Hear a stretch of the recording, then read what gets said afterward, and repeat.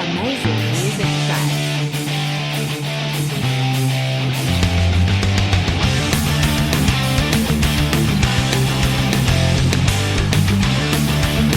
Amazing music track.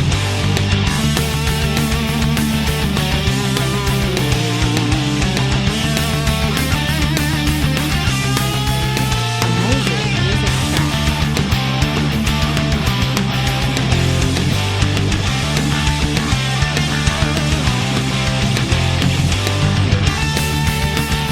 Amazing music track.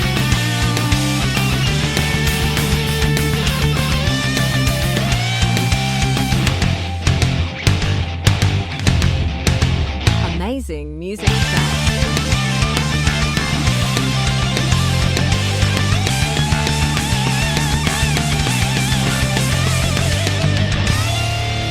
Amazing music track.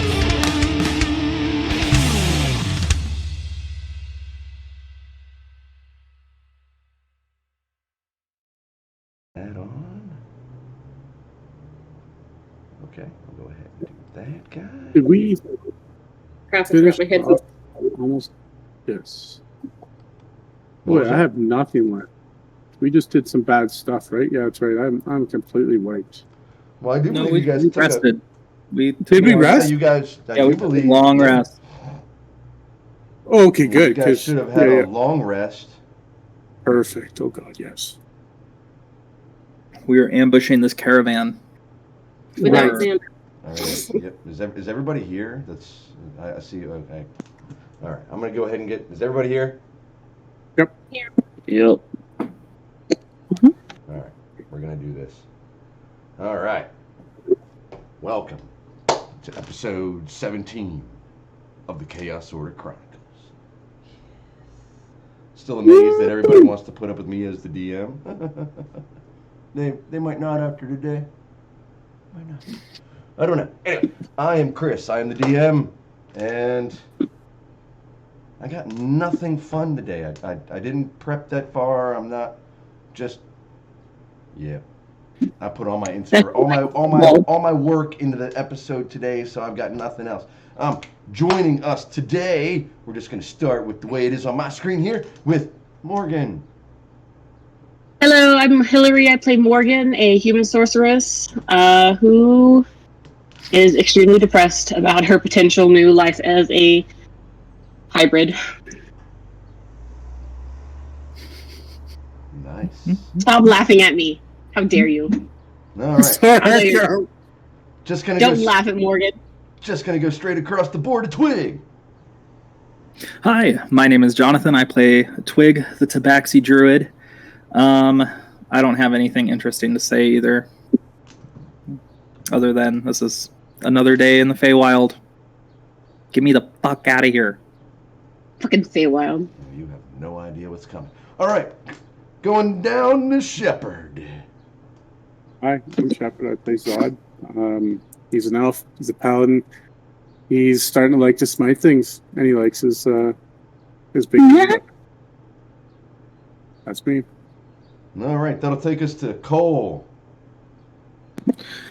I'm Cole. I'm playing Varathok, variant human blade singer wizard. I'm still just confused. Don't really know what's going on. Kind of trying to get out of the Feywild. All right, last but not least, Maggie. Katie, I play Maggie, a tricky fairy rogue. That was the shortest one yet, I guess. Very inspiring. That's right. Succinct. Just to the point. Just dropping it out there. All right, let's jump right into this with a little bit of a recap. When we last left our band of adventurers, they had just defeated the green hag named Iskrella and her Lycan force in the search and pursuit of the kidnapped girl named Basil, a hunt which has taken the party into the Feywild and through a battle that saw the hag run in fear, and the deaths of her enthralled beasts, but not without cost. The party was hobbled briefly, and after examining the corpses and finding the hag's stash, they discovered that the child's abduction had been orchestrated by an Archfae named Musquab. The reward for bringing the child to him is 25,000 gold pieces, and would be delivered in the next few hours via 2 horse-drawn wagons, since the girl, who he had called his new apprentice, had been received in perfect health. The party took this time to rest and recover from the ordeal, and to plan an ambush on the incoming wagon train. And this is where we will pick up today. Take it away. And we did knock that tree over at the end of last session, too. All right, Yes, so we I did. was going to ask about that because I wasn't 100% sure. Was it on this end? Yes. Okay. Right across. Yep, right there. Okay. And then that's when Zod moved over after that. All right, give me 1 second. Let me move. I am not used to this new toolbar yet on Roll20. I was going to ask you guys, should we hold off on cutting the tree and pushing it? Maybe we should cut the tree but hold it there and not push it over until they're in the canyon. Because if they see a tree across the exit as they're walking in, they could very well suspect something. Well, I think we were trying to use some of the tree in our advantage, so we were just putting it over the mouth, and we're not trying to block it, just block it the entire way so that they have to they can't get through without stopping or slowing down and just moving it off. Just looking like it's the kind of tree that's there. Yeah. If you were to knock it down, would completely block the end of the canyon. So that's why I'm So I'll saying give- we so I'll give you an- shouldn't do that because it's I going to make them agree. suspect a I trap. will do this so you guys have a visual representation. If you knock that tree over, it will block up the entire mouth of that canyon there. So Zod, you should cut the tree, but we should hold it there. You should save the last whack until they're in the canyon, and then as they're in this area right here, knock it down. Okay. I'm down. If we can rig it for that to go off like that, I'm in. Chris, if the rest of us were to lay down on our stomachs across the edge of this canyon, would we be visible from them inside the canyon?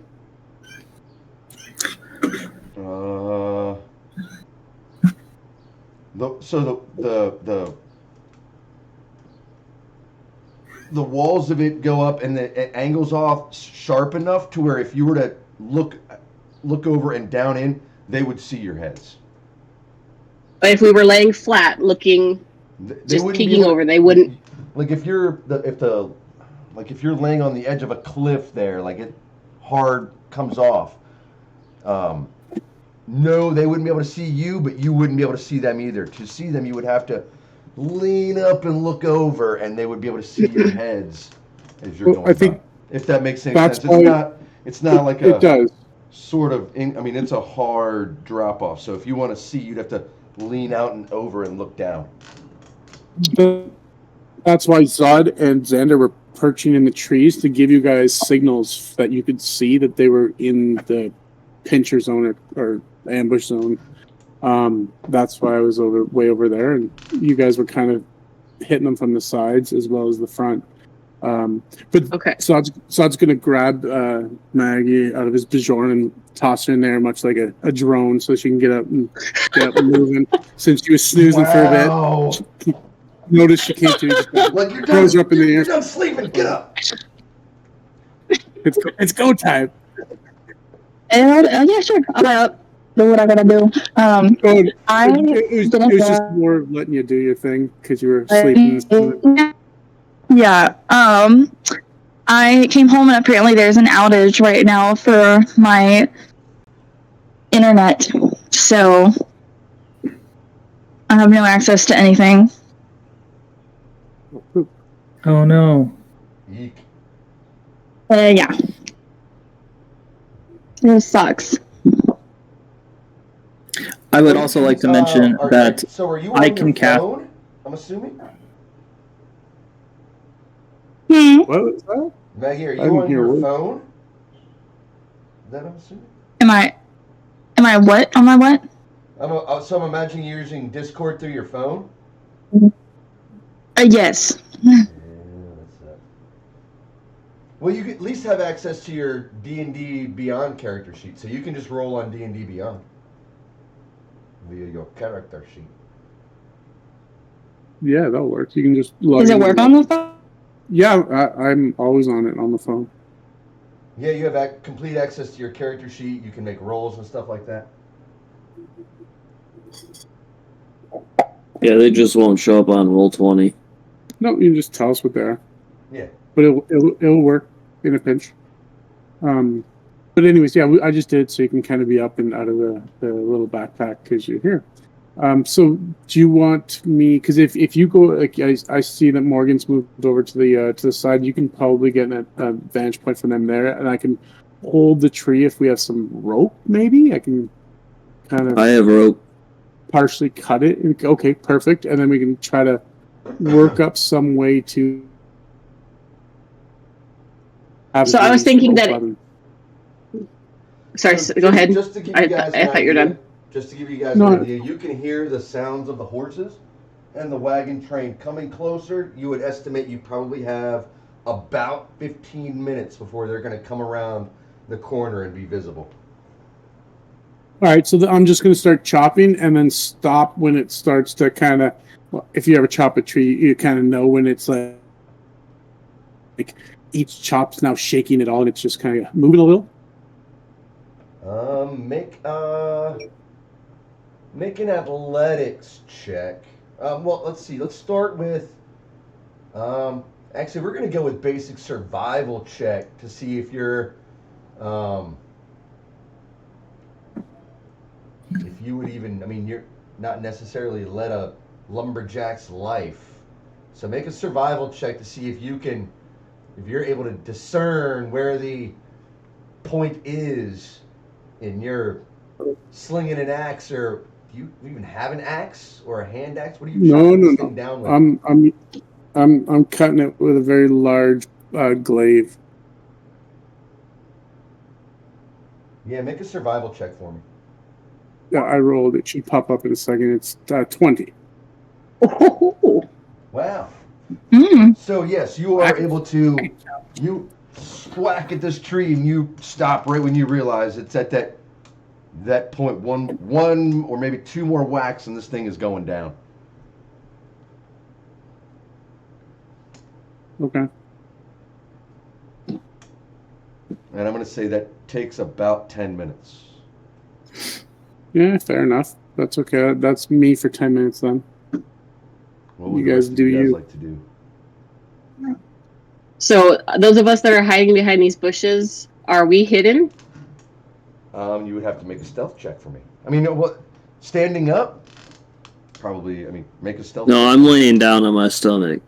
Yeah, so you would be hidden, but you again cannot see. But can we into see that- across the cavern to Zod? Yes.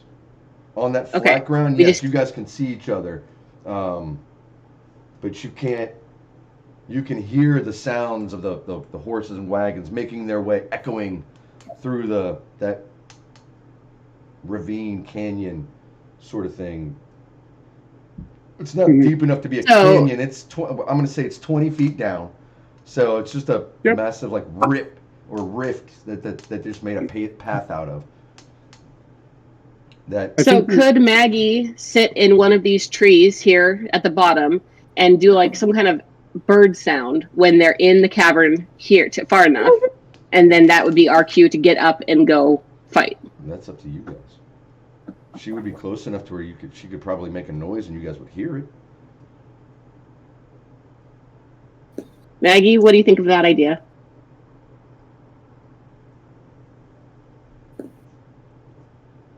Okay, this is what I'm gonna do. At 12:40, it's go time.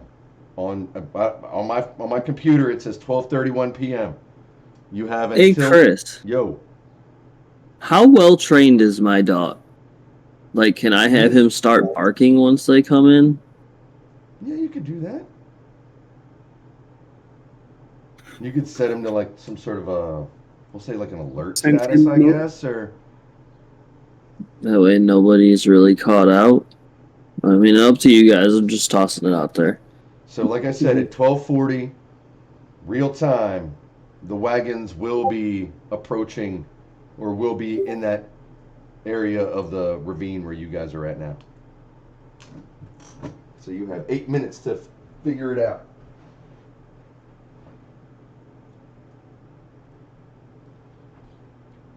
All right. So do you want to have your dog barking? Like, where do you want to, like, on the map, where would you position your dog to bark when they saw something? Have them just chilling, like, right there. Okay. So as soon as, like, as soon as the caravan, like, passes the dog, he'll start barking? Yeah. Or what is your thought? Yeah, that's what I was thinking. Once they pass him, he'll start barking. Like, just have him lay down right there, and then once they pass him, just start going crazy barking and shit. And remember, we know that it's going to be two kind of, at least caravans, like a decent size, right? So it should make a lot of noise. And then, like I said, with the cue from the dog that it's confirmed to be in the spot, that should be go time, or that'll start. That's, I would imagine so, yeah. Is that kind of what we want to do? Is all right, deal. It sounds good. Anything, Twig, plans? Perhaps? My only plan was to climb up to this tree that I'm in Perfect. and Yeah. wait. And you should have a vantage point there from there. Yeah, if you're in a tree, you should be able to see down the way. It's only 8 Yep, I was feet, gonna right, from, say, where you Pocket a live. couple rocks as well. 3 to be exact. Perfect. I love it. And if Chris would allow me, I would also like to prepare a spell And hold it? Yeah. and hold it. Yeah. Yeah. I mean, like I said, you've got time that you know this thing's coming, so you would have, you could prepare whatever you guys wanted to prepare.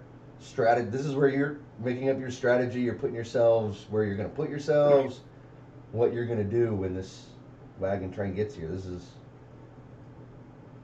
you guys are setting up your ambush. I think we are set. Yep. And I'm set. Yep, I'm set. Yeah, I'm all good, too.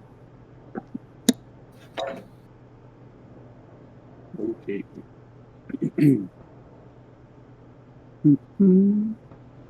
I am also going to have a spell prepared for once they make it into the canyon. Oh, good idea. Yeah, let's do that. I'll do that as well. Might as well, guys. Prepare something. Hold that ambush. I'm gonna hold a spell if they become hostile, but not just like the moment that I see them, but the moment that they become hostile, I'll throw a spell. Okay. I guess we should probably. Well, we got until 12:40. I'm getting that, so this will give Maggie a minute to get back in the group. And All right, then I am filling up with water then. oh, you're gonna need it. She sent a message saying Y'all she's should struggling to probably get grab connected. shots. Just saying. Should all probably. What'd you say, grab- Chris? Said y'all should probably grab a shot. Grab a shot. No, I drank all the alcohol in my house last night. That is so inappropriate. Are you partying with a bunch of college kids? There's nobody here. It's summer. Is it really already? No, yeah, there's been nobody on campus since mid-May. It's June. Seriously? Wow, college kids get out quick. No, I binge watched Maid yesterday. Maid? I don't think I've seen that. What is that about? It's on Netflix. It's a 10-episode miniseries. It's based off a novel of the similar name. It's about a 25-year-old single mother leaving an abusive relationship and going through the domestic violence programs and everything in Washington State. And how she turns to cleaning houses to try to pay for money. And then eventually turns your life around. They're like, it's complicated. It's really good. It's also somewhat triggering for anybody who has gone through stuff like that. I could imagine. Or not imagine, actually. I can't imagine. But they do a lot of trigger warnings in the show. But it is very good. It's very it is incredibly well acted, and the novel's really good.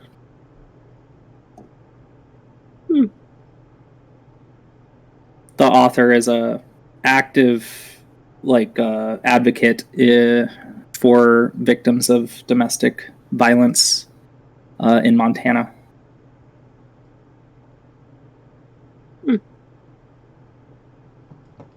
I might give that a shot. I'll have to check that out. I've been binge watching K-drama music videos lately because I like to hurt myself, apparently. I like to hurt myself in the feelings. I haven't watched any TV shows in the past, a couple of weeks now. Just watched. I don't feel like there's a lot on TV these days. On YouTube. Shouldn't say stupid, they're quite informative. Oh, hey Chris, I was going to ask. For those of us that are up here on the cliff face, looking down into the canyon, would it be considered that we have partial cover? You would have, like I said, you can't see them down there when you're laying on that. If you're laying down flat, you can't see them. You have to peer over. So, it would be considered, I would say, full cover. Because you can't, if you're, like I said, if you're laying down just at the edge there, you can't see them, they can't see you. You have to peek over.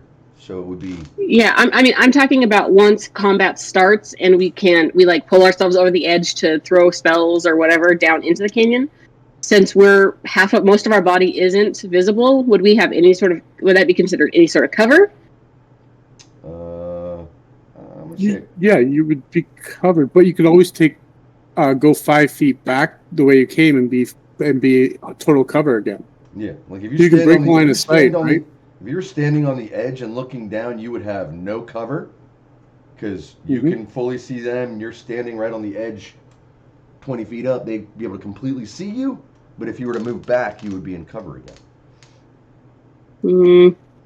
And you could also stand, like, say, your height, distance from the edge, and that reduces your profile, what's visible at the angle from the ground. Yeah. So if you're 5'2" and you are 5 feet from the edge and the visible angle is 45 degrees, that means only 2 inches of your head is visible. Yeah, I was just trying to find a clever way to impose disadvantage on attacks. You just get a bonus to your AC. That's what. Right, yeah. Right, it's 2. That's what I was trying to accomplish. 2, 3, and 5, I think, right? Yep. So yeah, you just back up, get your cover. Like they won't be able to see you, so they have no line of sight to you. So they get disadvantage, and because they can't see you, and then you get your cover bonus. All right, it's 12:40. All right, go.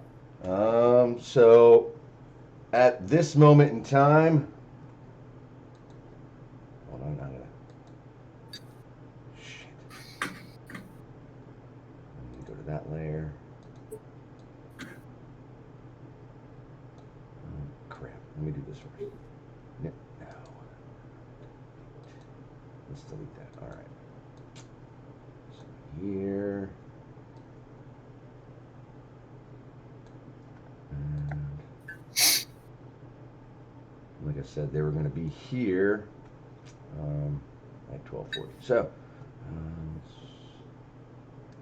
here, what you see, boom. Yeah, the dog starts barking. Somebody shoot Maggie or Katie a text and see if she can jump back in here because we're going to have to roll initiative here in just a second. I think maybe. She sent a message to the club room saying that her service is being really spotty and she's trying to figure out a solution, but she's kind of SOL right now. Okay. So yeah, Maggie would start whistling. I'm just gonna move Maggie. I'm gonna assume that she would have been. Okay. Still not used to this new format on Roll20. Didn't fiddle with it enough. Let's see, she was up in the tree here. Hidden, as Maggie would do, I'm assuming. I'm not going to try to roleplay Maggie, but I'm figuring that's what Maggie would do. Xander is not here at the moment, so let's take that out of here. We chased a rabbit into the woods. He, I'm going to say that during your trip, during the walk, he was a little preoccupied, definitely distracted, and he fell behind. He's not too far behind, but he just definitely is. You guys know that he's close. Just taking his. He's got something going on. Helian, who has been quiet the whole time, is going to move here, and the whole time she's going to have said that something about this just doesn't feel right. Of course not. Something about her doesn't feel right. Yeah, no, exactly. She's not sort of functional. spooked, doesn't believe that this is in Musquab's playbook. This is not, like, he's always seemed like a pretty upstanding fellow, or at least ruler in this area, and the fact that he has been dealing with a hag sort of has her feeling off, and just has been protesting that something about this whole thing just doesn't feel right. So that's where she's going to be. But she's going to have her bow drawn. Be ready to Chris, help. I think we were going to spring the dog once, like, so put the second carriage in front of the first carriage. We were gonna wait till they were like kind of past the dog before the dog to start to bark, so that they were already like pretty much committed down the way. So Perfect. We'll say then Something like that. we'll put one there. We'll put one there. Not even that far. They don't have to be that far. If you don't want them to be, it could be closer together in the middle. Whatever you want. Yeah, that works. Just perfect. All right. So the dog. So that's the trigger for the tree to come down. Maggie is That's whistling. yeah. Zod, you're gonna let the tree drop right now. Yes, sir. All right, so the tree drops. Bam. Shit's not. Why is it not on? Oh.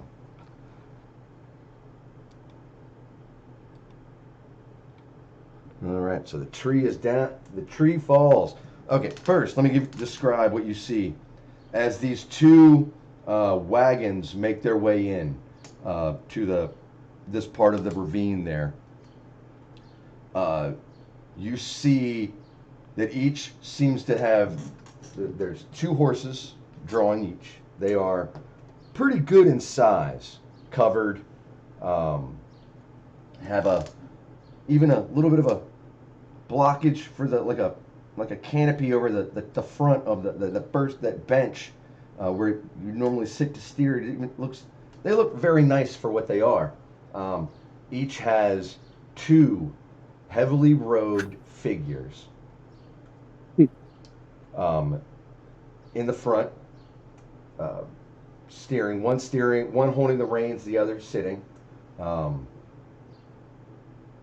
four of which, the two on each of the wagons, are looking down and completely motionless. Mm. And all of you make perception checks for me, please.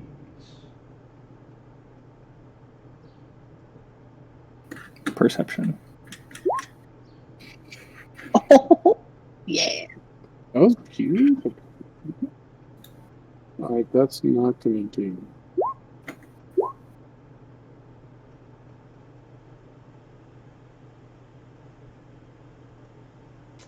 Alright, Maggie's not here, so we're gonna say she's hiding out in the wood, in the trees there. and sees it, and we're going to say she doesn't really notice it. All right. Morgan, you notice that both wagons, the robed figures, and the horses are dripping wet. Like they have been freshly doused or just soaked as they make their way. And the tree falls. Slam! Soaked. And the horse. And Oh the God! And I don't even horses have a way to come tell a anyone. Stop. And the figures are motionless. Can I snap off a divine sense? Sure. Or our prepared spells as well. Well, there's divine sense. Looking for that. Good and You evil. sense absolutely nothing. I mean, these are. It looks like 4 normal horses, 4 normal figures in robes, and 2 wagons. If you're snapping off your spells, go for it. If that's what you're doing. I'm waiting for not, 'cause hostile I can't intent. see anybody. Yeah, I can't see anybody, so there's nobody Yeah, out so of the I wagons guess yet Verathok on the and map. Verathok and Twig wouldn't necessarily see anything.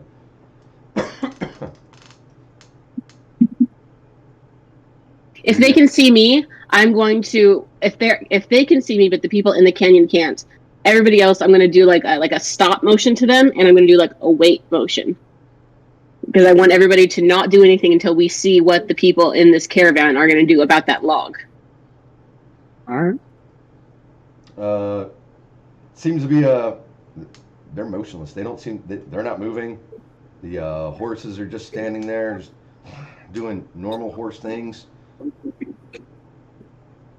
So they're. I mean, I am getting the sense that this is like an illusion of some sort. Because why wouldn't they do something to clear the road? Yeah. Something that doesn't make sense. That they wouldn't get out and clear the log.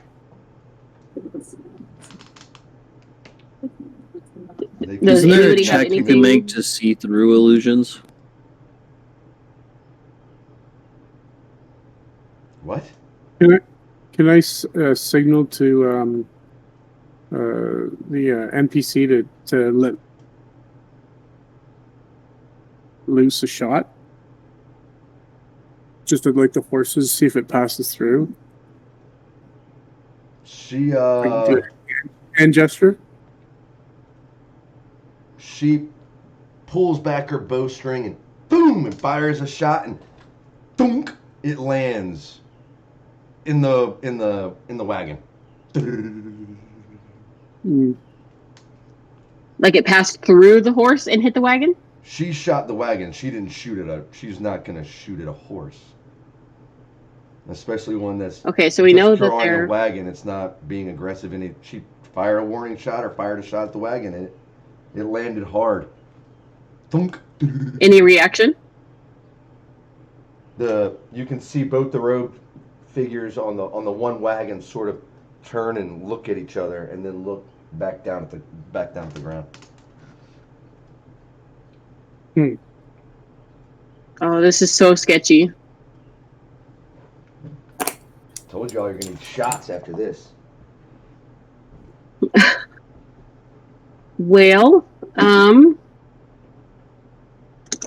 I would like to send a firebolt at the tree to set it on fire to make it less passable.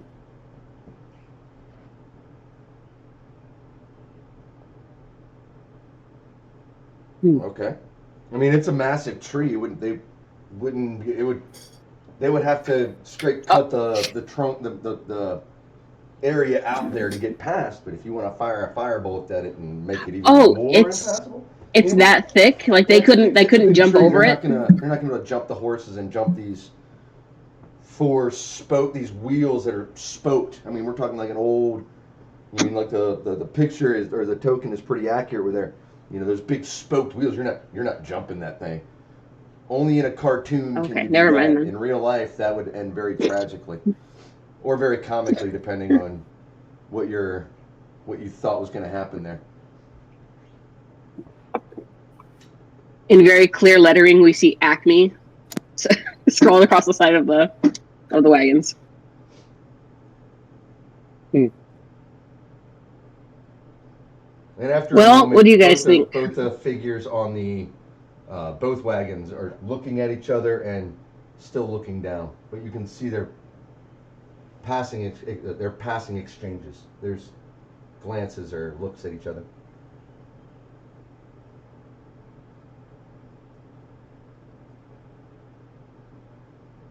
I mean, my vote is to wait until they get out of the wagons and or do something. Yeah, that's kind of where I'm at as well. That was the point. Yeah, do I get a sense that they're waiting for something to happen? Do I...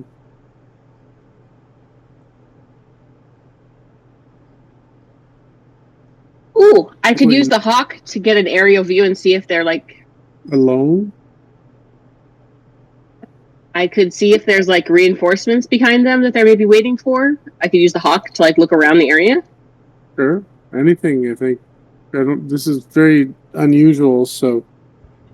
All right, Chris, that's what I'm going to do. I'm going to send the hawk up, and I'm going to be looking through its eyes, and I'm going to look around the area to see what I can note, if I notice anything. Make a perception check.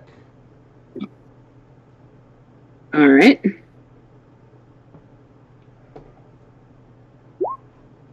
That's a 16.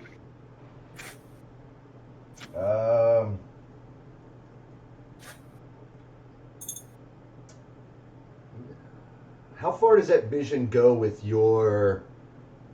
You know what I mean? Like I know you can do the whole vision exchange, but it's only within a certain range, right?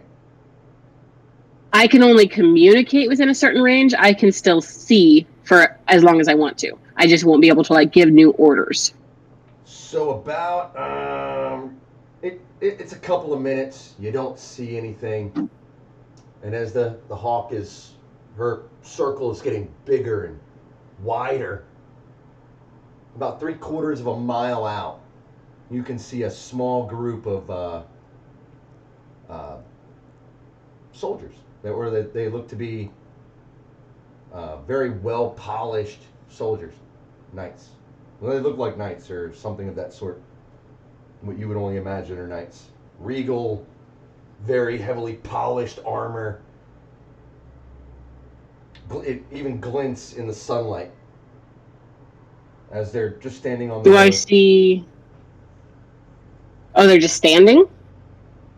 Yeah, they're all communicating like they're waiting for something.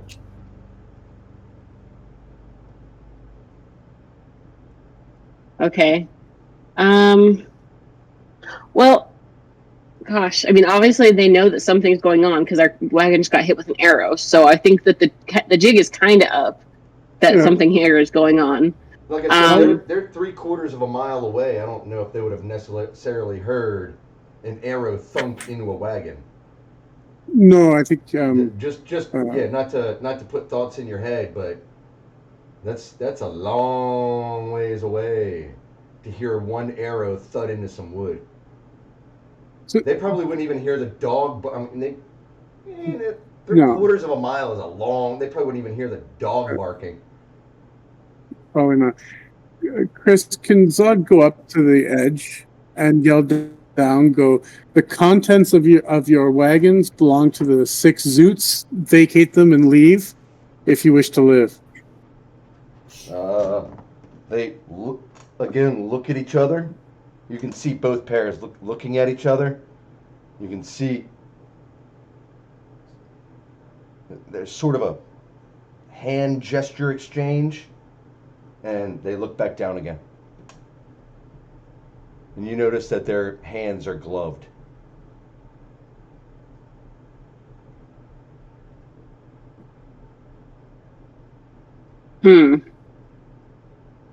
Yeah, let's just wait and see what happens. I mean...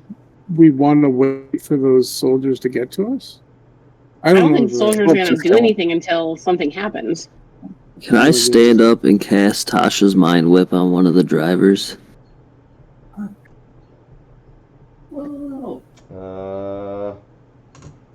does that spell? Sure, Here, I if got you you. want to.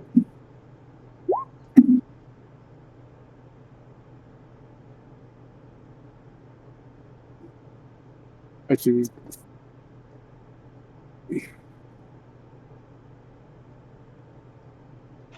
All right, sure. Let me make a. If that's what you're doing. Yeah, the farther one, the one closest to the tree. Okay. I gotta make a saving throw, an intelligence saving Did these- throw. did these wagons slow down as controlled, like they were controlled by them pulling back on the yokes, or were they like slowed down by the horses coming to a stop because the drivers were restrained and couldn't handle the yokes? I mean, you see that there are reins on that reins are being held by one of the figures on each of the wagons. They're not bound. No, they're not bound. I mean, their hands aren't. I mean, their hands are free and they're looking at each Just- other, making. I'm going to say that even in you've probably not seen very many of them hand signals before, but you can understand that they're having some sort of communication via hand signals, sign language of some sort. Right, kind of. I'll continue. All right, if that's what you're doing. What is the time frame? How much time has passed since the dog barked and this all went I'm going down? to say at this point it's probably been, let's say 10 minutes. Eesh. Okay. So if we want, if we take 10 minutes, I can do Unseen Servant, and then I could send it down to like look in to like shake with the wagon or like push something, see if they're like going to react to more direct stimuli. I don't think we have the Ain't time. nothing more direct than 3d6 damage to the dome. Yeah. Let's see what happens there. I think the more time we wait, we're All right, screwed. There's something so bad and what fishy is going down. your, what is my DC? It's a 15, so you take half as much damage. Okay, So- I rolled a 15. 5 damage. Yeah, you see one of them bring his hands to his head, and you can see his fists clench up because it hurts, but he doesn't get off the bench of the wagon. Any Sounds sound? Oh, you can definitely hear him grunting in pain. Todd's walking down the mountain. He's gonna go see him. He's gonna try to physically remove them from their wagons. Okay. I'll wander down. What's it look like when I get down and close? You didn't notice it before, but as you get closer, you can see these robed figures. They're all wearing a mask over their faces, exposing their eyes, or they can see, and they're heavily robed, wearing black gloves, thick rags over their feet. And as you get close, you can definitely see that the animals are soaked. These robed figures are soaked. The bench, the wagon, while not as dripping as it was when it first arrived, is soaked. It looks, the wood even looks completely soaked through. If I take out my tinder and flint and strike, does it explode? Is that what you're doing? Yes.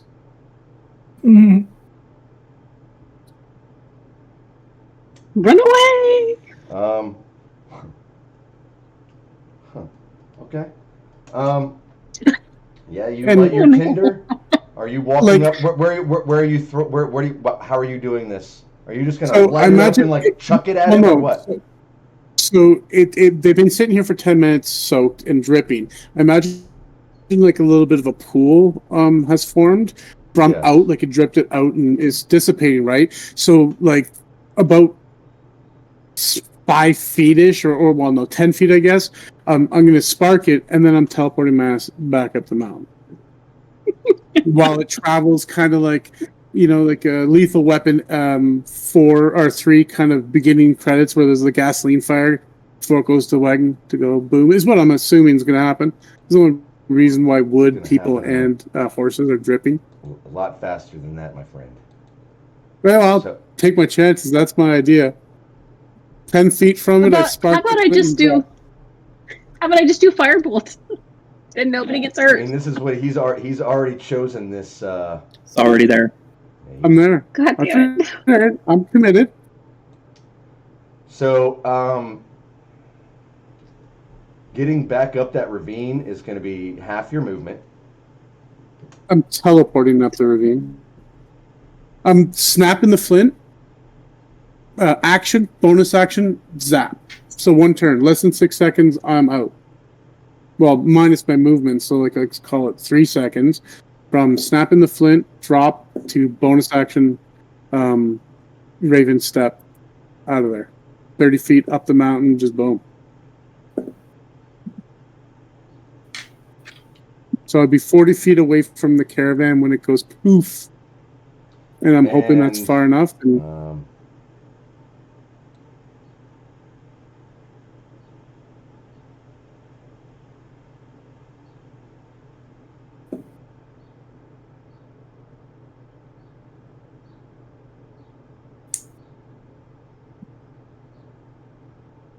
okay, that's the one. So yeah, what happens is you drop that match down, and within a Match it second, off. you can see the flame hit and rise up, and the wagon, you can see it lights up in flames. The wagon, the robed figures, the horses are screaming in agony, but for just a second, as the first wagon explodes.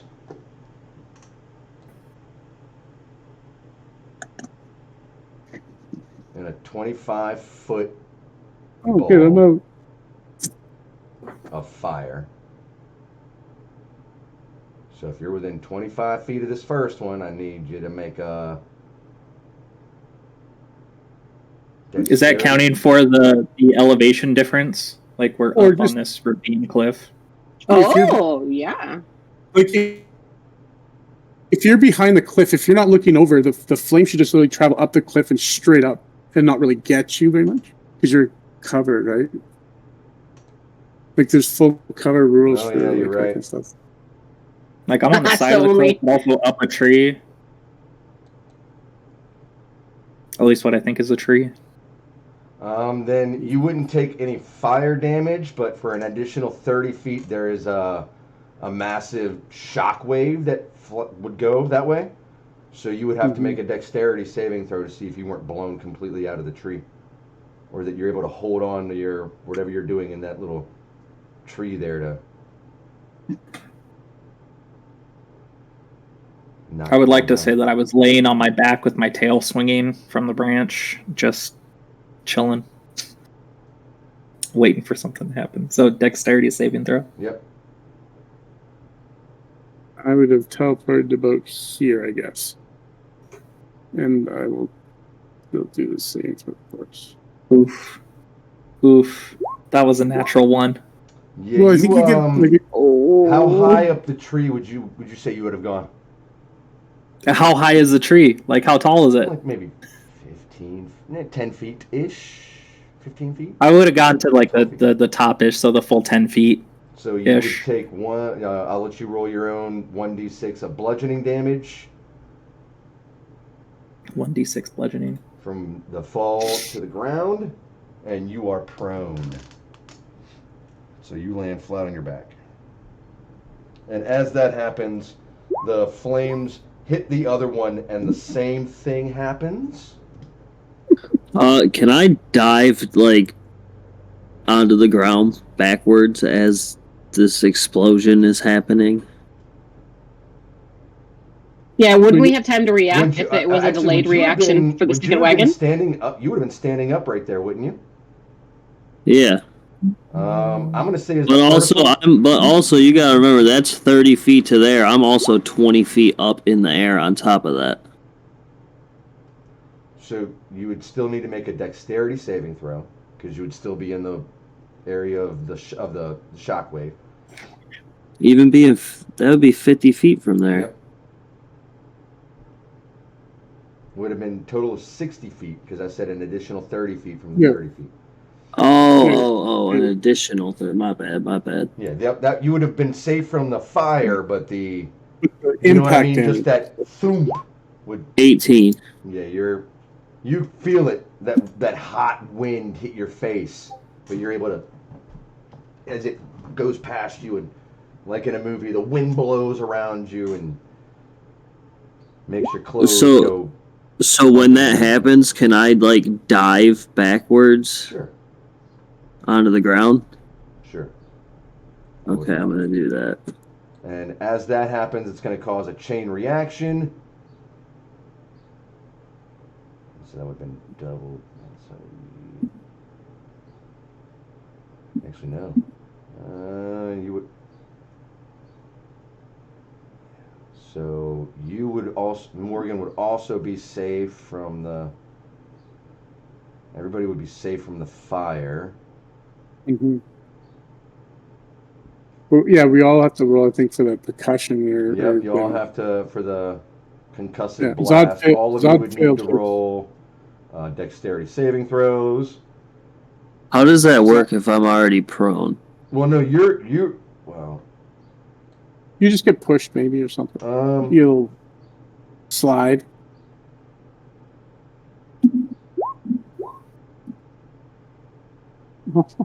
Hey Chris, as the first explosion goes off, I'm still looking through the eyes of my hawk, and I'm circling over those soldiers. Do I see any reactions as the explosion happens? They all sort of, you can see them turn and sort of look in that direction. And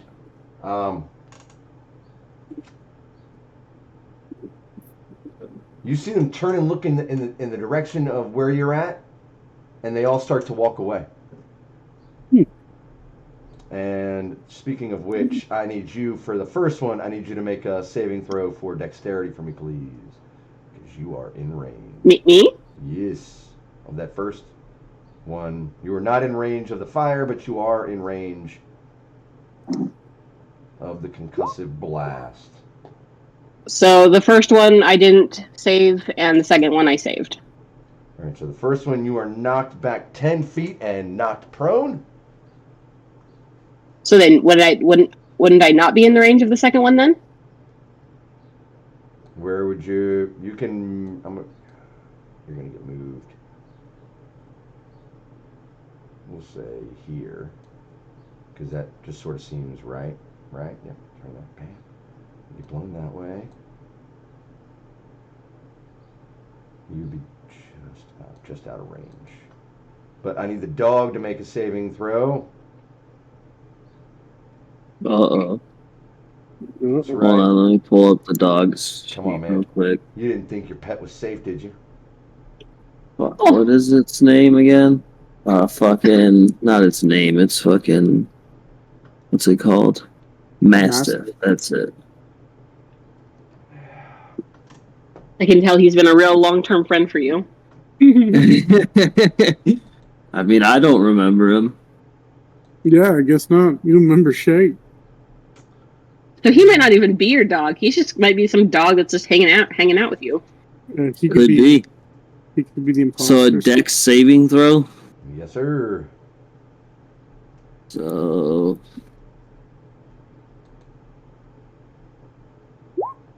that's a 17. Yeah, the dog is able to weather the blast. Did Hilda make her dex saving throw? Did she have to make one? Oh yeah, I got to do Helion and I got to do Maggie here because Maggie was up in a tree.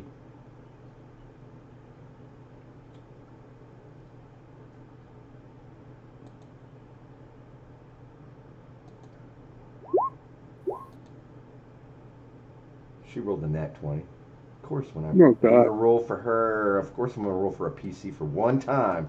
It's going to be good. Yeah. No doubt. Can't Your least say favorite thing to do. that, too. that you can't say I did you wrong on that one. No. Ooh, and Helion is from the first one blown back 10 feet and knocked prone. So yeah, that just happened. And I'm 10 feet prone. too. Looking down on the looking down on the wreckage.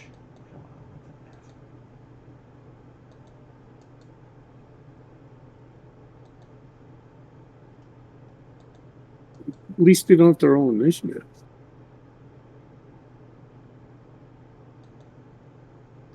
You see the wreckage of, I mean, there's almost not even wreckage. The blast was so big and so hard. I mean, there's small fragments of wood and the metal.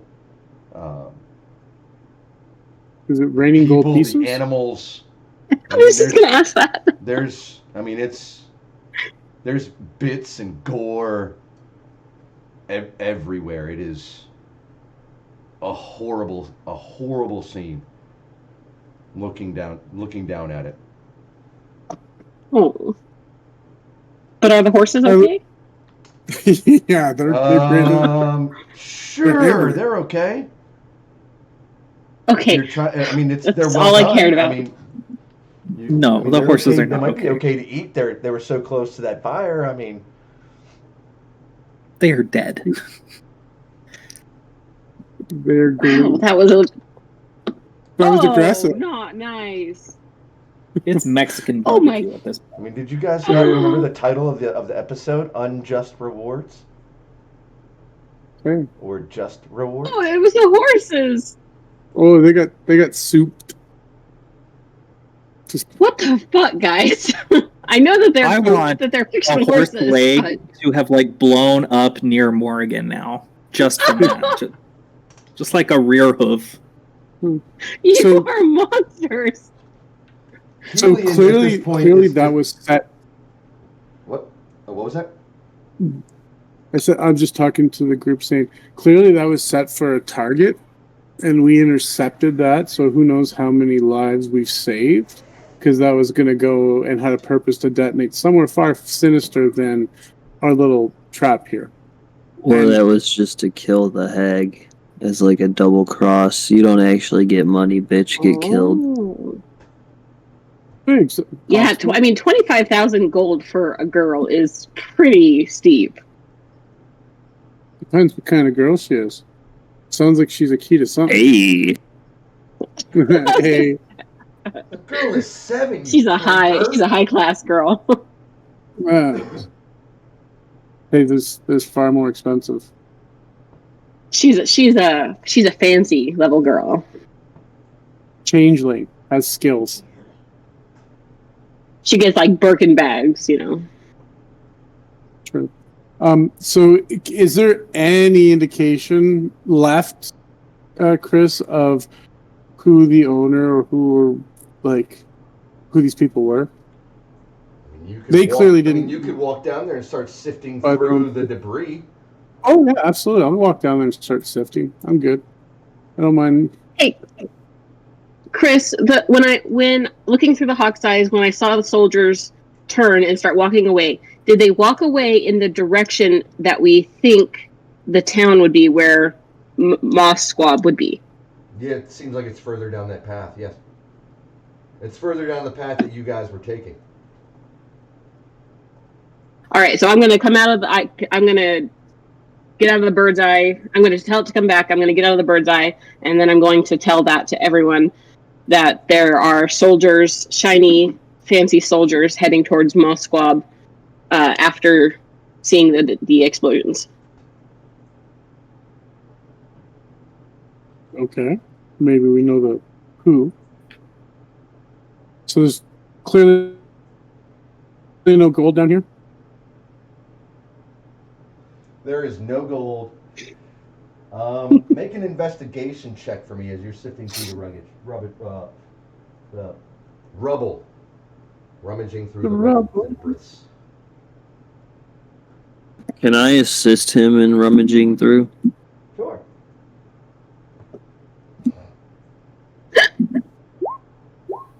I'll take the assistance.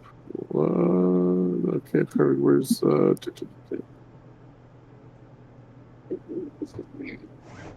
Wow, it's slow rolling today.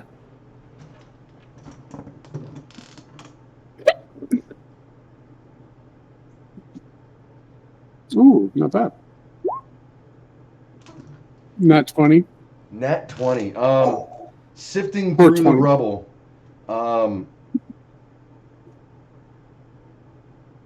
You can clearly tell there looks to be some sort of elegant marking on one of the pieces of iron that was part of the wagon, because they were nice. Like I said, they were nice wagons.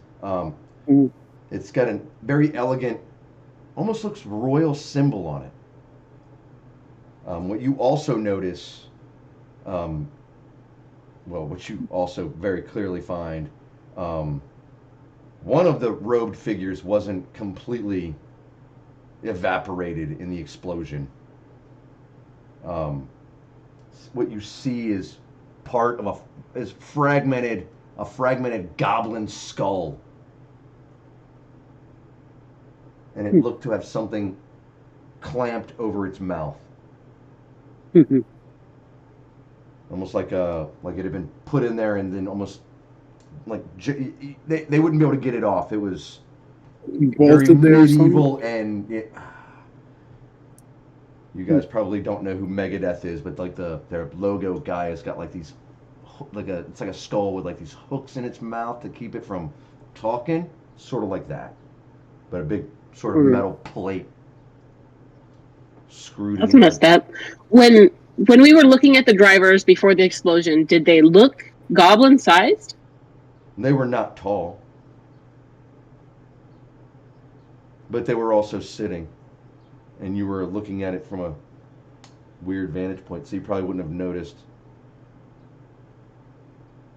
And in fact, Okay, I'm just trying to establish, was it intended that they would look like regular human sized to whoever came in, or okay, so they were so somebody was trying to trick somebody else into thinking that humans or some other humanoid sized figure had perpetrated this crime on wherever these wagons were heading.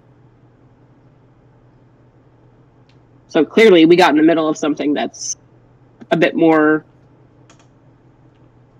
sinister than we... Helion has picked herself up and dusted herself off and has made her way down and is looking actively horrified at just what is the gore around her, the savagery in what was done to the animals, to where you are, and sees you, Zod, holding this piece of metal, and says, "He would never. He would never. That is Musquab's crest." Well, seems like he had a bone to pick with someone. Zod's gonna grab that skull of the goblin and hand it to Morgan to stick in her bag of holding for now. So if we ever learn, because if we ever learn to speak with dead somehow, this guy might have some answers to some questions we have. You're just gonna put a rotting head. Did you say that there was iron? Yeah, I found a piece of iron and I showed it to him and it said it has this fancy crest on it. I have a question. Isn't iron like, can't Fae and shit like not touch iron or something like that? And if this was supposed to be sent from the Fae King or whatever the fuck, Archfae, I don't think they would be using iron in any of their stuff, right? Or am I wrong? I do not know. That's it's not something I would turn to. I don't know about that. Let's see, Fae, iron, 5.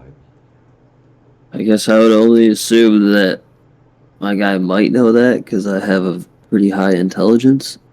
But even if that's not the case, then disregard all Oh. of that. Yeah, I have a +4 on intelligence. No, wait, hold on. On history, I could see if I can figure something out about the face mask or something. I also have a +7 on history. Nice. So yeah, you're probably the best person to have do that then. Let's see.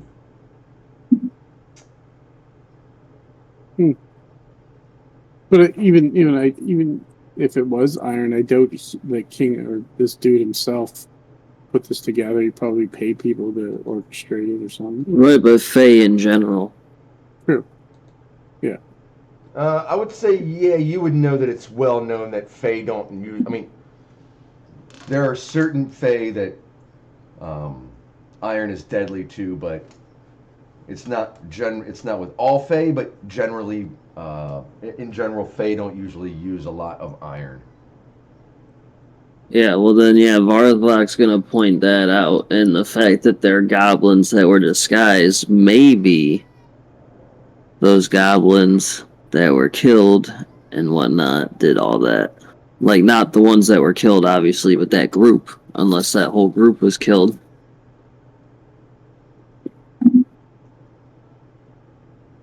Could be. I'm happy anytime goblins die for whatever reason. It makes up for the sacrifice of the horses. Killing four goblins is worth 4 horses in my book. Healy looks at you when you say that, look completely disgusted. These were innocent creatures. Well, I thought maybe they weren't going to be. So are the cows. Yeah, So are the cows that we turn into sandwiches. The horses were always going to die in this outcome. They were drenched in whatever fluid that was. They were part of the bomb, the trap that this was meant to be. But you said that the soldiers were coming down when they saw this explosion? Is that what you saw, Morgan? Is that what happened? Say what? Sorry, what were you saying to me? You saw soldiers go the opposite direction when they saw the explosion. Like they saw the explosion. They seen the explosion, but they would have heard it. I mean, 3/4 of a mile, especially in a twisty, curvy, sort of partly ravine opens up and then more ravine, would have heard it, not necessarily seen it. It would be giant smoke plumes, I imagine, right? Well, yeah, I would think so. I didn't take that into account, but they wouldn't have actually seen the explosion.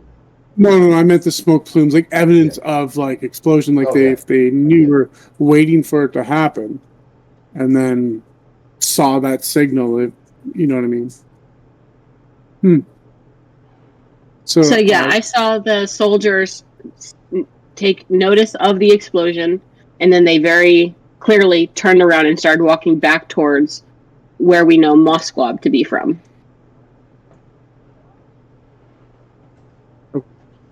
Okay.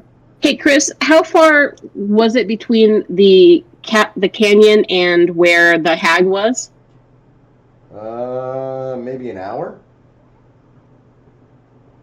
Oh, so if they were sending it to a hag, and the soldiers noticed that the explosion only happened 3/4 of a mile away, I mean, how far can people travel in an hour? That's a pretty significant loss of time that the soldiers would have. They wouldn't have. I mean, how could the soldiers have expected that to explode there and not like an hour down the road? Well, I thought we weren't very far from where we fought the hag, and that like the area that she was hanging out in. Like, aren't we like maybe a half a mile away, if that? And we sat there for 10 minutes with them there. So well, you took a long rest. Like the letter had informed you guys that it would be there in a few hours. You guys took your long rest and started heading down the road. So maybe not an hour. Say maybe 20 or 30 minutes. Which is in the And then travel and then you distance started time. hearing the of horses, and that's when you guys. Yeah, so set up. they could have saved, they could assume they saved 10 minutes or something like that, because we did hold them up for 10 minutes as well. And it's not like they have digital watches. They are going by the sun, so half an hour, 45 minutes isn't going to be all that noticeable in travel over the course of several hours. Okay, so a half hour makes more sense than an hour. Definitely. Yeah. Okay. I was going to say, it's weird that the soldiers were, like, not concerned about an explosion going off early. But if it's fine, then it's fine. Where does that leave us? What leads do we have next? Well, I mean, I guess we Just to head northwest. I mean, if we can Or take northeast. Timasquab's territory, and we can maybe seek an audience with him. He is looking for he does have the girl you're looking for, and I personally like answers as to what is going on.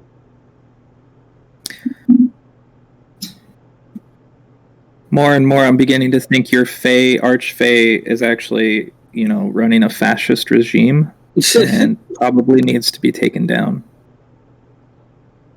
That's a whole lot of danger. How did he get the girl back? Toppling a government in a different reality sounds fun. I'm down.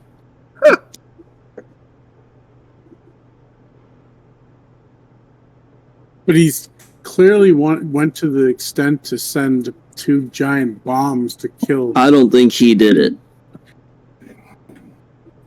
I don't think he's the one that sent this. We can always ask him. Let's go knock on his door. We have to go there anyways, because I need to find something to remove this curse. Otherwise, I'm going to be turning into a werewolf. I'm kind of looking at little tusks, little puffs on the shoulders of hair. I think you're focusing too much on the negative of this, Morgan. Look at the Chris, blessing in disguise. I would like to say at this point that Zod saying that and emotionally poking at something that terrifies Morgan, I would like her magic to kind of get a little bit chaotic. Okay. Perfect. You can kind of have sense of I got something just in mind for that. We're going to have a conversation here in a little bit. Ooh. Got something for you. Uh-huh. All right. So, yeah, I'm going to just say that you see, like, blue energy kind of crackle along her skin a little bit. And she just glares at you. Relax. It's okay. We'll look after you. I'm sure we can find someone that we can remove the curse. If not, I think if we kill Xander, don't we? If we kill the person that bit you or something, isn't it supposed to release you? Are you sure you're going to? Is that how it works? Have you been the feeling way it okay? works is if you kill the one that started the whole line, yes, you can be freed from, your curse, or that's one way to get free of it is to kill the one. But again, like I said, there's other ways, or maybe you'll grow to like whatever changes that happen to you. Who knows? But regardless, promise you'll be safe. Or if you turn into a pig, we could just have a luau. Yeah, man. I like pineapple. What? Yeah, if you're hungry for a hunk of fat and juicy meat. Eat my buddy Pooh Bear because he's a treat. What the fuck? So Are you aching? Yep, yep, yep. For some bacon? Yep, yep. Hey, I'm going to say bacon's above really the table good. here, Jonathan, what the fuck? You can be a big pig too. Oh my god. You guys are awful. I once, Lordy. after a late night at a wedding, wore the pig as a hat. The pig head as a hat at the end of the night, but roast the pig up. Anyways, That's great.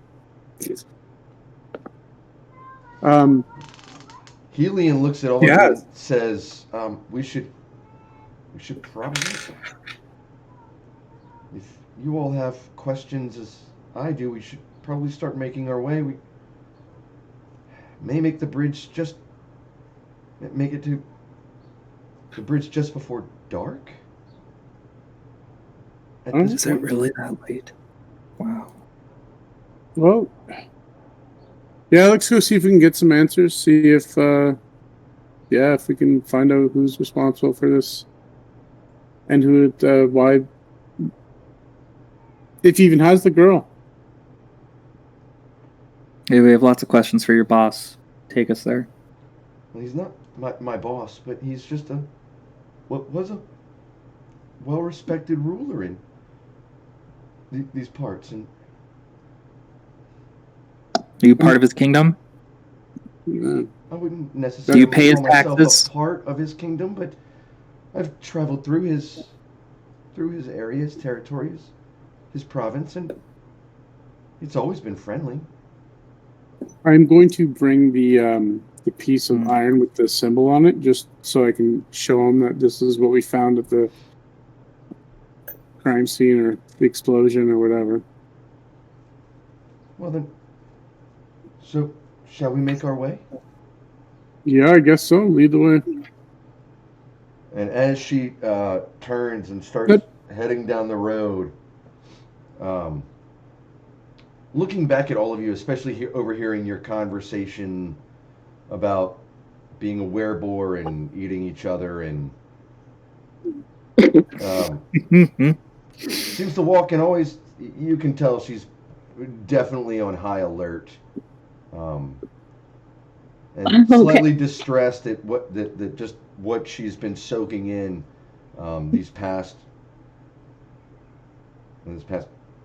13 or 14 hours with a lot of you. And starts making her way down the road. And all of you see Maggie come out of the trees, looks down at all of you and says, "I'm going to go grab Xander. We'll catch up." And flits back the way the rest of you came, since I'm going to assume that she's probably not going to rejoin us at this point. No. But if she does, then we'll figure that out. But that's where we're going to go with that. So she flips off down the road, and back down the road trying to grab Xander, because one, you were all in the Feywild, and she seems friendly like that. So that's that.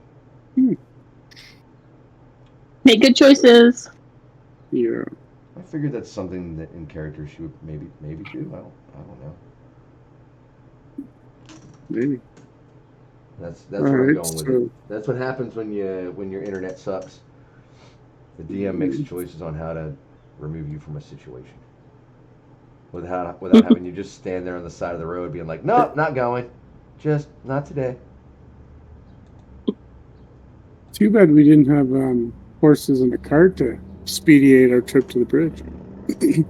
Should we try to rush to follow the soldiers to see where they go, to see like who exactly might have perpetrated this whole sequence of events? It makes sense. I'm down to double time it. They were only you said what, like quarter mile or a mile away? Yeah. So whatever. That's 3/4. I think you said. That's we can do that in days travels. We can double time it, especially since we know where they are. They don't know where we are. They have no reason to suspect we're on their tail, so we should be able to catch up. Maybe you should take off your armor while we're traveling so that you don't give us away. Sorry, ain't happening. We're gonna be running anyways. They're not gonna be. Can I like take off my cloak and like muffle his boots so that they're not making as much noise? I don't even have good plate either. It's terrible. You want to take off your cloak, and are you going to rip it to shreds to muffle his boots? Because if you take one I'm cloak gonna put and on. try it around both I have his boots, two that's not coats. going to work out very well in like 3 steps, Mm-hmm. 4 steps. I would I just have not worry a about it. I don't want him. He always fails the stealth checks. We need to find a way to fix that Well, temporarily. if he's running, that's gonna Pass without sound a like trace. if you I guys can are cast it before we get close. if you guys Yeah, are yeah, stealth okay. climbing For it, an he is hour. gonna sound like Jacob Marley running down the hall, running down a. I mean, like I said, this is like a ravine-ish area as you guys are traversing here at this point. It is yeah, it's gonna sound like tang tang tang tang tang tang tang tang tang tang tang tang tang, and all you're gonna hear is echoing everywhere. I mean, like you could hear the horse's feet as it was making their way through the valley. Imagine a guy running in full plate armor. Or you're wearing full. Are you wearing full plate? No, I wish I Or you're in half plate. was. Right? I'm wearing like no, not even. I'm in get a plan. My original armor, so like chainmail. It's Yep, still loud. chainmail. So chink chink chink chink chink chink chink chink chink chink chink chink down the road. You also said that they were fully cladded in full plate mail and stuff. You described them as heavily armored knights. So imagine they're making their own noise. Oh, I mean, you guys wouldn't hear. I mean, you wouldn't hear it now as you're leaving, but as you were if you were to approach them as you get closer, yeah, you would definitely hear them as well. Yeah, no, we're just So their noise might obscure your noise. for a bit. And like I said, once we get close, Twig says he can help us out with some fancy magic. We Yeah, if I should want to. probably try to pick off one of the soldiers and get their armor for you, so Yeah, that don't maybe worry. we could enter. We could enter the whatever town we're going into, looking like we're accompanied by an official soldier. Mm-hmm. Aren't we accompanied by an official soldier? Isn't that what what's her face is?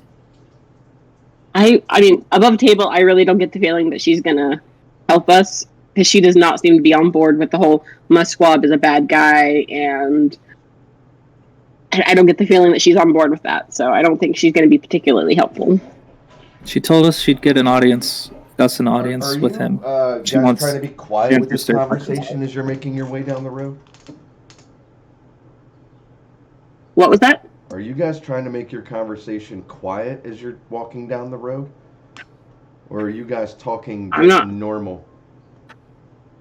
I mean, I'm not screaming, so I would say enough to be heard over the sound of our walking. Like normal conversation. Well, we're not walking. We're also double timing, right? Because we're trying to catch up. Yeah. My movement speed, I think, is faster than most yells, so I probably would have been at the front yelling at everybody back behind me.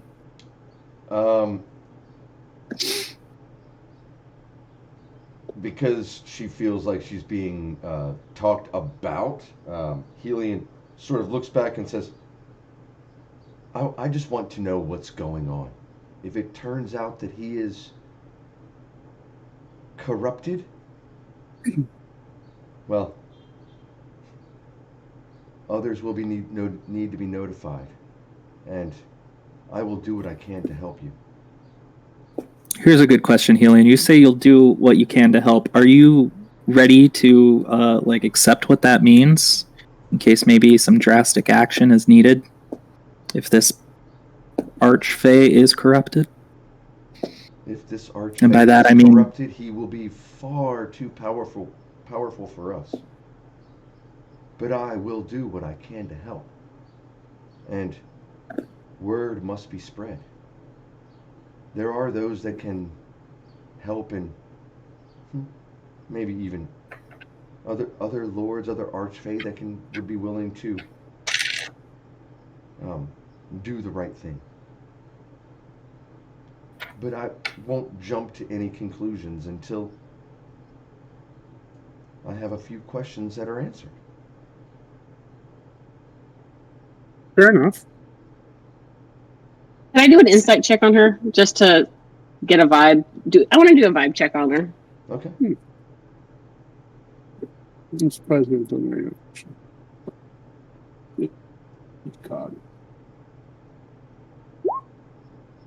That's a 21. She is being 100% genuine with you. All right. I just got a bad feeling about her. Whatever. Let's go.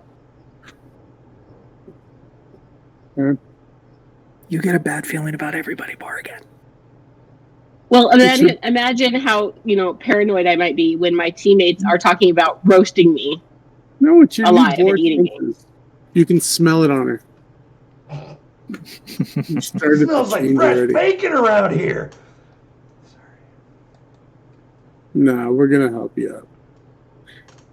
Twig wants to eat me. I don't eat meat, so Yeah, that's he's a hilarious. He's a druid. A That's cat that amazing. doesn't eat meat. Wow. Brave new worlds around here. All right. So, yeah, So if we double time it, what would be our rough intercept or overtake time frame? I mean, well, you were last informed that they were 3/4 of a mile away and heading away. 10 minutes ago? You guys have been talking? So I Sort of- imagine we're talking and walking now, or running, but yeah. You guys can make survival checks.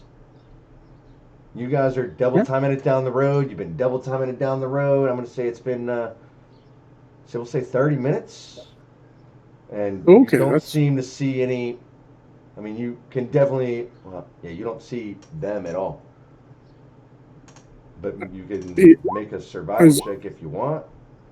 Okay, is Morgan's clock not tracking them still?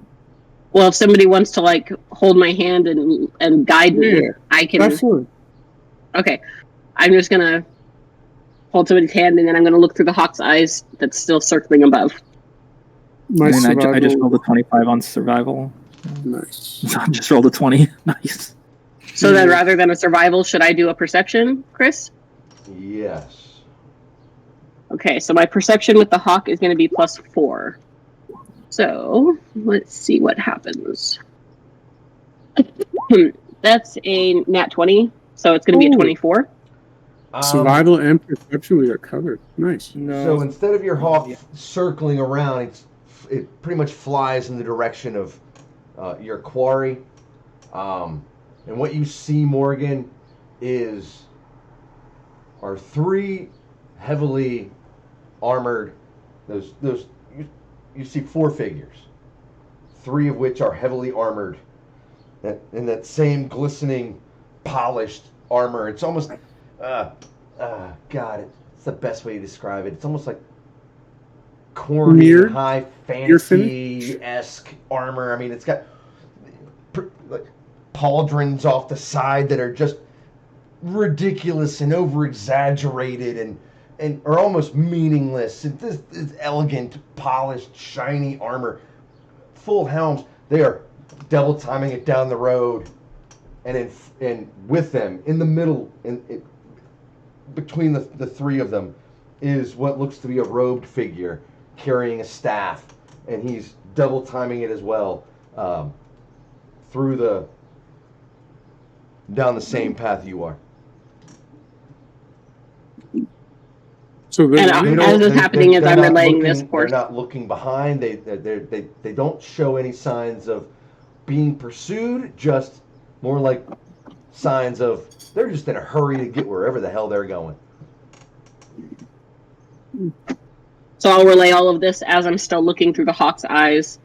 And with the survival checks, you guys would notice, definitely notice that they are double timing it. Like you can just tell by the footprints that they are double timing it, but they are staying in formation. There is, you can clearly tell what is formational moving going on.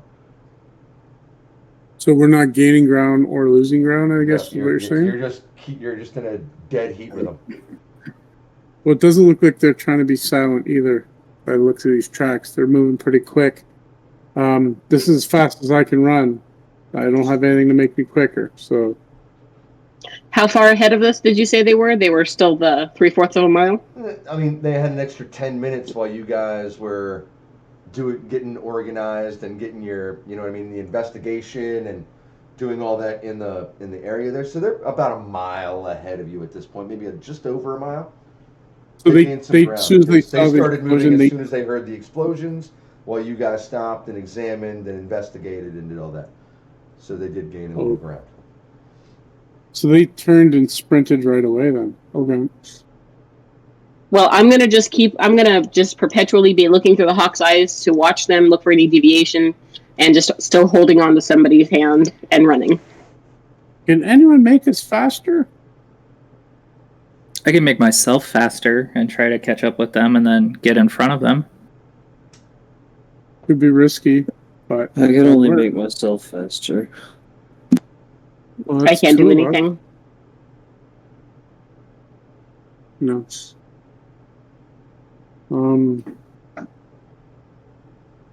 If we got close, I could make them. What are the rules like- on moving at double time? Is there any sort of exhaustion for that? How long I think it's by the hour. all right. Constitution So rolls by the hour, and they scale in difficulty. I think how it works usually. But that's up to you. I'm gonna go. We'll say every. I'll give it 9. I'll give it 2 hours of moving at double time. Zod, you say it's risky, but I mean, Yeah. sounds like one of the few things that we can do. Yep, I agree. then- And also, they don't know we're following them. I'm assuming they don't know we're following them. So imagine they will stop and camp at night, and we can ambush them at night. They shouldn't know we're on their trail, and it's not like they're being quiet to hear us either. So Helium, Well, that's unless Mosquab's base is less than a day away, then they wouldn't stop. Moskwa. So, I mean- Helion chimes in as you guys are as everybody's moving down the road and says, "Well, at this pace, we should make the breach in just another couple of hours, long before dusk. I was saying we would reach the bridge to Mosquab's domain, and by evening, if we were moving at a normal pace." well, let's hope that our endurance is better than theirs, and they have to slow down because they get tired first. And if our too fast folk, if you guys want to head up, just try to be safe and make sure you double back and get back to us if things look sour. That's a good option. Put a mile between you guys. They're a mile. Yeah. Like I said, they're a little over. They're about a mile. I'm going to say a little over a mile because they were 3/4 of a mile when the explosions went off. They turned around and started moving, while you guys stopped to investigate. So there was you know what I mean. They gained ground, and as you guys are moving, you're moving in tandem. If you guys are all moving at the same pace, you're moving in tandem with them down the road. With my survival check, Chris, would I be able to determine if I was able to wild shape into a horse? Would I be able to catch up with them very quickly? I mean, the tracks are fresh. I mean, you can. You would be able to tell that they passed you. You can walk a mile in 20 minutes, so you can tell the tracks are 10 minutes old. Moving at double time, right? Would be a mile in 10 minutes, right? Average walking speed, right, is right around 3 miles an hour. So it'd be a mile in 20 minutes. So yeah, at the pace you're moving now, you can tell that they're 10 minutes ahead of you with your survival check. Cool. If everybody's in agreement, I'm gonna do that, and I think I can get in front of them and at least get them to stop. Okay. Do you want to take Belthok with you? He says he can get a little quicker. At least Yeah, if I activate my blade song for a minute, I can dash at 100 feet. Would that be enough to keep pace? Just for a minute? Yeah. Well, a minute at a time, I can do it. Well, if you were to polymorph or twice. change into a horse, couldn't somebody ride you? Sure. Or that. Yeah. Just to throw You could ride a me. wild idea out there for you guys. Would you decrease my speed, my movement speed from doing that? Not if you get the horse's strength. They're meant to be ridden at speed. Cool. Then it's all who wants to ride on me as a horse to get there. I would say, well, if you're gonna shape change into a horse and do that, whatever the horse's strength is, that's the weight you can carry. Mhm. So above the Yeah, table, I- that's a 16. Yeah, I still say the both of you two go. I think you guys are fitting a good couple to try to get them to stop. Cool. And Okay. we'll try to catch pace as fast as we can. I'm gonna do it then. All right, good luck. And they Quit need to threatening see and just me do it. and all my stuff just morph into this large riding horse. Yeah. As you do that, Helion says, I would suggest talking to them first. If there's 4 of them, and you're going to be far enough ahead of us to where we may not be able to help you.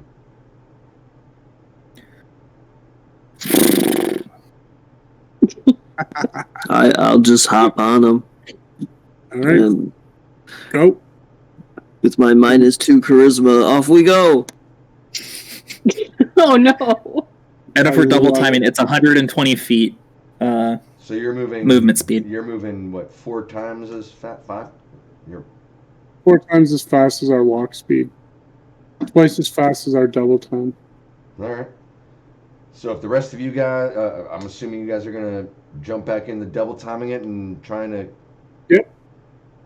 Yeah, absolutely. Myself, yeah, gonna run as fast as we can. Like I said, I won't too worry too much about noise and try to catch up as quickly as I can to them because they're gonna be ahead of us by some time.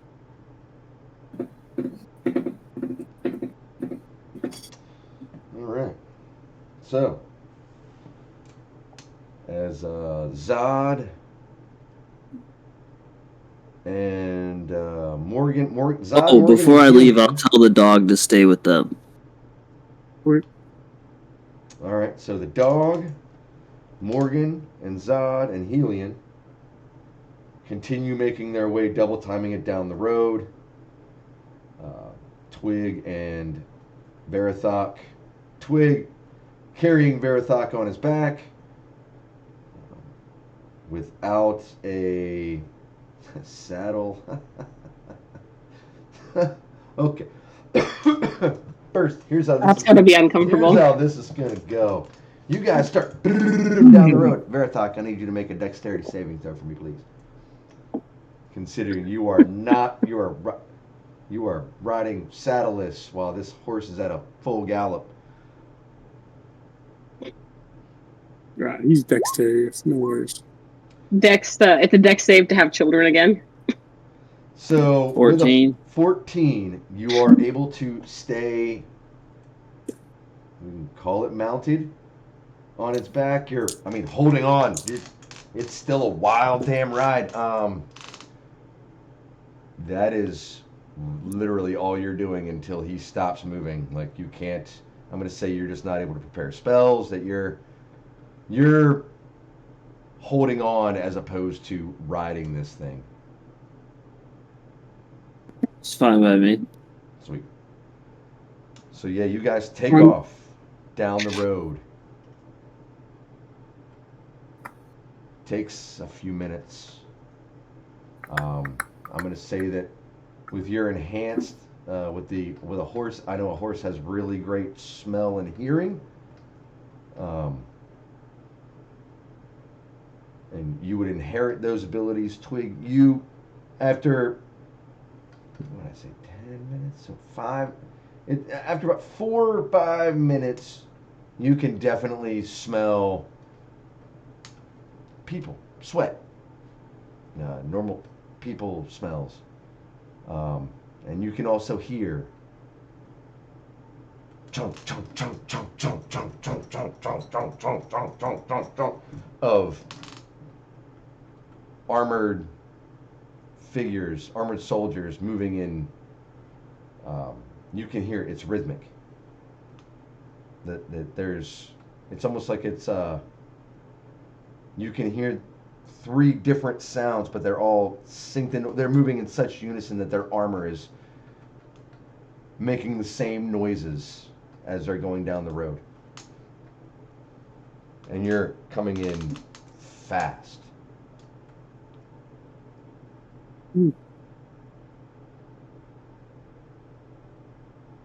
Mm-hmm. And a couple of seconds later, you come around a corner, and you can see them.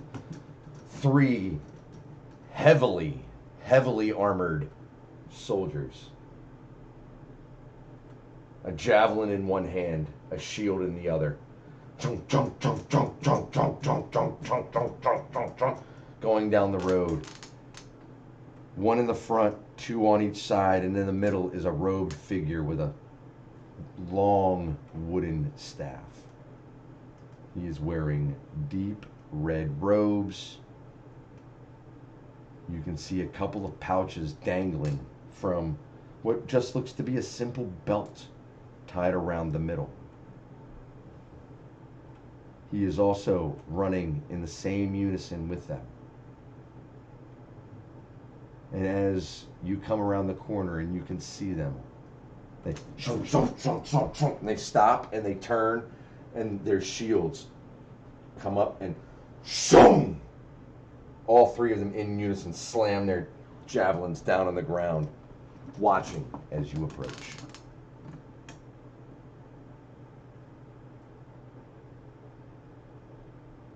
Horse Twig is just gonna run to get in front of them. So that's all I'm doing. I can't can't speak. I can't do anything. Well, I'm just holding on for dear life. So once you stop, we'll be like, "Hey, we don't want to fight."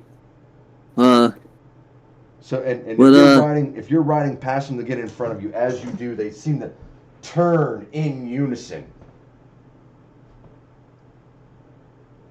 Their javelins have not moved from the ground as they turn and look.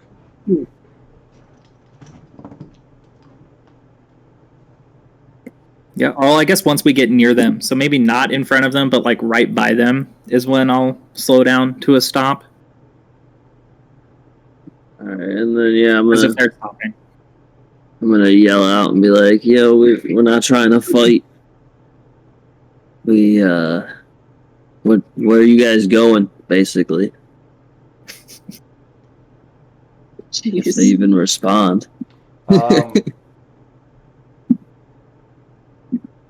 You hear from beneath one of the helmeted warriors, "Why, we return to our lord Archfae Musquab's domain."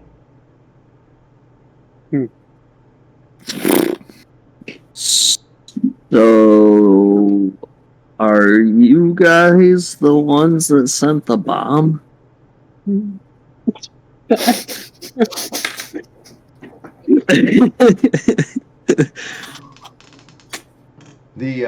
At this point, the robed figure looks at you curiously and says, "Interference in the Archfae's business could be punishable by death." Well, we didn't interfere per se, technically. I mean, we did wipe out the hag and all them. Oh, why that? But you guys almost killed us with your bomb. And, why, yes. We like to take care of loose ends and nuisances in the area. What's the person that's been traveling with us? What's her name again? Helion. Helium was right, I guess. Not really doing business with the hag, huh? I'm gonna tap Twig on the side as a horse. Why, doing business and... it's all relative, correct? I mean, I guess if you kill someone after they do a favor for you, it's not really doing business. I guess that is true. What is that? Is it would that technically be extortion? Sometimes.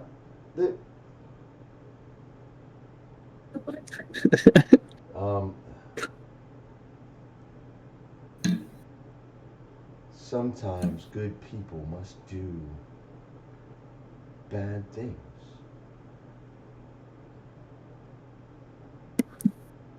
So, do you guys know about this? That was the Nazi slogan. Do you guys know about some little kid and some goblins? I think, is that what everyone was talking about? And I'm just gonna look at the back of Horse Twig's head, even though he can't reply. Wait, why did we censor Thok? I love it. Best choice ever. He looks at you and says, "What business do you have with the young lady? The young." I'm not really sure. It's just the people I'm with. I woke up on some steps like a vagrant. Somehow here, the people I'm with are looking for a little kid and some goblins. I don't know what's going on. We killed a hag, then you guys were running away after a bomb blew up. Shit's going crazy in this whole plane. I do not like it here. How do I goblin? Hold on, Chris, you're really quiet. Let me turn you up real quick. And there we go. According to you, the hag has been taken care of. Yeah, and all the little wereboars and werewolves and all that stuff. That infestation. Good riddance. I mean, she's kind of dead. Not really at all. Shh. I'm not even there, but I am watching this through the hawk, and I'm just like, no. But what? Do you guys know how to cure like the were thingy disease stuff? Like, you know how to get rid of that? I know one sure way to get rid of it. Well, without killing the person. I see what you tried to do there. That was clever. Yeah, good one.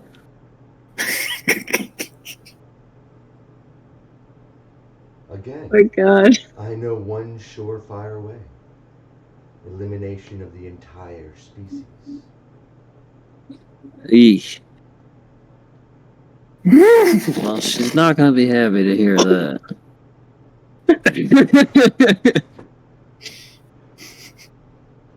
Huh. Now, I would be very curious as to know your business with the child. Or your friend's business with the child. You know, if I'm being honest, I don't really pay attention when they're talking. I'm kind of just following along for the ride. They just keep mentioning child, goblins. It's a lot of mumbo jumbo, if I'm being honest with you. I don't know. Something about the kid knows some memories or something. Dude, I don't know. I have no idea. Make a persuasion check for me. Oh God. Hold on 1 second here. I need to, because I'm gonna roll an insight check as well. 3. I would imagine if I don't beat that, Jeez. I'm going to be really fucking mad. I'm just gonna say. I mean, to be fair, I am telling the truth. I have no fucking clue. I didn't roll much better. I got a solid 7. So it's gonna look at you and say, and there's plenty you're not telling me either. What do you want to know? Who are you? Barathok? That's, you know about as much as I do now. Aw, fuck. Well, I have 2 names, technically, I guess. But you guys don't know that. I do.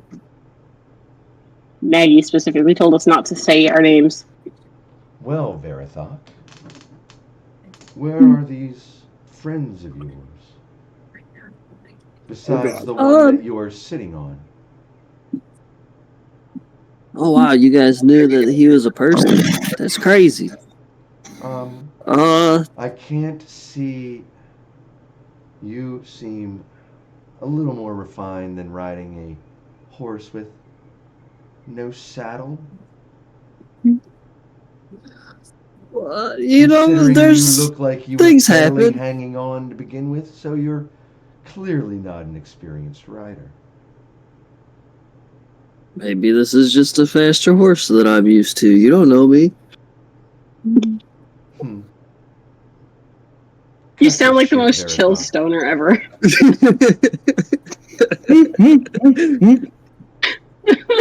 Cut the shit, Verithok. Where are I'm- these friends of yours? oh, they're coming. Well then, shall we? And he turns to one of the soldiers and puts his hand on the shoulder and says, "Let's make camp.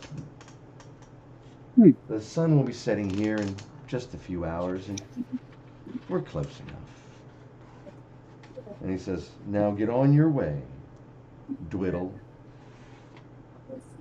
Huh? Said twiddle? Dwiddle. Dwiddle. Dwiddle. And Is that an insult? he's talking to the armored, one of the armored soldiers. Oh. Like I said, he put his arm on the shoulders pauldron. Like I said, these are over. It's like very. I'm only imagining like some like children's, like fairy tale story of these over exaggerated armor pieces, and it's just ridiculous. And says, "Let's go ahead and make camp here, Dwiddle." And the soldier leans over and says, "Got it, Lord. Get right on it. Let's do it. Dwaddle. Sap. Let's do this." And the three of them break off because where you're at now, it's not quite ravine-ish. You can see some brush and a little, it looks almost like a perfect area for a little spot where you can pull off and have a decent little camp. And you see them break off, and some run over and start gathering essentials for making a small fire, leaving you standing there with this, what you can only assume is a wizard with his staff and robe. So can do you know clearly see Neelan? in the robe that he is elven. He is elven. Do you know Neelan? Keelan? Beelan? Something like that. Elin something. Elin? That Yeah. name, I'm sorry, does not ring a bell. Oh. Well, So you say you woke up on some stairs here in this part of the Feywild? yeah, I mean, probably a few hours, whichever direction we came from, that way. But yeah.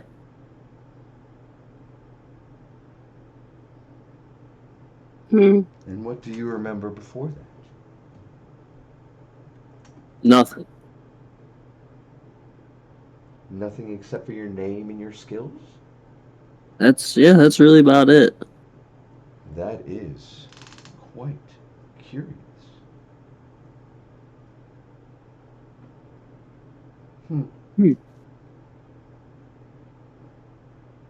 I would like to talk with you further.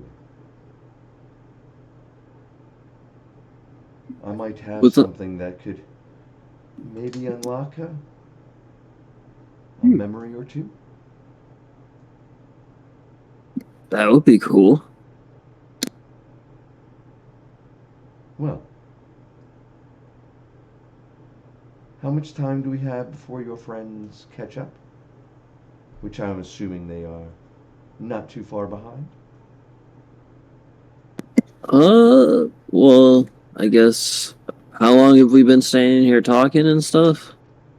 I About mean, 5 I guess minutes. that would about 5 minutes. And we were what, 3/4 of a mile distance between us? A mile? Yeah, double time. So just a couple more minutes. Yeah. Well, then, yeah, I'll tell them. They should be here probably within like 5 minutes. Well, once your friends get here and we make camp, and everybody's, I'm assuming you all will need to eat. Not in this town. Yeah, I have some rations and stuff. I should be good. Wonderful. Well, once they get here, we can all make ourselves a little more comfortable. And I will dig into one of my pouches and see what I may have to help you for just a few minutes.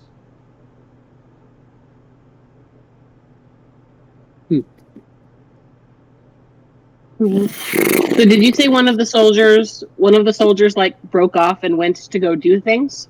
All 3 of them did. Do we still want to try to nab one? I think so. But he seems awfully friendly. Plus, it's this goofy, extravagant armor. You might not want that, actually. We could scuffle it up. So yeah, you guys are approaching. I'm going to say you guys are a minute out. So what are you guys doing as you approach? Well, What do you think? You're still double timing it, I'm assuming. So yeah.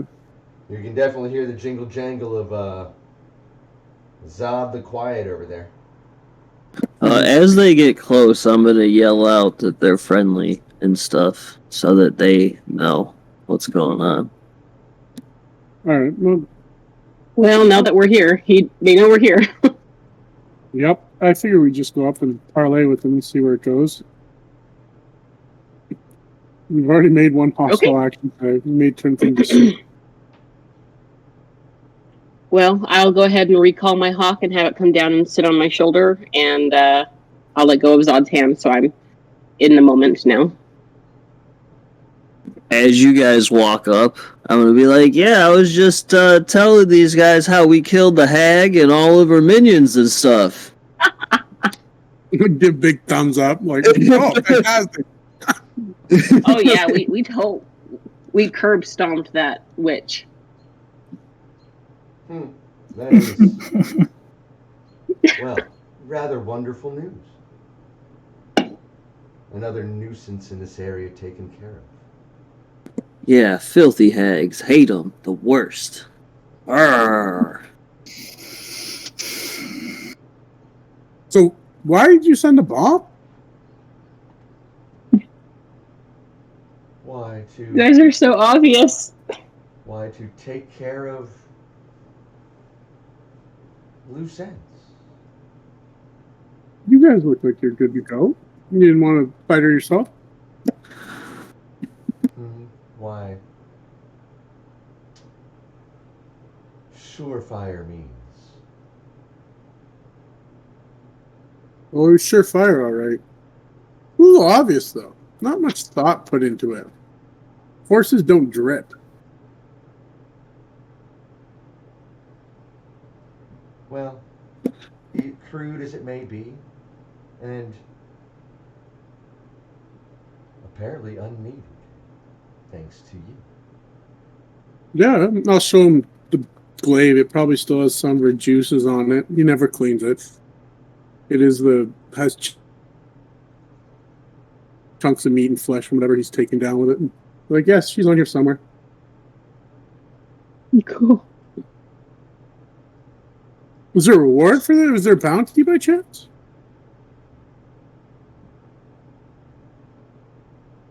Why, no. Ah, worth asking, I guess. But thanks Well, thanks must be given. Sure. I'll turn to one of the armored guards and I'll be like, why do you look like a something fell out of a fairy tale. Not very practical. It is quite effective. Yeah, but look at you. We're gonna tailor you up or something. So He shiny. looks down at his robe and his staff No, and one of says, the armored gentlemen. "Oh no, the I'm three of talking- them, the three of them have broken off, and they're doing stuff around the camp. They're doing stuff around the area to set up for what looks to be a camp." Yeah, no worries. I just mean in casual conversation, I want to make kind of wonder why he's in such elaborate, kind of shiny, weird, expansive armor for no reason. I'm going to say, Dwaddle looks at you and says, "What? This is beautiful armor. Look at this. Look at this. It does everything you need it to do. It protects you, and you can move around in it." And he starts doing flexing motions in front of you, like almost cartoonish, like look, and he's moving around and he's being all flexible with it and says, "This is great armor. Great armor. Look at it. I mean, come on. Dong dong. And it's so shiny." And you can see him pull a little rag out of his spine and say, "Oh, I nudged it." And he starts polishing it up a little bit and tucking his little handkerchief back into his a bit of his armor there. Well, he'll just kind of turn and whisper to the party and go, "Well, he's crazy, but he's a free mind. I just wanted to see if he had free will."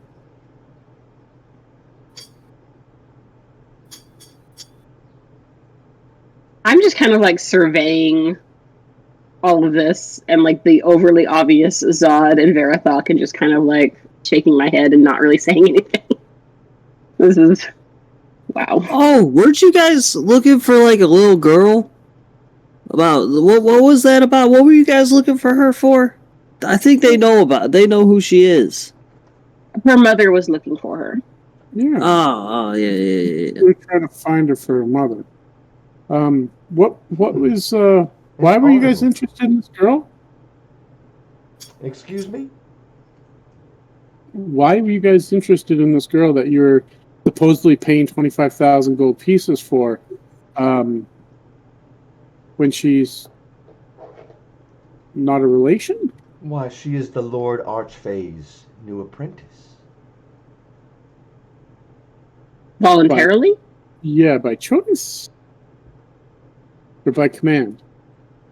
Once she has been shown, she will want to stay. Well, they're going to use some Fey magic on her. That doesn't sound like a choice. No. I'm going to go and walk toward the fire with a stick and make it not obvious because his eyes glow a bit when he does it, but he's going to snap off another divine sense. So he gets a sense of good, evil, and all those nice undead, celestial kind of things. There's no one dead. You can definitely get a sense of the Fae everywhere because you are in the Fae Wild. The place is radiant, but you don't get any sort of feeling of good or evil from any of the guard and any of the three armored soldiers or the robed figure in front of you. Wait, it's not Fae, actually, it's Fiend. My bad. Fiend, Celestial, and Undead. But yeah, regardless, I imagine it did. You don't get any of that. No. Okay, alright, then I'm at a loss. Alright, well, we'll see what... Can you tell us more about Mosquab and what his role is as the Archfae? Why, Musquab is trying to... He is a protector of this part of the Feywild, and has recently learned of a way to bring this part of the Feywild back to connect it again to the complete Feywild. He believes this girl is the key.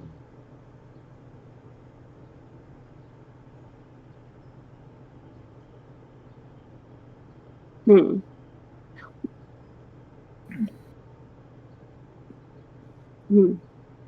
What is Helian's reaction to catching up and meeting these people? I'm still a horse. I can't speak. Yeah, Helion walks up and has sort of been hanging back and comes up and sees this robed figure. And right after his response to you, Morgan, looks over and says, "Oh, Helion, it has been a few weeks." Well, I thought you said you didn't know her. I don't know an Elon. I know a Helion. That's her name. Helion. It's the same thing. And Helion looks at the figure and says, "Seamus.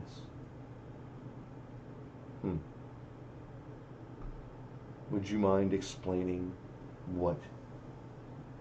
Were you involved in what? In that bombing?"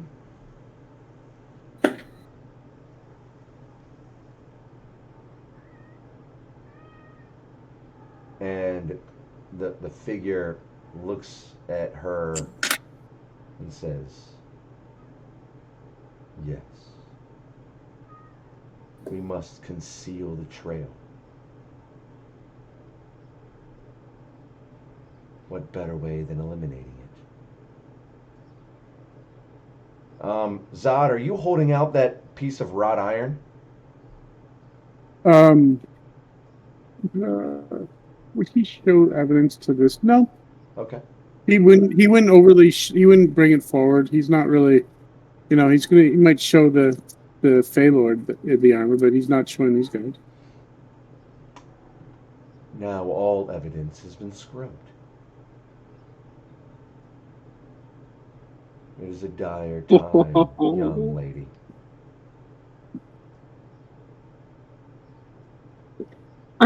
I have to make the argument that the little girl, whose name is Basil, by the way, it's not just child, it's Basil. She is a minor. She is 8 years old, and she is not qualified to make a decision, one way or the other, about where she wants to live. Her mother wants her home. So we are going to need to talk to this Mosquab something, about how to go forward from here. Because a child of Basil's age is not able to make that decision. He looks at you and says, "That child is more powerful than all of us standing here together. She must I'm not saying anything about her power. I'm saying her maturity, her age." Hidden.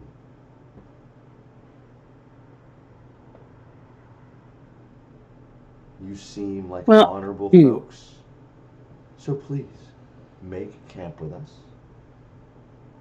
In the morrow, we can all make our way to the Lord's court, where you can plead your case.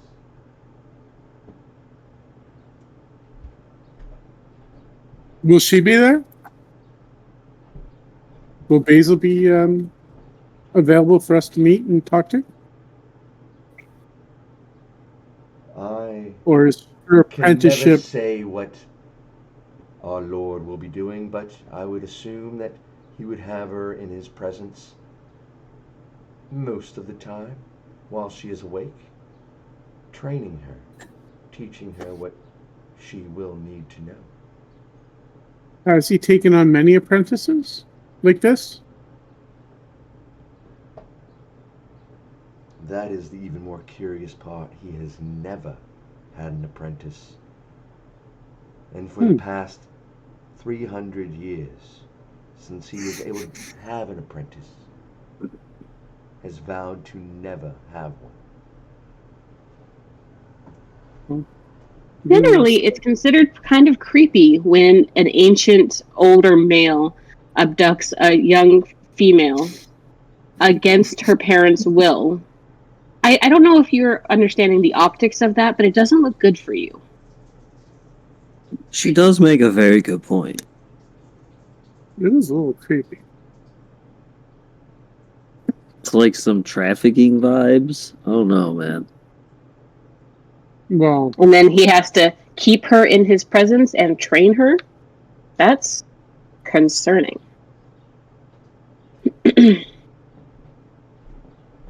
That sounds awfully pleasure squad-y vibes. He looks at all of you, getting the this witness.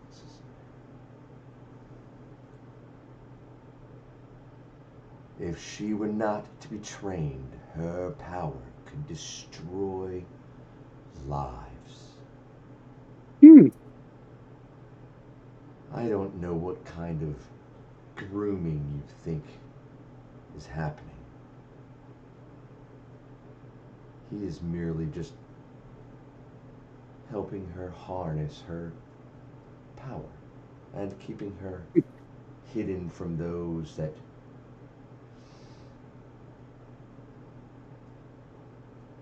would see ill.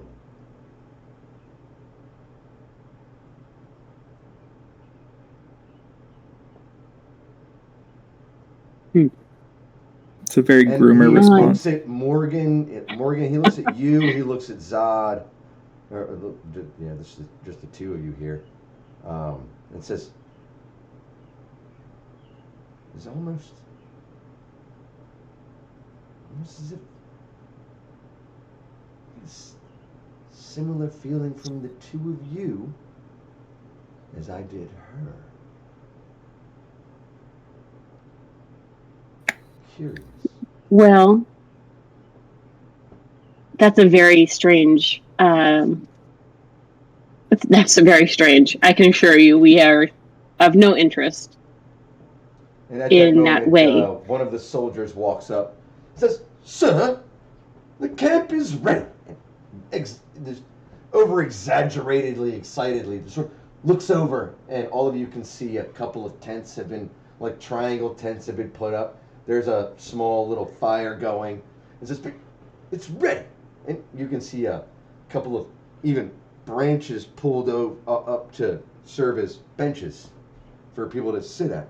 Not the nicest in the world, very crudely done, but clearly seats for everybody. It says, "There you go. We've set the watch, sir." And says, and snaps to attention in front of him, overly, again, comically, cartoonishly. And the robed figure looks over and says, "Thank you, Swamp." And puts his hand on his shoulder and says, "Anytime, sir!" And sort of moves off. And he seems to confer with the other two armored figures, and they proceed to fan out, and you can tell they're keeping watch in the area. You'll have to excuse them. But would you care to have I a seat? know?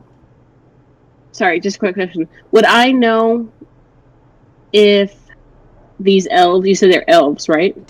You can see the robed figures enough. You cannot tell what the other figures are because they are wearing heavy helmets, face plates. You can't see any sort of racial details. Okay. Would I know that elves have particularly good senses, like hearing or anything like that?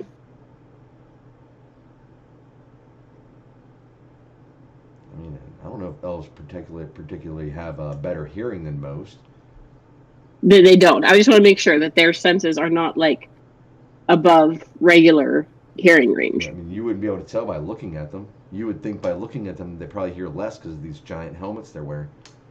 Like I said, these are like Even the guy who's almost like that comic, you know what I mean, that cartoony fucking face helmet that's like, it's like almost like a Star Wars thing. It's like you can't even breathe. How do you see out of this thing? You know what I mean? Like little visors, and you know what I mean? It's like, how do you see or breathe in that thing? You can't. Yeah, you would almost assume that they probably hear less just by looking at them. Okay, well, I'm going to say thank you so much for setting up camp. We would be honored to go speak to Moskwa with you tomorrow. I think we should all rest.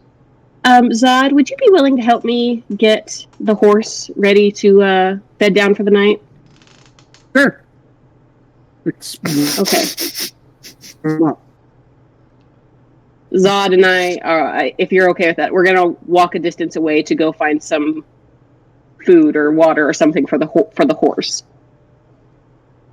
Because you two don't know that they know I'm not. The rogue figure says, if you need a feed bag and water for the horse, if you give me just a moment, I can produce it for you. He's a special horse. Yeah, he needs very particular. Whenever you're ready. He gets to run so easy, shit's everywhere. We don't want that. The area is secure, so please take your time. And he walks over to the tents and the campfire there and has a seat with his back towards you. So I'm going to walk a little bit distance out with Zod into the forest, like just out of sight. But then I'm going to call back, hey, Verathok, can you please bring us can you please bring me my bag that I left on the ground?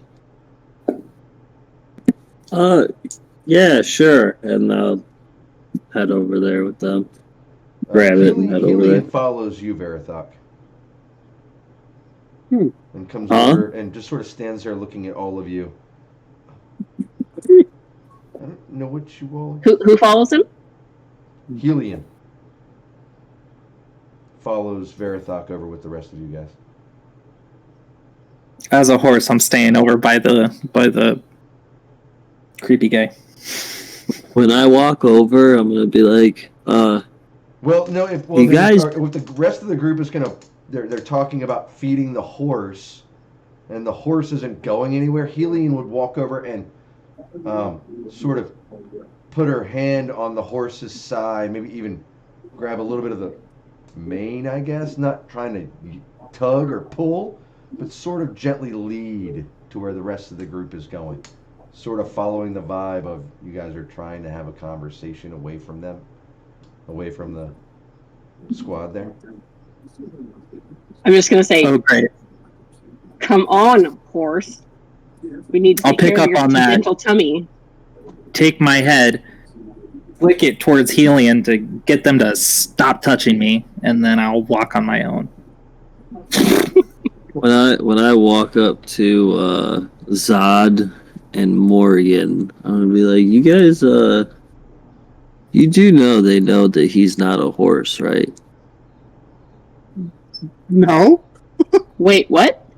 Oh. How do they know he's not a horse? I don't know. He said that as soon as we pulled up.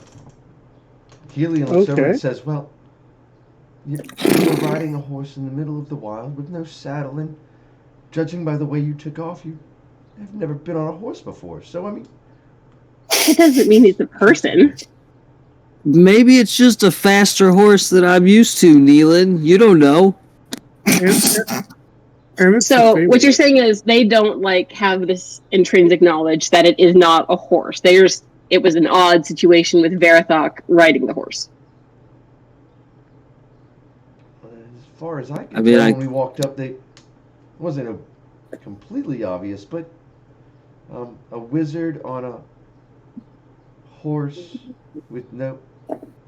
It's either not real or... somebody's shape changed, depending on how... To be fair, I did also admit that I also did admit it. God damn it, Verathok. I'm gonna laugh at the horse. This private conversation is officially not subtle or secret anymore, so I guess we'll just talk.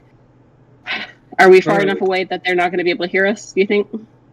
I mean, if you guys are walking that far away, you can walk that far away if you want. Sure, we'll go for a stroll. What? I said, sure, we'll go for a stroll. We'll go for a little bit deeper in the woods away from the group. All right. As soon as we're far enough away, I'm gonna turn to everyone else. I'm gonna say, we have the tuning fork. We don't need to actually do any negotiations. As long as we can get into the same room as Basil, we literally can just grab her and go and get back to wherever we were. Right? Yep, absolutely. I was thinking the same thing. Just teleport to her, and vamped out. How are we going to So- do that, though? The experience fork will zap us out. But don't we have to be where the portal opened? Or can it just zap us out from anywhere? You were informed, or it said on there that you had to be in the spot where you opened it to begin with. Well, Oh, so God. we have to actually make it back. I thought that we could make a new portal too. So clearly, That's what I thought too. that's not going to work for us, Morgan. Thankfully, they pay more attention or are smarter of these things than us, because I would have been looking pretty stupid shaking this fork. Considering Maggie's got the So- fork, that could get really interesting.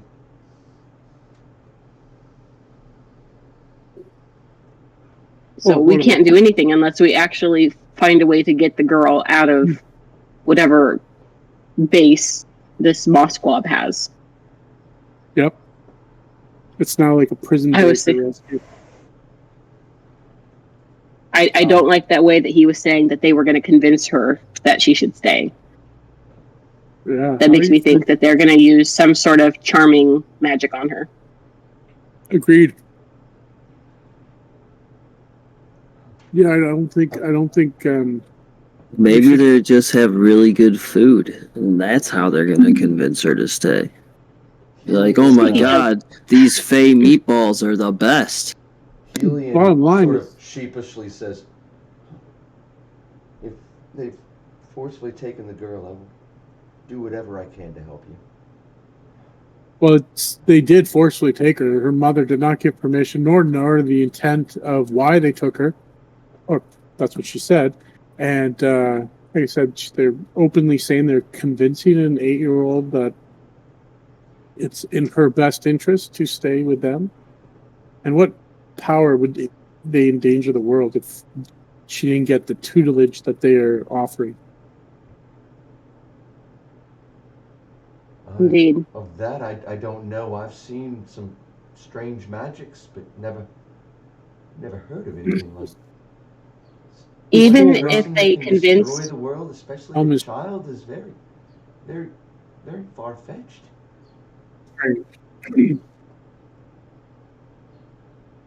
even if Basil is convinced that she wants to stay, she's 8. She is not qualified to make that decision. That is, and also, if she is like us, then we need to get her. If she's one of these pillars that we've been having people, tell us we are, whatever that is, she should be with us. Or Either way, from she shouldn't be with him. Bottom line. he has no hand in this. No. True. Agreed.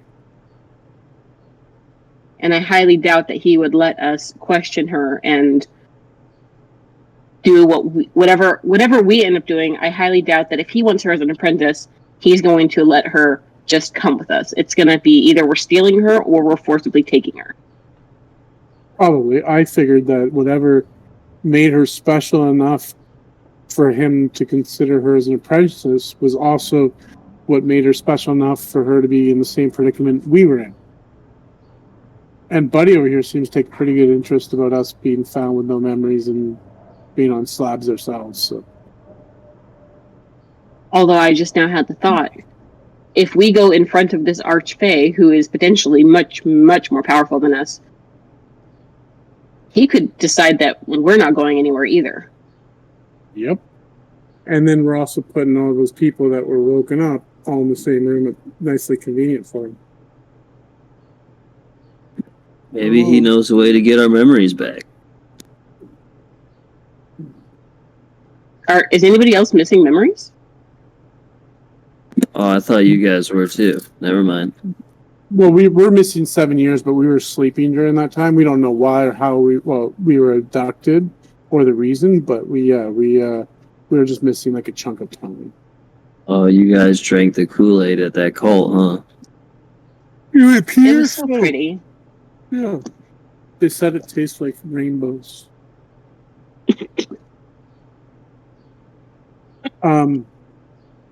Well, I I only would need drink a, Skittle Kool-Aid so Yeah. fast. oh god. I only need a few hours rest and meditation, so I can keep double watch and make sure that our interests are looked over overnight. So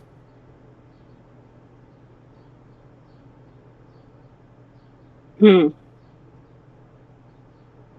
So do we? I guess we have to. We need to decide. Do we want to risk putting all of us in front of this guy, this Archfae, or do we want to just kind of write Basil off as a later goal? I wouldn't want to leave it if he's convincing her.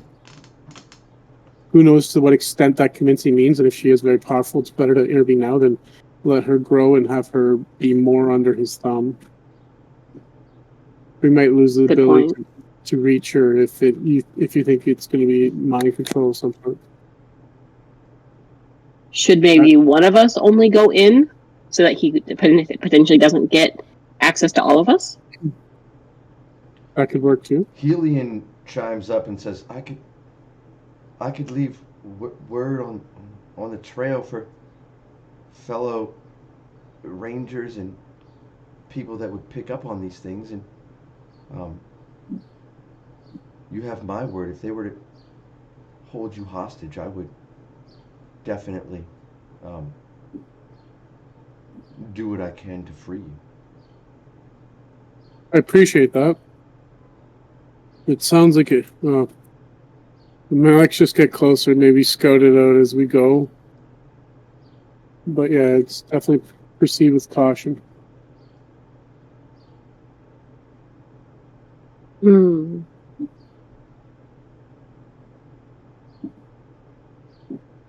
Well, I guess we're gonna go. Yeah, a little long rested. I mean, I feel like that's the easiest way to get to the girl, right? 100%. Well, I hope for all of our sakes that she has information on how to go home, or she has something worthwhile. Mm. All right. So, are Well, you guys going so back yeah, to I'll the find a camp spot. with the wizard, or with the Yeah, we'll with the go. robed figure? And the are you guys going back to the camp? Yes, I guess. I'll find like a place where I can kind of lean my back up against a tree and keep an eye on the whole camp, a little bit of distance away from everybody, and I'll just trance out there for my rest, and then just keep an eye on everybody. As you all make it back in the camp, the robed figure turns his head and watches you all approach and says, and sees you, Zod, leaning against the tree and says, "I'm pretty sure the triplets will definitely keep watch. Yeah, no problem. I will I promise haven't you that you will be safe here." I appreciate it. I haven't been sleeping much in this place. A wild kind of creeps me out. Why? To each their own. Look at this place. Yep. Isn't it beautiful?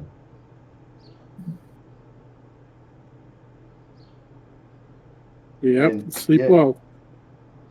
Offers everybody a spot around the fire. And as you come back, you can see that there's a small stew pot sitting on what looks to be a crudely made or a crude field grill sort of thing. And he says, I did prepare something small if you all are hungry. I'm just chewing on my own ration. Same. I'm not eating anything here. He takes a ladle full and fills a cup and starts sipping on it. It's not dangerous to people who live here. I promise it is quite safe for all of you. Can I do an insight check on him? Sure.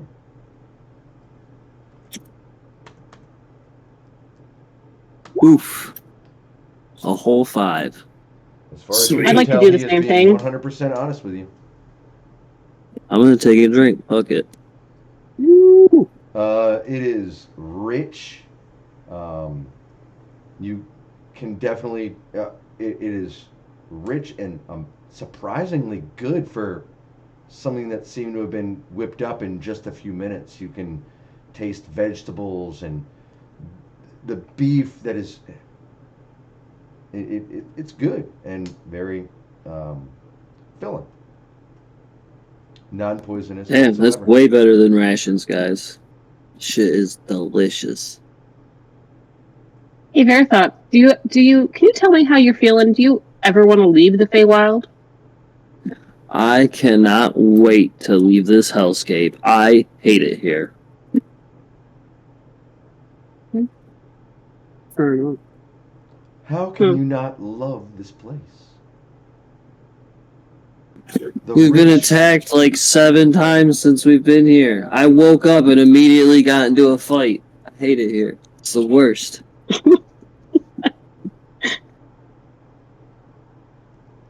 I love it. 7 fights since you've been here? At least, maybe even 12. I'm just estimating here, man.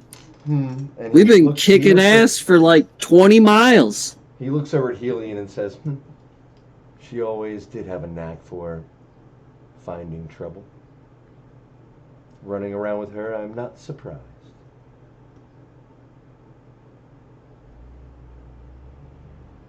Hmm.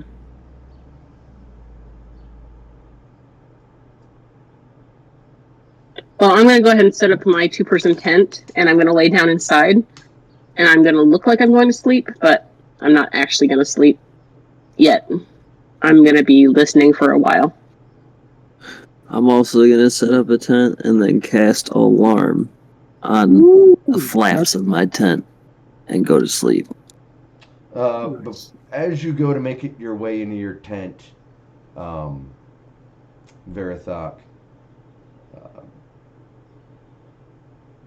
the robed figure taps you on the shoulder and hands you a small vial.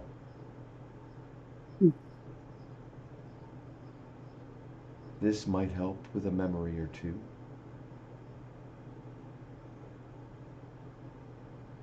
Okay, I'll take the vial and I guess head into my tent. And as you do that, he says, I would drink it when you have a day to yourself. Oh, Good to know. I was about to slam it as soon as I got in here. you drop that shit. I would say let's not take that until we can cast Identify on it. Yeah, we need some pearls. Let's go clam hunting in the morning. That's right, go Yeah, we clam it. definitely need pearls. We need a city. I also need an owl feather if anybody finds an owl.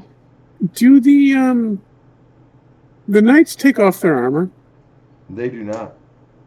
In fact, as you're Damn it. watching throughout the night, they seem to switch out. They don't even lay down. They like squat up against a tree, and you can see in their off period of their shift, and they're off, when they're not on duty, they curl their heads down, and you can hear loud snoring from these crouched up figures up against the tree.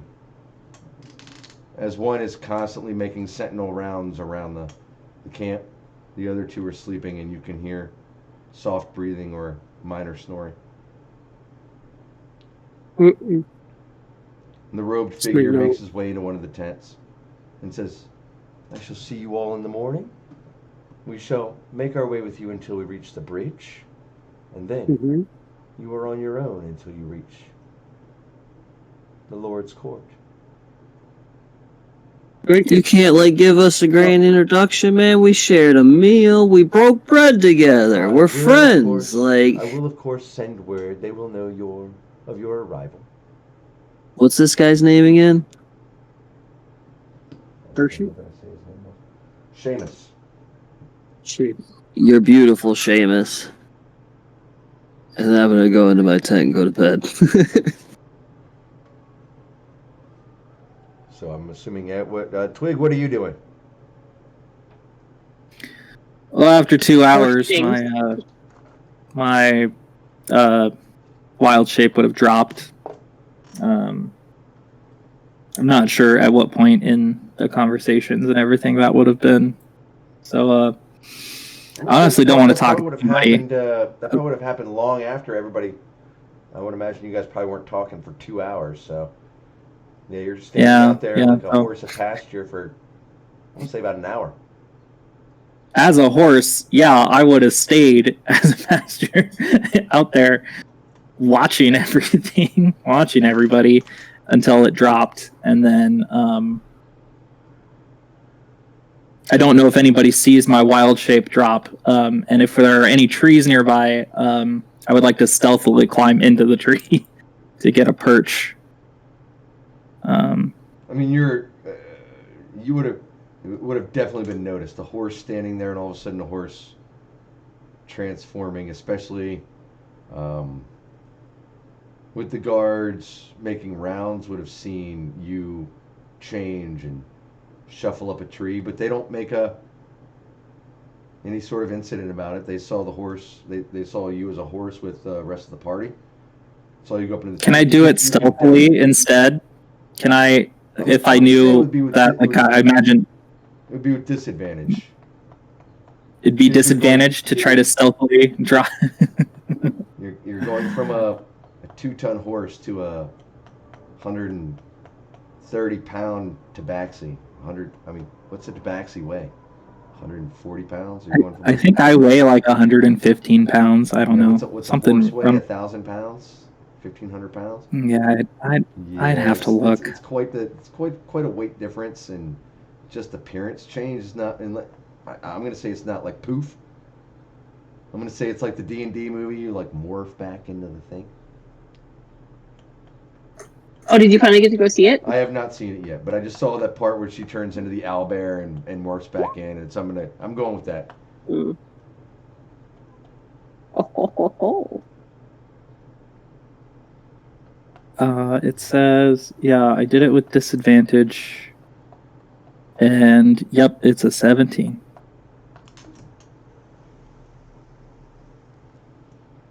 I had a natural 20 on one of them. I'm really disappointed about it. Then I'll do, just to make it fair, I'll do a perception check to see if they notice. Yeah, that was a suck. So yeah, you're able to, yeah. They do make note that the horse is now gone, but you're able to disappear and shimmy up into the tree without being noticed. Beautiful. Yeah, that's pretty much it. That's where I'm gonna hang out, eat a ration, chill, maybe go to sleep. I don't know. Well, definitely not enough for a long rest. I'm not sleeping enough for a long rest. All right. I'm taking a short rest at some point, though, throughout the night. Okay. I'm going to say that you hear talk. You can hear the between the three armored figures as they're making their shift changes, that the horse has disappeared. You can definitely hear a notable talk about that. But the rest of the night goes uneventfully. The three guards, or the three armored warriors, keep a solid watch. There's nothing to keep watch for. They don't hear anything anyway, or you don't see them take note of anything. Nothing of note happens in the camp. Yeah, and it is now morning time. And as you all awaken, you can see that the armored figures are starting to break down what they set up. And the robed figure is sitting on the log waiting, with the appearance of waiting for them to finish up what they're doing. And makes note of all of you coming around and... good morning, friends. Morning. You rested well? Why, of course. Perfect. I think we'll wake everyone and head out early. Yeah, we should be able to get on the way in the next 10 to 15 minutes once the triplets get everything cleaned up. Perfect. We do like to leave a low impact on the area. That's good. It's always nice to care of the environment. Why preservation of the land is key, correct? I'm not from here. I have no idea. Well, wouldn't you Your want to land protect bites the back. lands that you live on wherever you're from? I Some can do. clearly tell you are not from the Fae. No. Definitely not from here. Super observant. He looks over at you as you say that and says, "But you do have ties to it. Am I wrong?" Completely. Hmm. I've never been here before.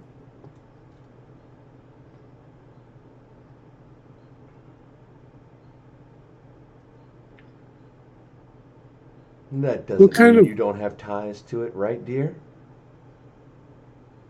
Not a single one. Make what kind a of make a persuasion check on that one. I'm gonna make an insight check. That's a 16. Oh yeah, he believes you. Okay.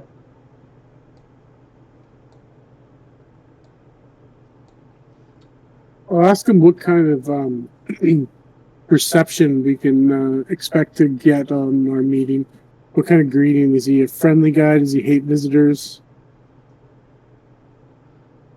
Does he like Why? to be questioned? We shall approach the Yeah. bridge in about an hour. It is about a 4-hour trip from there. That should Okay. put you roughly at his court by noon. He's probably holding court there. Would probably be people there. You'll be very welcome. Hmm. And you have acted honorably and non-violently. Yeah, for a change. Not if you ask that hag. Well, if you want True. my opinion, what you did with her is favorable to me. Okay.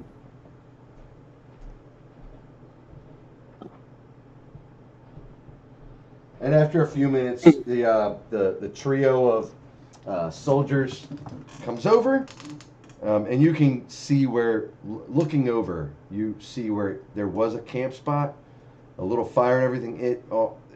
You can tell it's been definitely cleaned up and has the most minimal looking impact you've ever seen for a campsite. If you hadn't known it was there or spent the night there, you would probably have not be able to notice that people had been there before. Hmm. And as they That's finish, good. one of them walks over and says, "All right, I think we're ready to go. Sir, whenever you're ready, we can start making our way to the bridge. That's our post." Lead the way. And the three turn and again go into a triangle formation and start walking with the robed figure just a little bit behind. And he says, "Well, please follow our lead. It should only be a couple of hours." And they start making pace down the road. Not double timing it, just walking down the road. Yeah, I'll follow. I'll just lag a little bit behind, keeping my eyes open to the left and right, and watching for see if I can pick up on any sort of communication between the three stooges.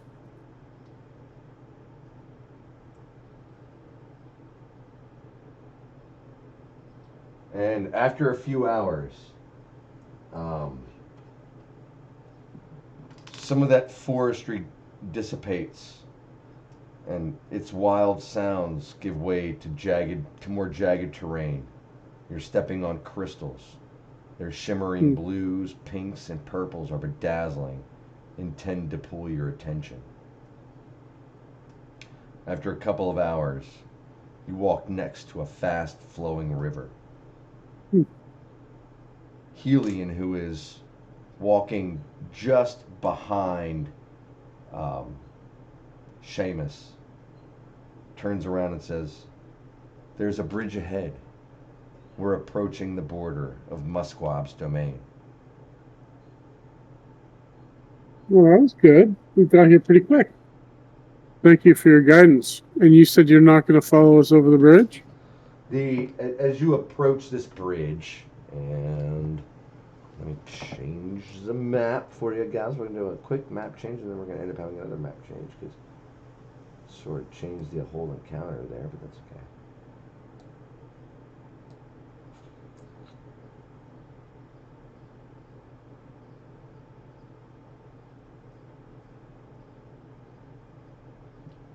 Come on down.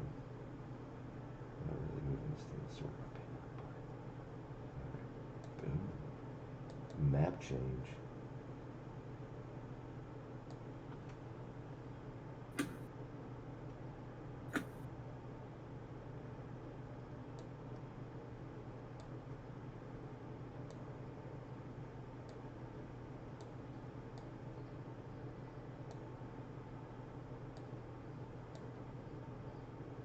Can you all see the map? Yeah. Yep.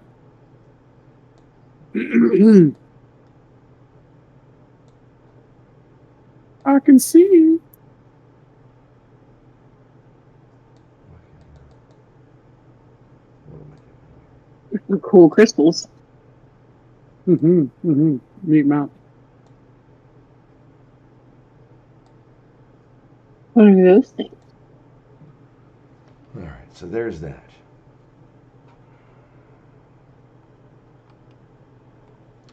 Yeah, so what you see as you're making your way, that, like I said, that jagged, crystally terrain that you're making your way down with that rushing river seems to come up, and you can see what looks to be a heavily vined bridge crossing that flowing water. The three soldiers, and the robed figure, making their way to just the edge of that bridge there. And you can see the three stop and turn around, and they spread out across the expanse of the bridge. Oh, come on, that's not what I wanted to do. Boom, boom, boom, boom. And they stop. They make almost like a wall between the three of them, and with the robed figure in the back. He said, "This is where we part ways." Okay, where are you guys Continue heading? on down the path. You shall find the Archfae's court in just a couple of hours.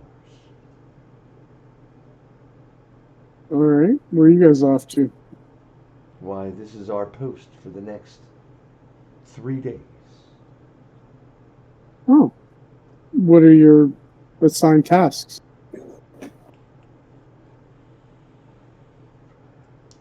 Why? Make sure that no unwanted visitors or people of ill intent make their way into our Lord's domain.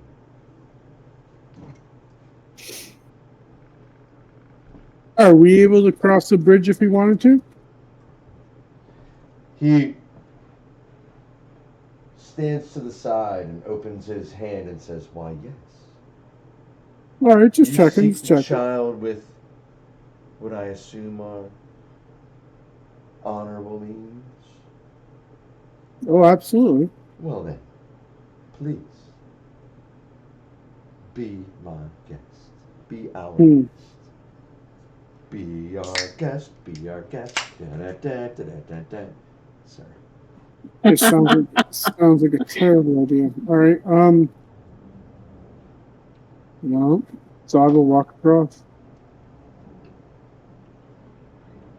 Like I said, make your way just a couple of hours down the road. You shall make your way to the Archfae's court.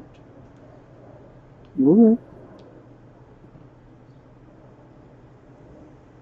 Any tips on how to on the trip between here and there? I wouldn't veer off the path if you're not from here. It is very easy to get lost. Good Appreciate advice. it. Yeah. Okay. Well, if he's gonna let us by, then I guess we'll continue on down the road.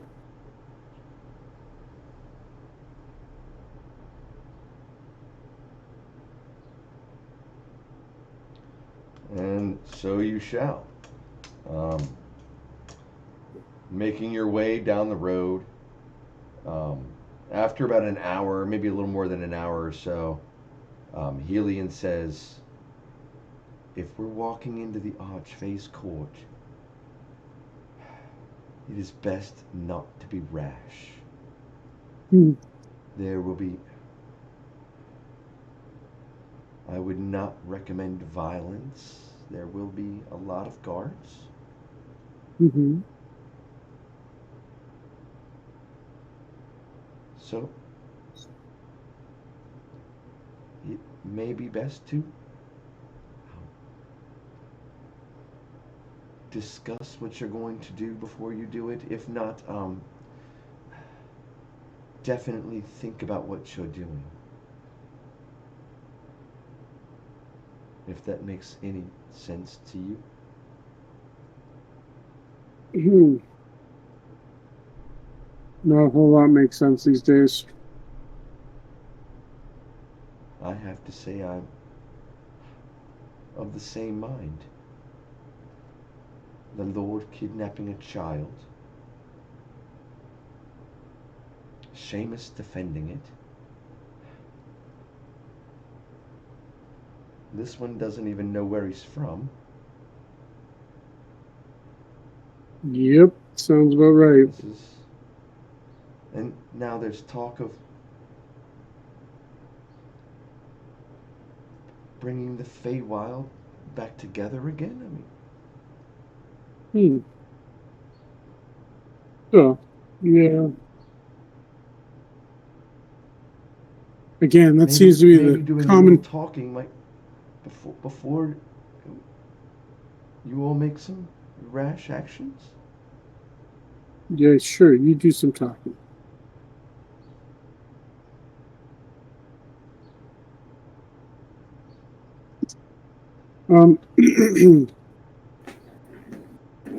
What are we gonna do if he's not gonna give the girl up? Take him out. Jesus. Easier said than done. I suppose that means it'll be time for some rash actions. All right. All right. So yeah, I guess we'll just kind of keep down the path, keep on our present course until we come upon his city, his town. Did she say where this guy lives? He doesn't live in a hut. He has. It is not. It's not a city. It's not a fortress. It's something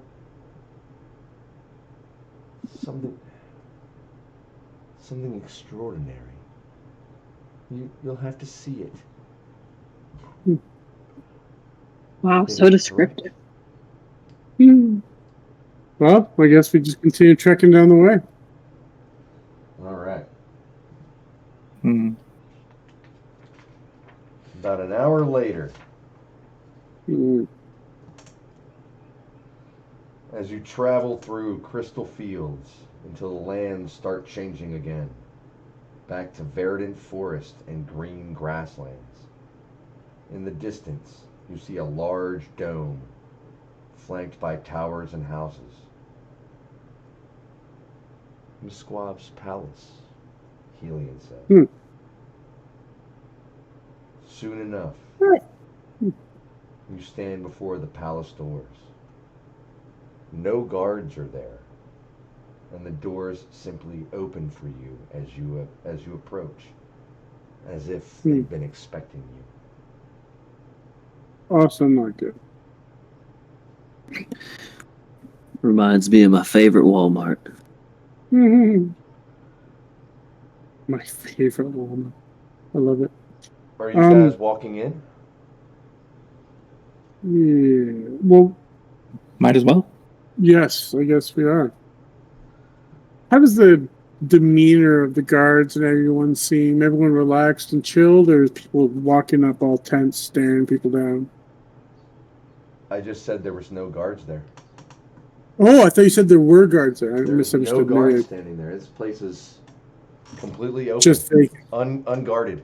Is there anybody else walking around, like You do not civilians? see anybody else walking around. You've passed a couple of residences, but you see nothing. No one. Odd. What time of day is it? Noonish. We'll say 12:30, 1 o'clock. We'll say you got up with the sun at 6, got moving by 6:30, 7 o'clock-ish, so 6 hours later. Middle of the day? Yep. Odd that nobody's walking around. All right, let's do it. Oh, I rested. Oh, I'm going to snap off a divine sense just outside this door.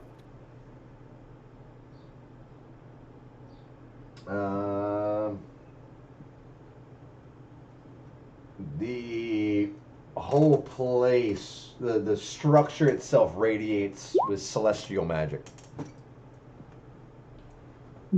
All right, Like celestial powerful celestial magic. beings. All right, tell the party.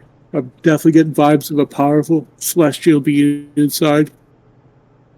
I So would that's like to good, go. Sometimes. Angels, let's go.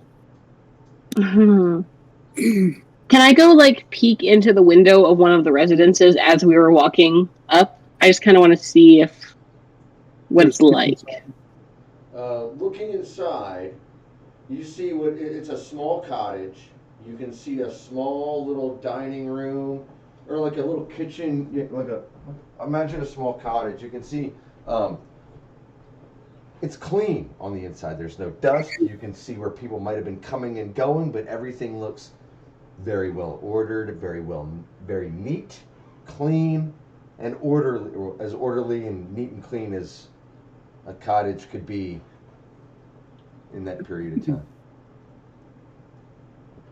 But you no don't see signs any of people. inhabitants at all. But you can definitely see where people have been. You can see the comings and goings of people.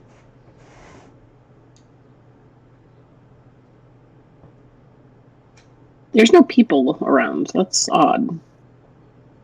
Yep. Everything about this place is odd.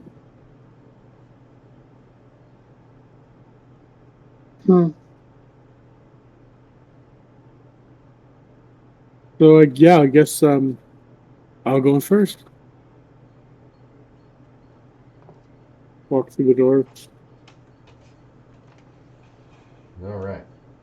Walking in, you see that you're walking through pristine marble hallways, decorated with battle banners and beautiful paintings showing battle scenes. The details are stunning. You can feel the talent and depictions, almost as if they were snapshots of a real scene, and almost able to just come right up off the canvas. Eventually, the hallway opens up. You find yourselves in a large ballroom of people. Everyone seems to be dressed in formal attire. A lone, withered tree stands in the middle of the ballroom. Beyond it, A tall elf, clad in black armor, sits on a beautiful throne. A young human girl sitting gleefully next to him. Gleeful. Squab's voice, that black armored person from across the room, his voice rings out. Welcome. Welcome. Please enjoy the afternoon.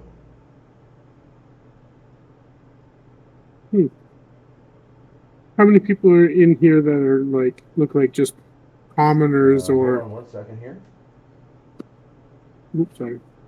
I will open up the map, but you can. Oh, sure.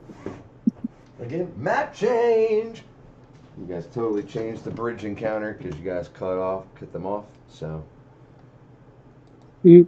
that's right. Giving you guys DM notes. Right there, you messed with me. So originally we were potentially going to be like fighting them on that bridge. Well, the encounter was supposed to happen at the bridge, but you guys cut them off. So, can you guys see the maps? I can see the map. This place is This looks like huge. This looks like a Russian Empire ballroom.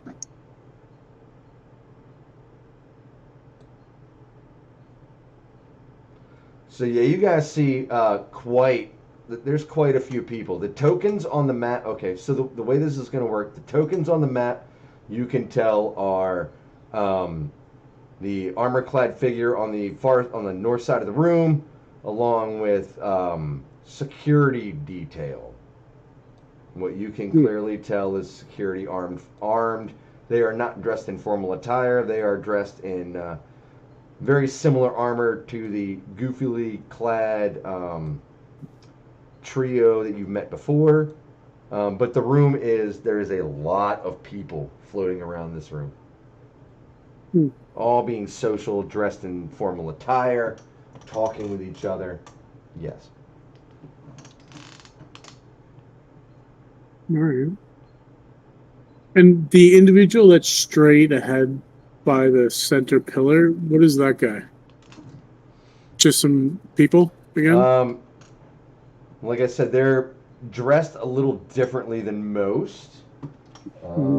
That person is, hold on 1 second, I will describe what he looks like. It is what you see standing in front of the tree there, directly in front of you, is a dark-robed figure. You can clearly tell that he is elven and he is male. Like I said, dark robes, very similar to the figure that you met Seamus that you met on the road. And he is standing by himself. No one is talking to him as they intermingle and move around this grand ballroom. You can see a few tables that have food laying out, drink, yeah. And no sign of Basil? You see a little girl sitting beside the armored figure to the north of the room. A young girl. I'm just gonna yell out, Basil. See if she reacts. You do see the little girl sort of look up, and as she's doing that, it sort of looks up. You can see that boop, a little ball of fire jumps out of one hand and lands in the other, and she's doing it back and forth, sort of looking as if she could have heard her name being called. Responsive, at least.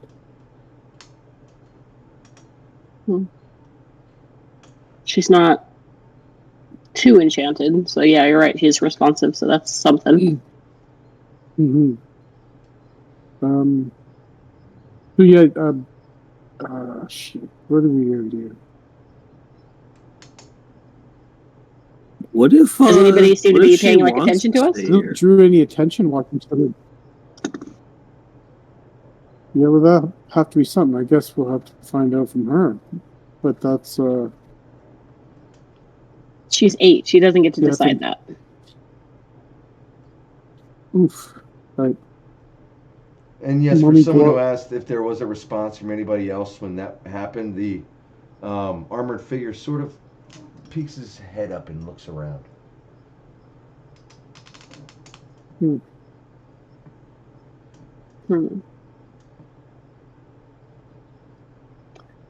Well, I'm going to walk into the room. Oh, and before I came in, I would have switched out my regular common dusty road coat for my expensive, nice cloak. Dressing up a bit. Yep. Wow. Okay. I also would have cleaned myself of any like road dust or anything just to make us seem a little bit more on level, I guess is what I'm trying to say. Yeah, Zod, sweaty, stinky, and still dirty. Oh yeah. I could have used prestidigitation So on you good. if you want. He's not too concerned. He doesn't really too much faith in royalty and stuff. But does it look like anyone's really, other than the main guards, like this guy straight ahead? Is there anyone that looks like they're watching the crowd, or is everyone generally involved in the conversations they are having? Okay, so like I said before, there's a lot of people in this room.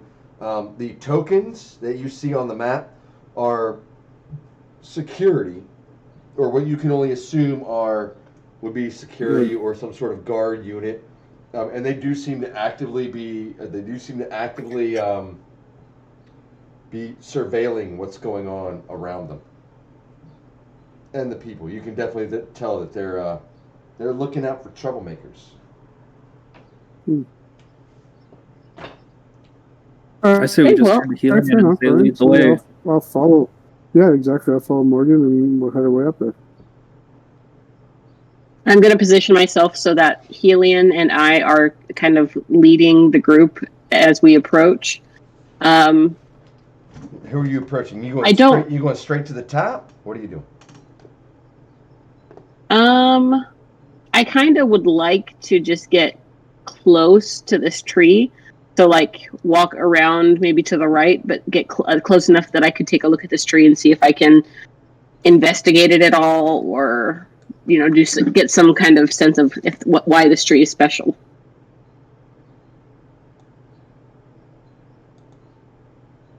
All right. Helion will walk up with you, and as she walking beside you, she says, "Why, that is the crap. I've actually got a specific name for it here. I just got caught up because you guys sort of threw me off with what you were doing there, what you did earlier."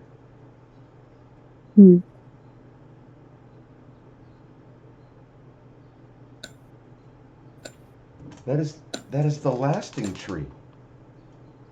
The lasting tree.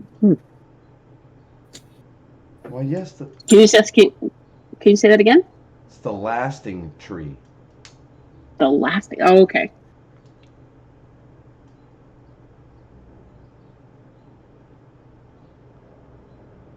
Why? I can't believe you don't know this. This tree is supposed to hold the true throne of the Feywild. If the Feywild were one, when the Feywild is reconnected, it is said that the true throne will emerge from this tree. And who is supposed to sit on the true throne?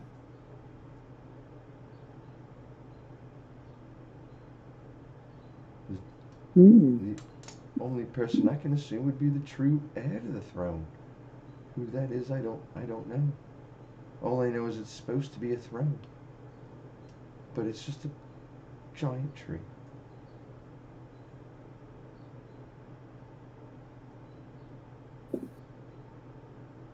It's a myth I heard as a child. That's why he built his palace and his court around it.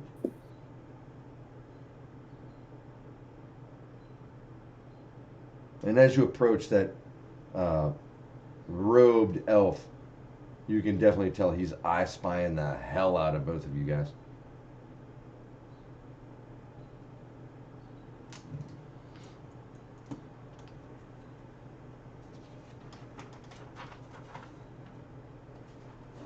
Can we help you? What was that? Should we? What did you say? Can we help?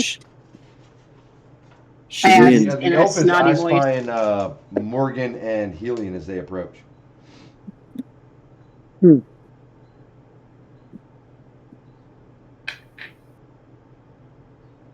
I just said, can I help you? And then walked past him.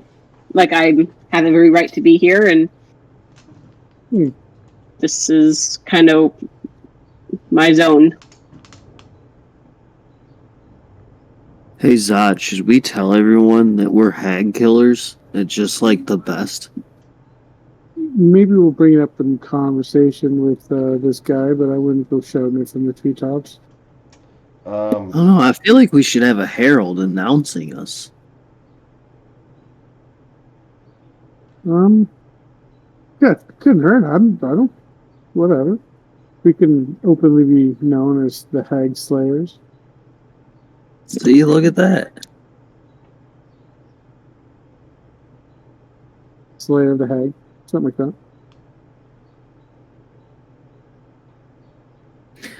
I don't know what's appropriate for situations like this. I'm not one for social graces, so Twig just wants to beeline it to whoever is in charge. Yeah, I would feel about the same. I'm not. I think this might be Zod's first time in court. I'm just gonna kind of like Typically- look behind me and just do like this. Like, come on. Right. I'll follow. Yeah, I'm gonna I'll pass you, catch up, Morgan. yeah. I'm not even looking at you. I'm heading straight to the HBIC. Ooh. Okay. So yeah. So does this guy stop us, He's on a or is he mission. just watching No, us? the robed figure just sort of watches as you say that, and then I guess you signal on, and the rest of the party is making their way straight to the guy in the front there. Is that what I'm getting here? Yep. I'm gonna end up right here, close enough to talk, but not so close. No, you're doing all the talking. You're a Well, mom, then you better back your so ass you can up. relate. You're a mom. You could relate. All right. Relate to so what? as you The approach, request that we got. you can see that, and I don't have a token for Basil, but she's right here. I'll throw something down in just a second. She will say she's right there. As you approach, you can see 6 heavily armored bodyguards. Heavily armored, heavily armed bodyguards. And a tall, black armored elf sitting on a throne. Casually, beside him in a chair, is Basil, who is gleefully looking up at him and saying, "Look!" And she's tossing what looks to be little fireballs that disappear they appear in one hand, they jump and they land in another, and it almost looks like she's juggling, and it's for someone of that age, Morgan, it is ridiculously similar to something you've experienced in your past. Yeah.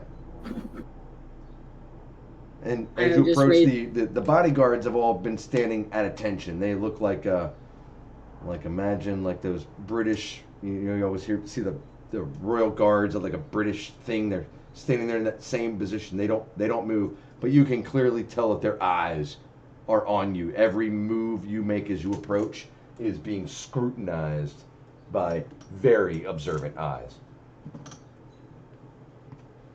At ease, ladies.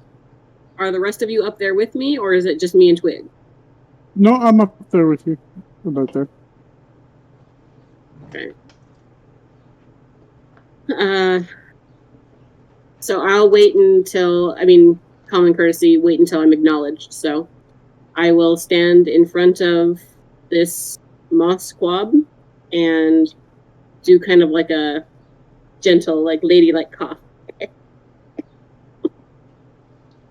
And in probably one of the smoothest voices you've ever heard. Hmm. Ah, why hello.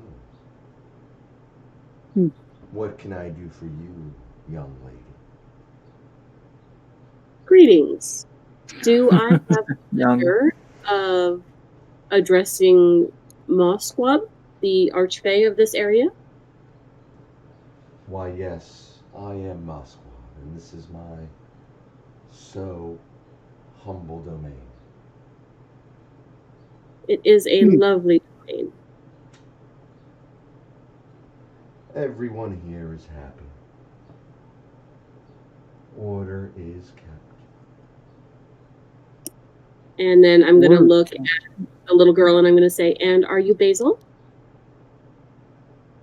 She says, yeah, I'm Basil. And I'm stops juggling for a glad second and waves at you. He does what? And she waves at you. Like she stops juggling for a second, juggling those balls of fire that, like I said, aren't even being juggled. They're like appearing in one and landing in the other and disappearing. And she stops and says, and waves at you. Your mother wants to say hello, and she misses you very, very much. She's very worried for you. Mommy will be all right with where I am, I think. Well, that's what we're here to talk about. But you go ahead and keep playing, and I'm gonna talk to the Lord here. Is that correct? Is there a proper title that I should address you by, sir? Why, Lord is acceptable. You are Very clearly well. not from around here.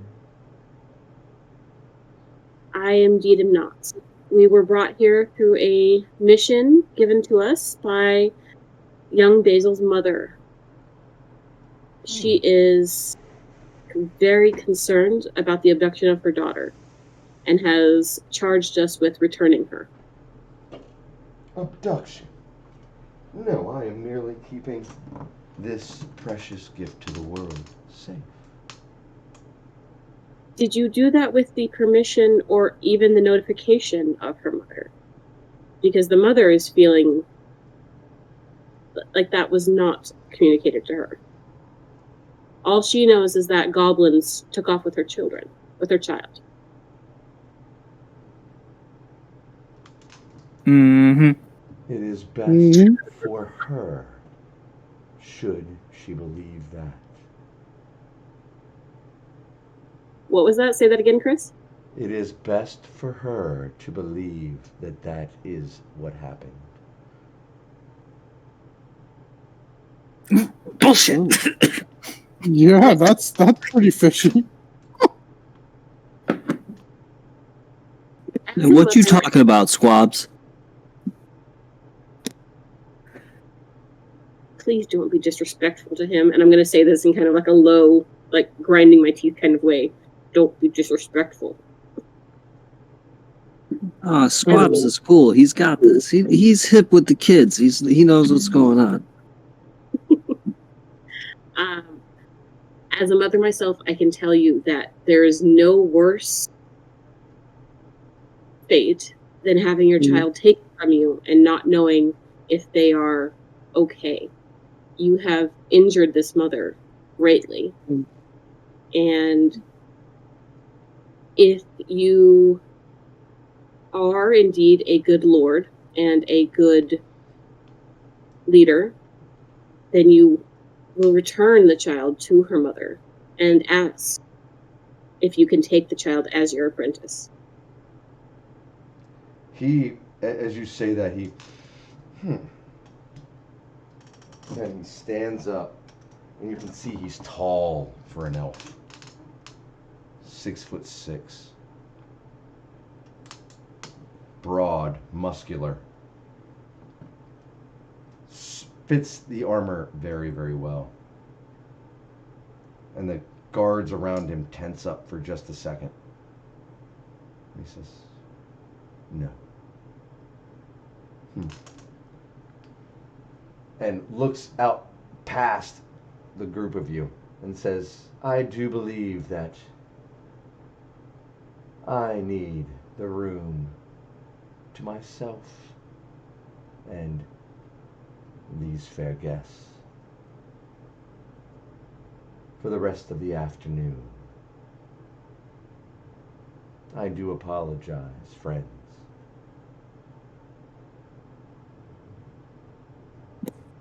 Is he throwing us a party for killing the You can hag? see a lot of people starting to, the people starting to No. make their way. Not as if it were a routine thing, but are doing it respectfully. Like the way he's coming across is very charismatic and just asking if everybody can leave. And after a few minutes, the chamber is emptied. You can still see the guards milling around, keeping an eye on all of you. And he says, now that we have the room to ourselves.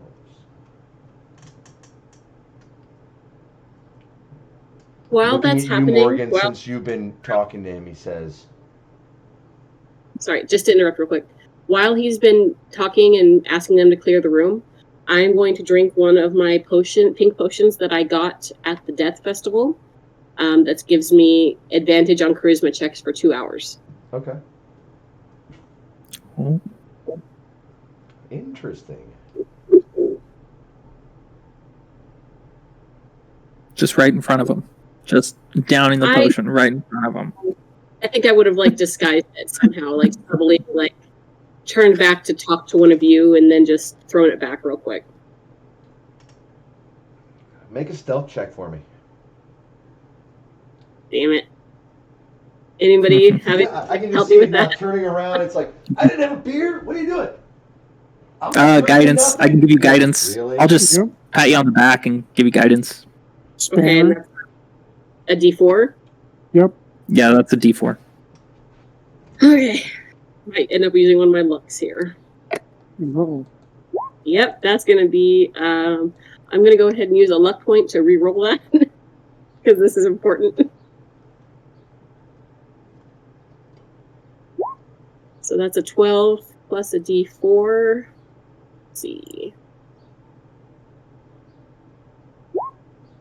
Plus 3. So that's going to be 12 plus 15. 3. So 15. Okay, you think you get away with it. I mean, you're convinced you're good. I'm not going to tell you what. So yeah. I mean, So the damn. room clears out. There is no reaction from Musquab as to your actions. And as the room is clearing out, he's stepping down, making his way down the stairs slowly, and looking at you, especially, well, Morgan, because you're the one that's been talking to him. Says, this is rather interesting. How do you suppose? Both of you have the same smell. The same reek of some sort of magics on you. Older than I know. I'm pretty sure that that's just how us humans smell.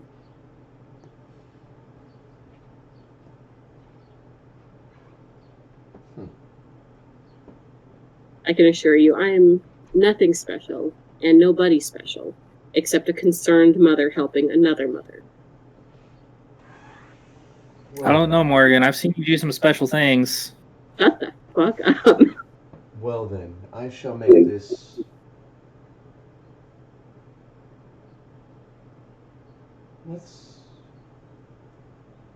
So your only concern is bringing the girl back to her parents? Currently, yes, that is my largest concern. And then getting the heck out of this hellscape. Yeah, let's get out of here. And then, yes, getting out of the Feywild, because we are definitely not meant to be here. Everything's hostile and tricky here.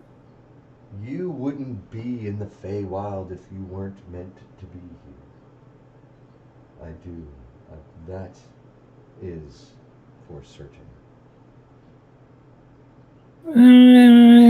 Debatable. An interesting assertion.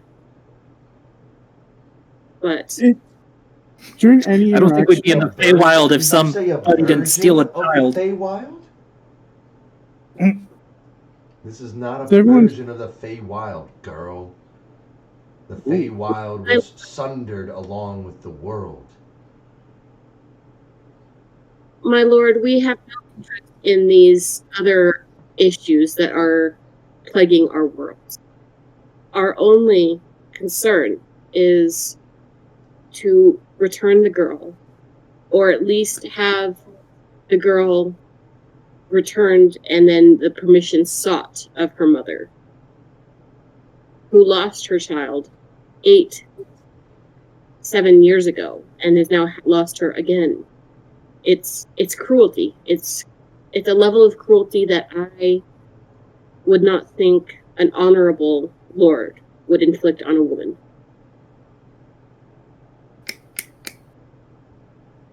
Can I go ahead and do it? Can I roll persuasion? I feel like that was pretty damn persuasive, calling on his Right. honor and stuff. Yeah, go ahead and roll a persuasion check for me. Now, Chris, does everyone still look nice and relaxed, or is people getting tense the more we talk about The this guards guy? are not reactive at all. Like I said, they're like there's They're like stoically just like sentry you guard. see like there's old like the you know what I mean like the British royal guard standing in front of like the you know what I mean like Big Ben like you don't Guidance. You walk up and punch them in the nuts. They're not gonna. There's no reaction, but you can definitely see that their eyes are following you. Like the Queen's Guard kind of thing. They're just sitting there so like still as a board, but Yeah, your Well, persuasion on that was less than stellar. Didn't you have advantage from the potion? Oh yes, I do. I do have advantage. Thank you for reminding me of that. Nice. Advantage on charisma checks. Okay. All right. So that's a 15 plus guidance, and then that's going to determine if I re-roll with a luck roll. 1 second. Oh, sorry, rolled twice. That was a 4. Rolled twice. 15 plus 4, so 19 persuasion. He looks at you and says, "There is something about you and her," and he points back at the little girl. And similar. And even over at you, Zod. mm-hmm. Something. Well, this is what I will offer. Mm-hmm.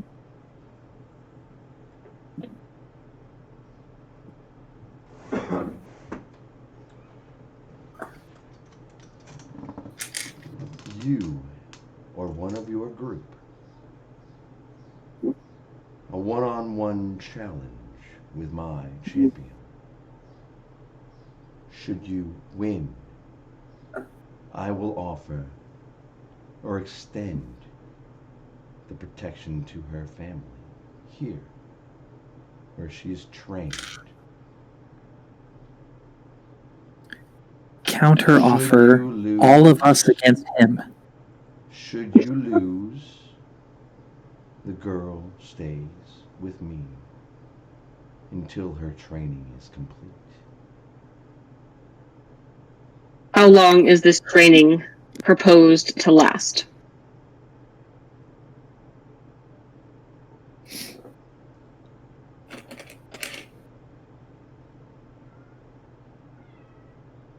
Also, remember, time in the Feywild, I think, is different than in our world. He looks at you So, and he sort of looks down, and you can see him looking around and says, "A lot less than I would really like." Why?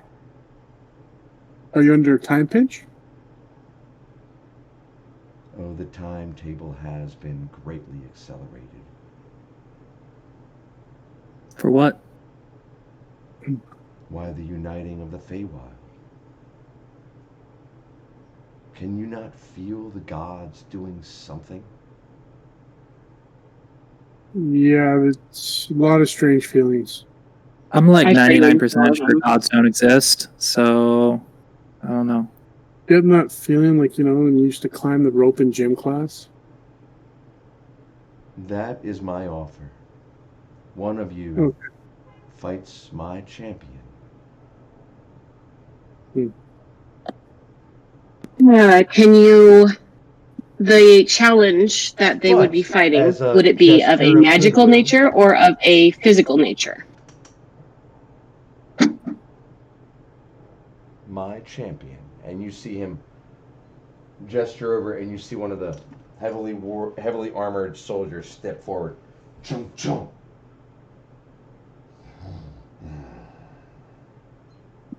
Dude, this would he'd be easy to take out, guys. I will consult with my party, and we will And as a gesture of give you a goodwill, response quickly, I my lord. will allow you to talk with the child.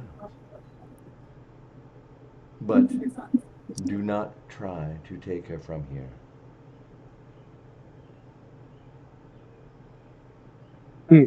Okay. And he So- he turns around and gestures to Basil, and he says, "Come, young lady, come forward." And she walks up with her, again, juggling the fireballs, and says, "We shall train more in a little while." Very calmly, respectfully. And she stops playing and walks up, and he says, "If you have any questions." And he sort of gently puts his hands on her back and pushes her forward and says, "Don't be shy, young lady. They are friendly. I will be right over here if you need me." And he steps back. And she sort of looks up at the lot of you sheepishly. "Hi." I will drop to my knee in front of her and smile very gently. "Hi." Do you guys want to say anything? Who wants to fight? I'll fight him. Yeah, well, pretty beefy. I would bet on Zod. I don't know you, Verathok. I wouldn't bet on you. Sorry. I'm willing if that's the party's choice of action. So you guys good with running a little late? Yep, I am. Yeah. At least. So I'm going to smile gently to Basil, and say, "We're so happy to have found you. Your mother has been so worried. I can't wait to let her know that you're okay. Are you okay? Is everything okay here?" I'm fantastic. I've learned so many things, and you can see her. She stand in front of you. She puts her hands out, and you can see she looks at her hands for a second, and a moment of it takes her a second of concentration, and you see all of her fingertips like little lighters. That's one thing. That's one thing I can do, and I can do this. And she, poof! You see a little fireball jump up and land and appear out of her hand and jump up and boom, land in the other hand like it was like a pool and disappear. And she keeps doing it. And she's like, "Look, he's teaching me so much. It is so cool. I'm learning all these cool things." I These very are very obviously powerful. I flinch back from the magic but try, and grimace a little bit, but I try to smile and say, that's so exciting that you're learning all of these cool things. Would you mind if I ask you a few questions just about how things are here and if you're okay? Yeah. Okay. You can see her Oh. looking at her hands that Again, her fingertips are still burning, like she wants to go back to playing with her newfound trick. So your mother told us that you showed up at home after being gone for a really long time. Is that true? Yeah, that's what Mom said. I woke up in a room. There was a bunch of people laying in beds, but there was a dragon man. He was right there. He was really nice. What did the dragon man do? He said he would get me home to my mom. And did he? Yeah. He brought me Wow. right home. Pratt was such a nice man. Rat. Pratt? He said his name was Pratt? Pratt. He was blue. All of Wow. him was blue. I've never seen a blue dragon before. That's so cool. That's so interesting. He was a man, but he looked like a dragon. Yeah. I hope I get to see that someday. Cool little. It was like a little dragon pet too. He was green. How did Pratt get you out of that room with those people? Did he try to wake up the other people? He said we woke up together. He was asleep there too?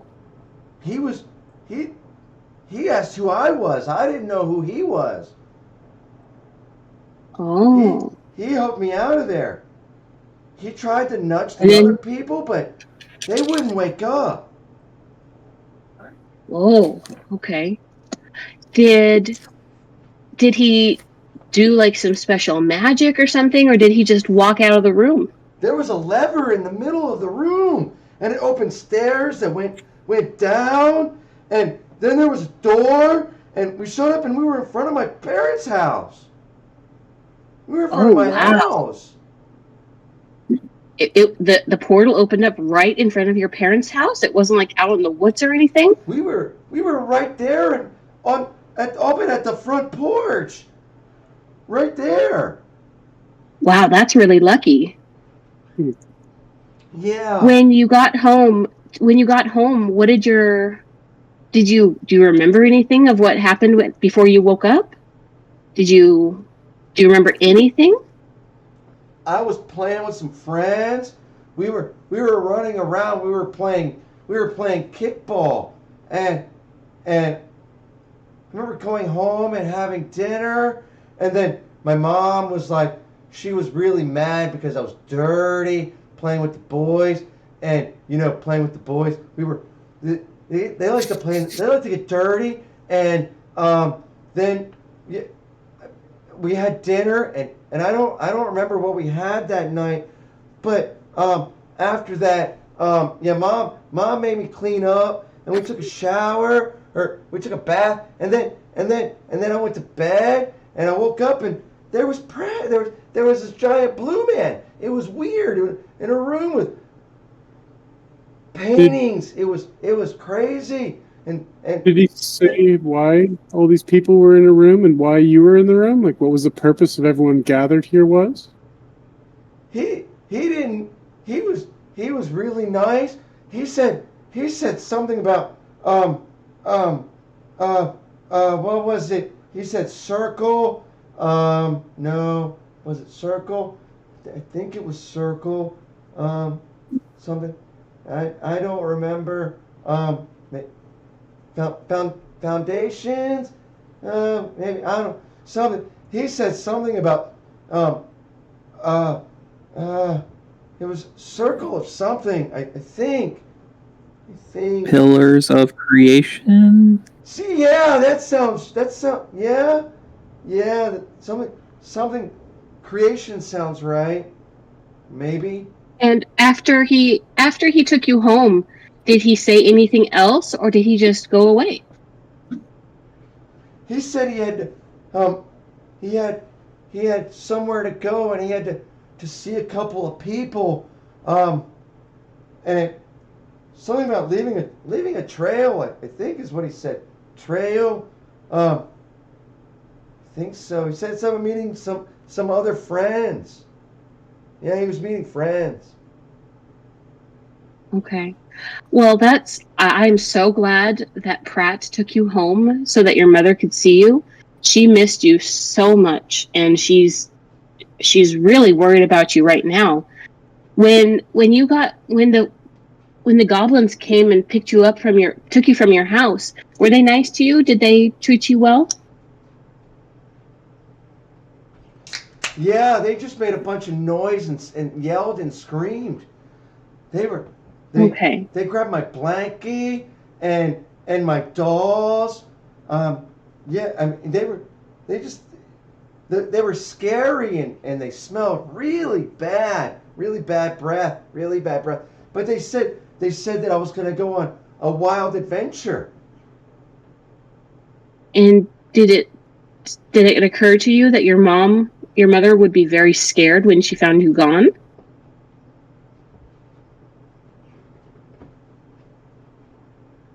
Maybe I miss my mom. Would you like your mom to come be here with you? I'd like to see my mommy. Do you think your mommy would be okay here? Do you think anybody would be mean to her here? Oh, Musquab is so nice, and so is Charles. And he points at the one champion that has stepped out, or that Musquab. When he said that we were going to fight a champion, she points at the one that says, Charles is so nice. Yeah, I want to stay here. What kind of stuff are you being taught? Is it fun things or is it boring things? Sometimes it hurts, but I'm learning magic and stuff. And again, boom! You see the fireball shoot out of her hand, and jump back over and land in the other and disappear. I'm learning so much cool stuff. I mean, this is so. I mean, he says that I'm going to be very, very strong, and I'm going to be able to do a lot with this. You said that it hurts sometimes. Why does it hurt sometimes? Because I did it wrong. I mean, I lit my. Can I do an insight check? I lit my dress on fire an hour or so ago, and looking down, you can see there's a little singe mark on her dress where a fireball might have Basil been missed in the catch and landed. Did he say why he's training you to get stronger? That's my next question. He says I'm really strong. Says I can either save the world or burn the world. That's quite the responsibility for an 8-year-old. Yeah, we've heard that before. So, do you... So you want to stay here, but only if your mom can come here? What if your mom can't come here? Do you want to go back home to her? Because she's so worried? I'll miss my mommy. But Your mommy loves you more than anything in the whole world. But I got... And... I don't know. I can learn. There's places to learn back home. You don't have to be here to learn. And as you say that, Musquab walks back up.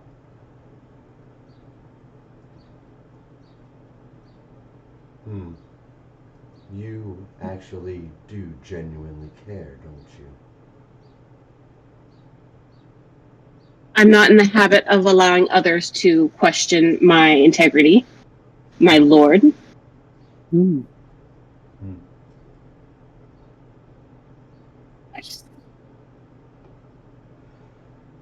He sits down on one of the stairs. I wish to know a little more about all of you. We might be convinced to share information about ourselves. However, I would require the guarantee that the mother would be brought here and kept safe without us doing a battle with your champion.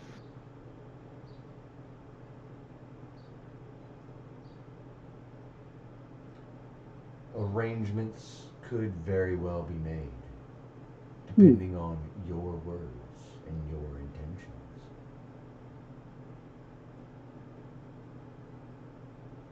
I am very much for peace, despite some questionable actions I have made recently. That is a eloquent way to talk about kidnapping, but I will allow it. I would be willing to answer questions regarding myself. I cannot make that same agreement for my companions.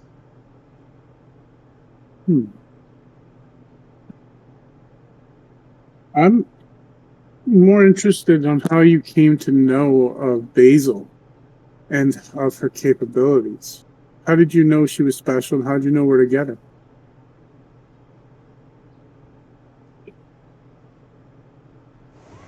Well,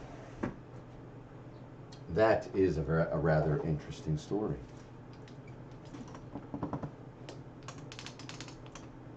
I had recently ventured onto Valcalith the very same day, and had been in High Tree at the very moment that the young girl and the Dragonborn appeared out of nowhere. Mm-hmm. She radiated a magic I had never seen before. How did you detect it?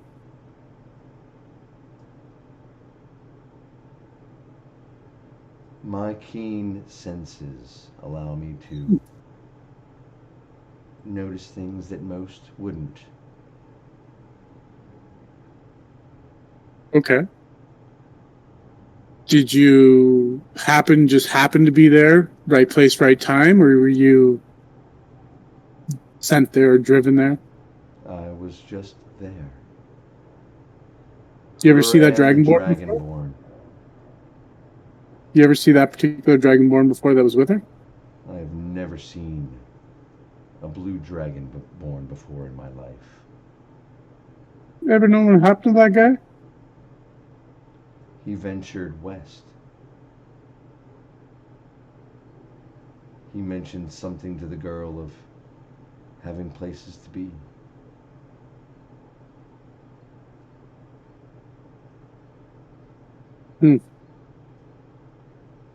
Well, I went home. again. Well, began my way home and saw the fire newt activity, along with gnomes. Curious, gnomes and fire newts working together. Wouldn't you think? This place is just crazy, period. So End of story. I investigated a little. And that was when I saw that purple dragon destroy Perrin Moors. Yeah, we saw that. You were there. I skirted the incident and knew that something was happening. Do you know anything about the Blue Dragonborn? What they want, Only where that they go? Only that he appeared with her? No. Yeah. What about the Blue Dragon itself? Do you know anything about that dragon? Where they're Purple from? dragon? Yep. Their intentions? I do not. But I can tell you that from what I know of purple dragons, they do not expand lightly. They do not expand rapidly. They are more of a clean and precise beast? Is that the right way of putting it? More of a cunning. What I saw in Perrin Moors is definitely out of character. And then I returned to High Tree because I had a feeling about this girl.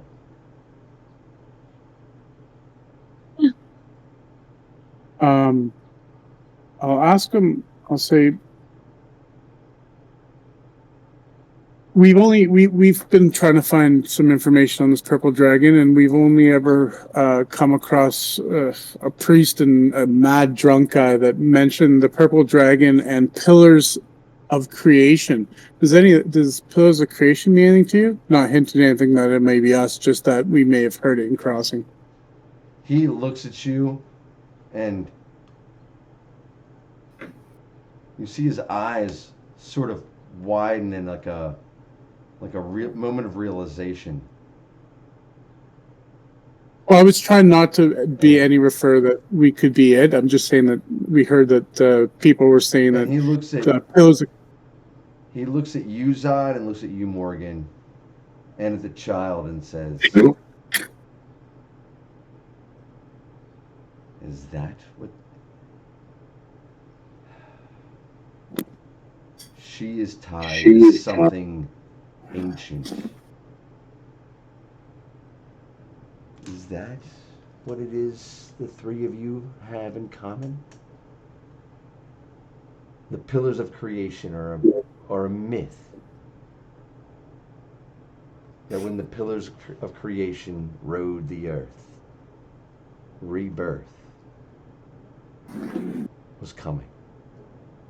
Unity was coming.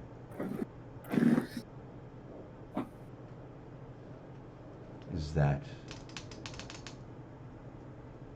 That's what the drunk person said. The clergy said that it was a time of purification and balance. But again, that means nothing to any of us. We're just trying to figure out if there's any ties. Well, Again, the try to three stop of you refuse. are clearly tied to something. To each other, nonetheless. And as he's as he's looking at the whole, at the lot of you, all of you, actually, there is, well, I will extend my protection to the family.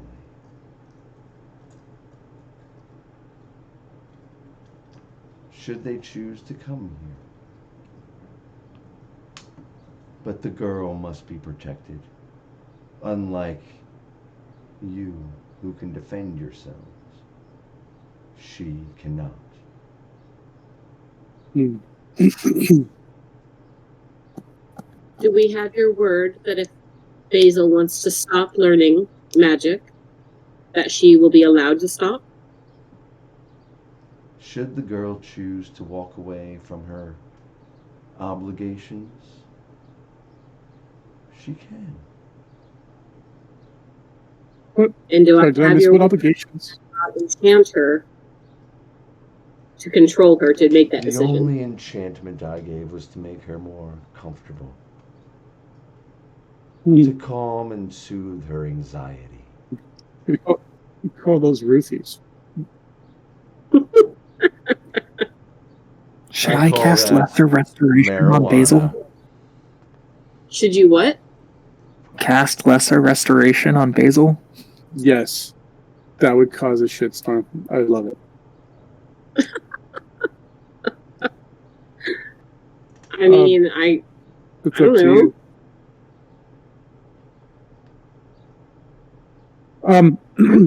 Kind of insight check and to see if this guy is believing what he's saying or if what he's saying is true. Like, does he genuinely care about the girl's well-being versus her as a tool? I guess is more what I'm looking at. Is that possible, Sure. Chris? Can I give that a shot? Yeah, go for it. Yeah. Guidance. Ooh, thank you. I'll take it. I got a nat 20. Gotcha. Nice, girl. Well, I did pretty good myself, I think. Especially with the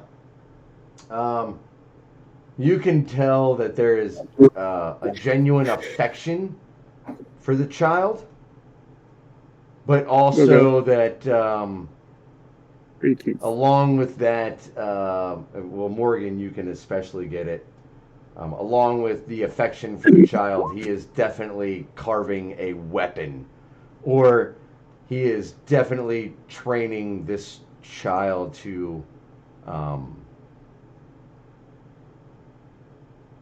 you know, there's the affection, and yet it's also this child is Definitely you being feel groomed. this child is definitely has the potential to be ridiculously powerful, and he's trying to push it in, not necessarily in his own direction, but just trying to make sure that it's going in the right direction.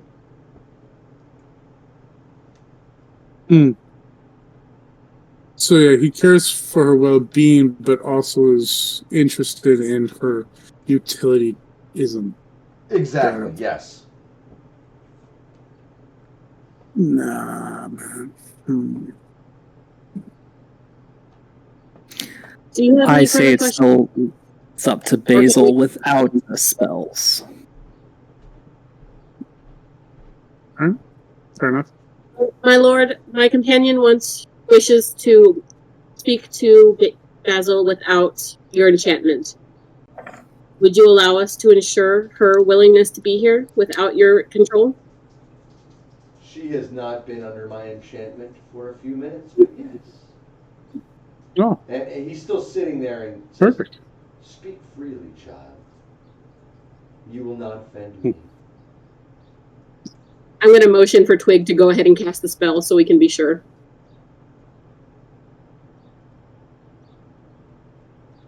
Okay. And as you go to cast the spell, the Lord puts his hand up to, and you see it's not to any of you to stop you from what you're doing, but to gesture to the guard around him that you're not casting an offensive spell. You know what I mean? Like, it's all good. You know what they're doing is okay. I cast Entangle on the Fey Lord.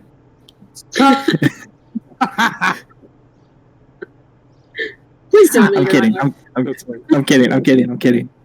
I cast Lesser Restoration on Basil. That'd be absolute balls, dude. I love it. Okay. I don't know if it's going to help, but Yeah, you you tried. cast the spell and you see it wash over her, but you don't see any sort of change. Basil, I just have one more question for you. Are you happy and safe here? I think I'm safe, and Musquab is really nice, and so is Charles, and so is Trout over there, and then you got Fout. They're all really nice here.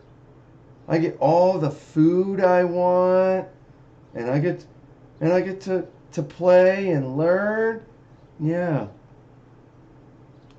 It's not work all the time. You get to spend time playing and doing little girl stuff too? Yeah, Musquab is really nice. Okay. All right. You guys have any questions for Basil before we have a discussion? Basil, your mom said that you had nightmares and heard voices before you went missing.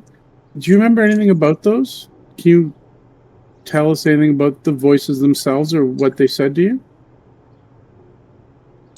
You can see her eyes, like you can see recognition in her eyes, and all I remember is Snake Man. Snake Man. Snake Man, and backs up Yeah. towards Musquab. You can tell she's actually getting distressed. I motion to him to please resume his relaxing influence on her. And he leans forward and puts his hand, and you none of you see any sort of magic or anything like that. Just puts his hand on her back and says, "It's okay. It's okay, child. It's okay. Keep those hands where we can see them, Les Schwab. I know it's really scary, Basil, but tell me more about Snake Man if you can remember.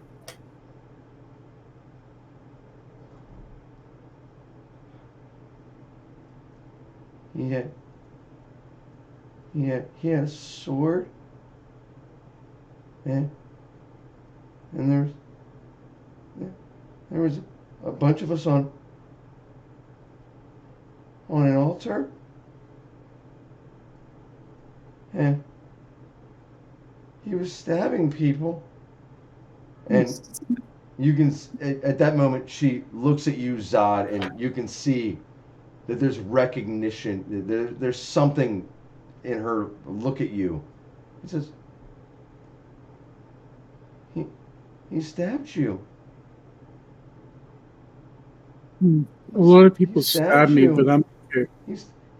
He stabbed you, and she at this moment starts losing control, and you can see tears coming down her face, and she turns around and cuddles up into Musquab, and he's like, Good. calm down, child. It'll be okay. Maybe we should take some time before we No continue worries. questioning. Does any of that sound familiar to you? Does Snake Man or some sort of that individual, does that ring a bell in your land?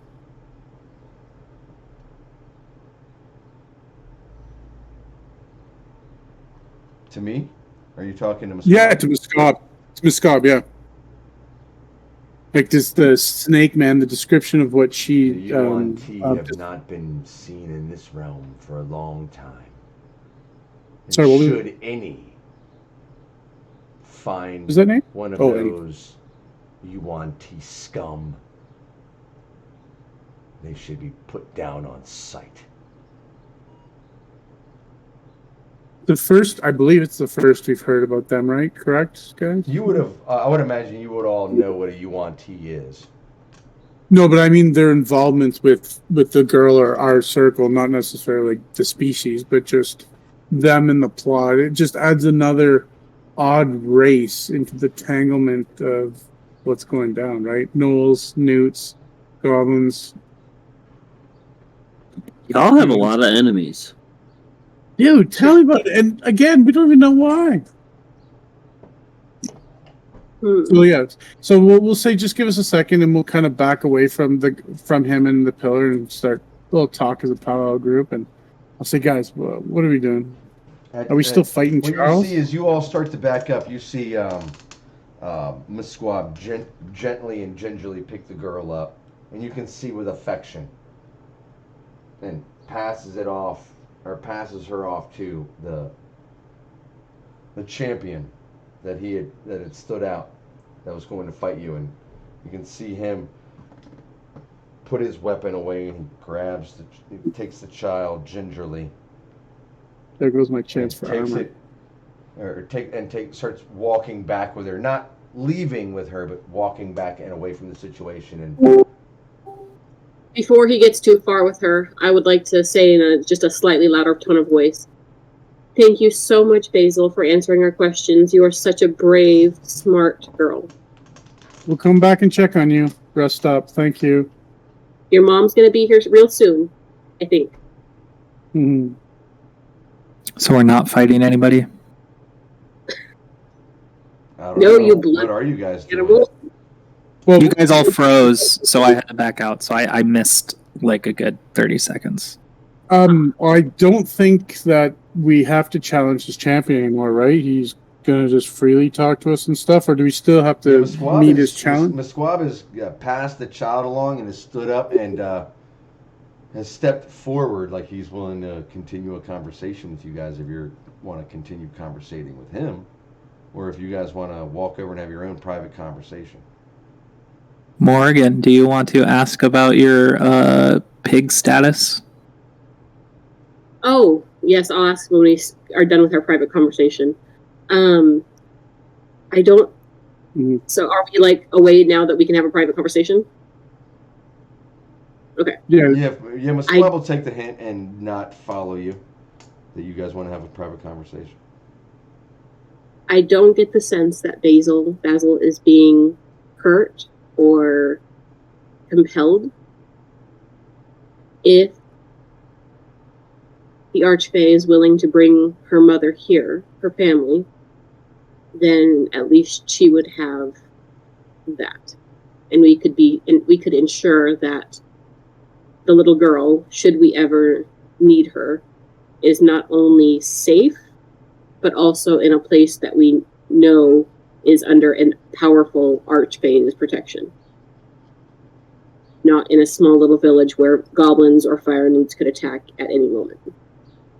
Sure, I do get that partially as well, but again, I get also a sense that he has a motive that's not just her well-being or training. He has a purpose for her, and he's working her for that purpose.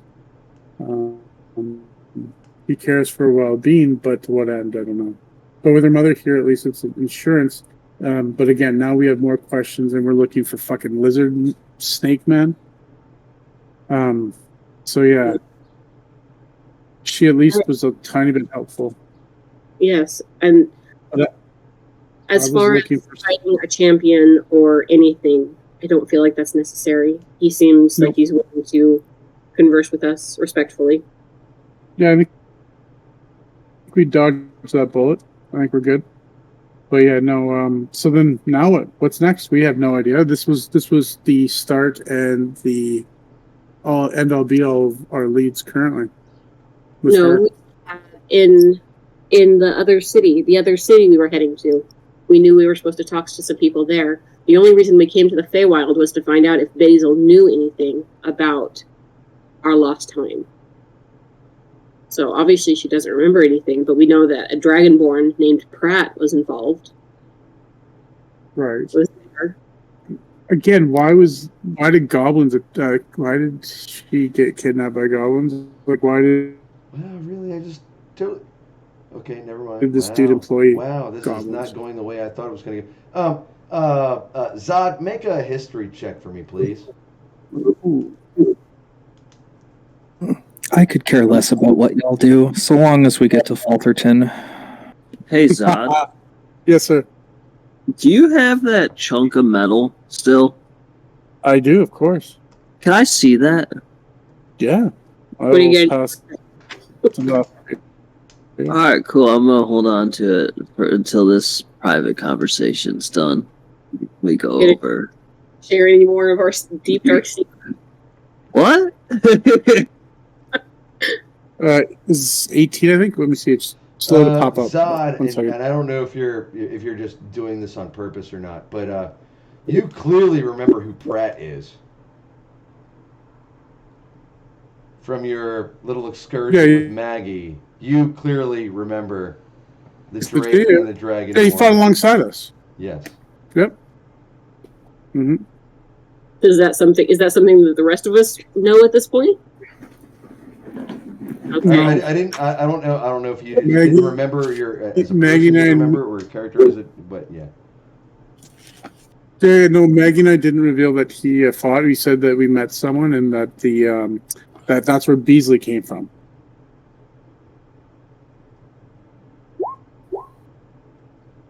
So yeah, you remember that name very clearly, and it is a clear description of the same person that you've encountered. So we don't know that, but we know, at least the rest of us know now, that Pratt was in the room with us when we woke up, along with Basil. Right. But according to Basil, Pratt was stabbing me. No. What? No. Right? I thought the Snake Man was stabbing you. Oh, right. No, Pratt got her out. Yes, got it. Yeah, that was from the nightmare she was having before she took the 7-year nap. Yeah. So it was the Basil's Snake Man stabbing any more information for us. Basil, so at this point, if she doesn't know anything more, we have no more utility for Basil. We either take her with us or leave her here. I don't think we're in a position to take her with us. I feel the same. So I would rather be here than in a small little village next to a purple dragon that's expanding territory. Well, I think no matter what, you struck the best bargain we're going to get. Her parent or her mother are able to come here is pretty much the extent of what we could have hoped to accomplish, I think, at this point. Because this place is too big, and he's clearly too strong for us to do anything else. Like, we can't even make a fast exit. Like, there's no way to get out of this room without him messing with us. So, and you avoided a combat, and he's already met the terms of your conditions of having family come here. So, we call this a win, and we move on with our lives? Is that kind of where we're going? I think that's the best option. Twig, Marathon, what do you think? They said they just want out of here.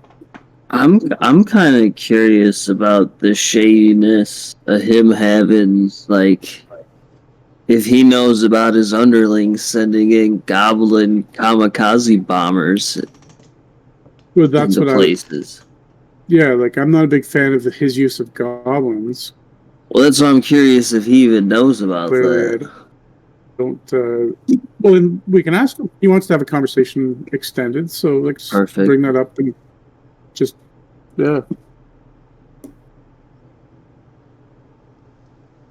So I guess if we're done our conversation, yeah, I'll go with you and let's go talk to him about that piece of metal. Yeah, let's do it. All right. All right. The squad is still sitting on the step, humbly sitting on the step, waiting for you as you make your way back.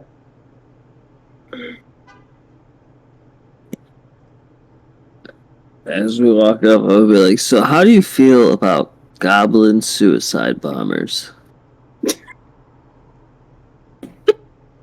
Such a good magic card.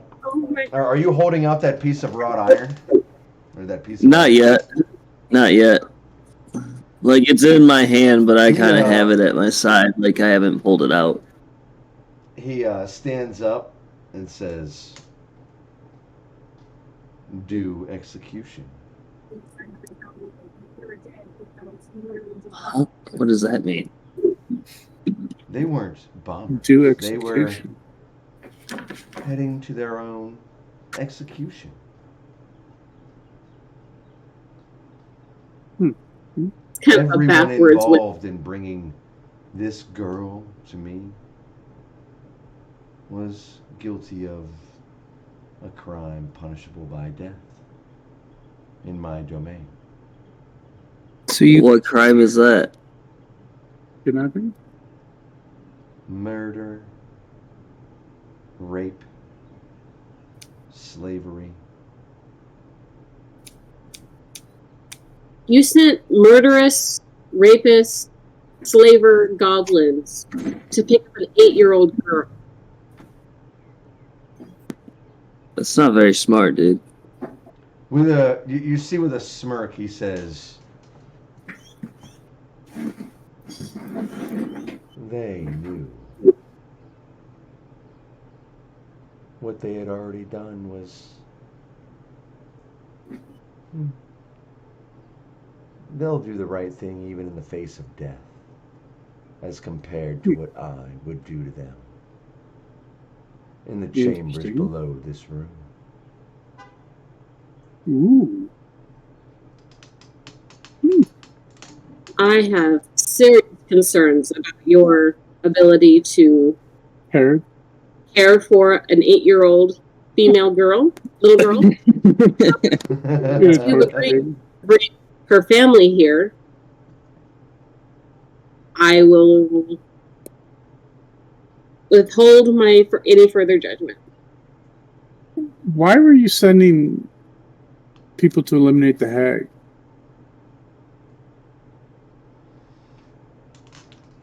The power that this Oh, yeah, little you're girl- welcome, by the way.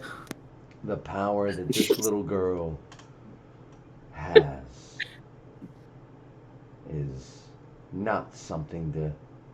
It is a trail not easily covered.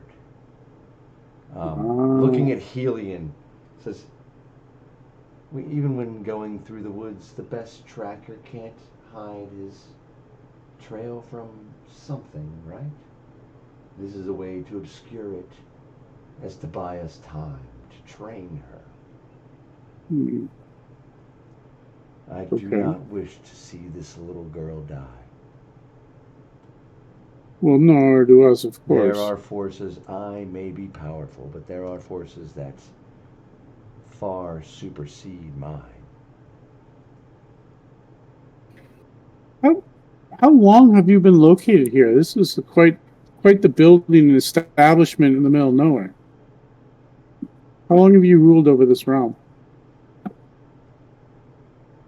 I am the second lord since the Sundering, the great Tearfall. So, have you lived through the coming of the Pillars of Creation before? I have not, but I have heard of stories. Always with the pillars of creation, great destruction, great rebirth. Hmm. Have you heard of or met Mab or Oberon before? You know Oberon? Barely. Just a passing acquaintance. Huh. That charismatic son of a bitch. Always a good laugh with that one. Yes, Says he laugh actually- until the laughing stops. Says he actually married a pillar of creation. Oberon married a Pillar of Creation? I am getting my names right? Hold on, before I get too fucked up with this. Right. What are you saying? Right. You I cut go out get for a my second. names right on who those people were, right? Before I go making Yes. it really awkward. Okay, good. Good. By chance, do you have any? Are you able to use teleportation or planar magic? Only in select spots. Did you get us back to our original continent?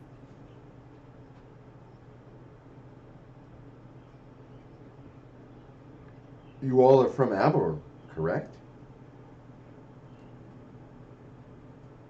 Not originally, for some of us. Just me.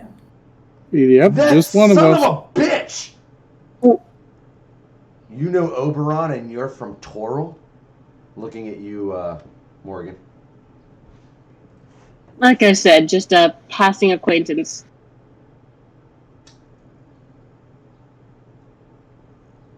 Then I need you to tell me exactly how you're here. Hold up, Lord Marshmallow. I have a question for you too. You! Lord Marshall, I love it. Oh, that's fantastic. What is your? Can you let us know what your allegiance is to High Queen Xandria?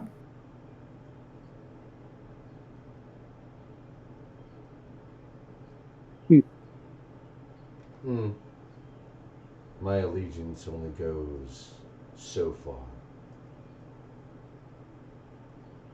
Heard rumors of dark magic.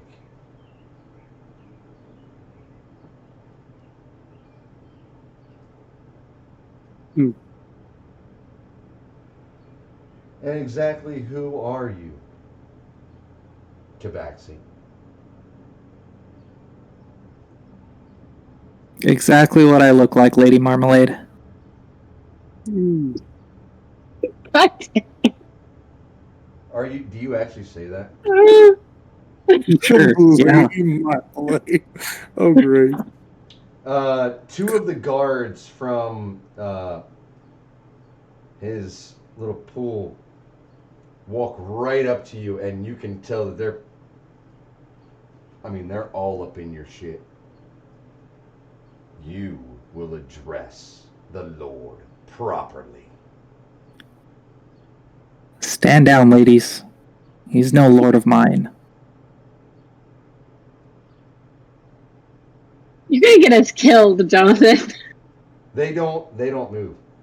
They are, ridiculously up in your grill. I have a hard time being friends with Fae that allow corruption to run through their lands, like the corruption we saw to that dryad. The Musquab says, corruption. No. I'm only willing to use the tactics that they're willing to use. Who is they? Whoever is. There is something happening. The gods are silent. Yes, If they even exist. they are silent, He and looks I. at you. He looks at you, Twig, and says, "From Abor." Yes. That would explain your. Is there another world? Hmm. Yes, there was one world. There is now two. Twinned, mirrored. One with the gods, one with the primordials. The Feywild ripped in half when the world was ripped in half. It has always been my goal to bring the Feywild back together. Well, sir, this here ain't my world.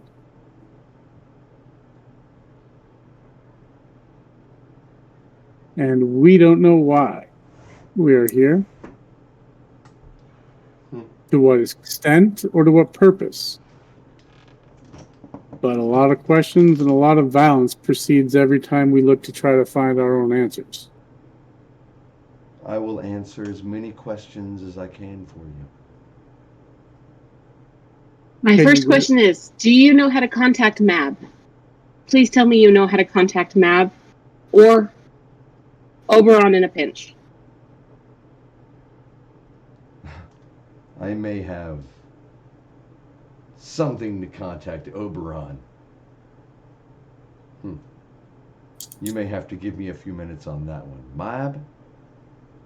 I seem to recall that name, but I cannot remember who that is. But Oberon, yes. If you give me a few moments. Okay, sorry to interrupt you, Zod. No, I it's suppose okay. that if we can get a hold of Mab, she can take us home. Hey, if it can lead us to getting off this continent, or this world, so be it. But that still doesn't answer the purposes of why the hell we were kidnapped, and 7 years have still passed. 7 years, you say? The child was gone for 7 years. Yeah, we share kind of similar camping experience, if you will.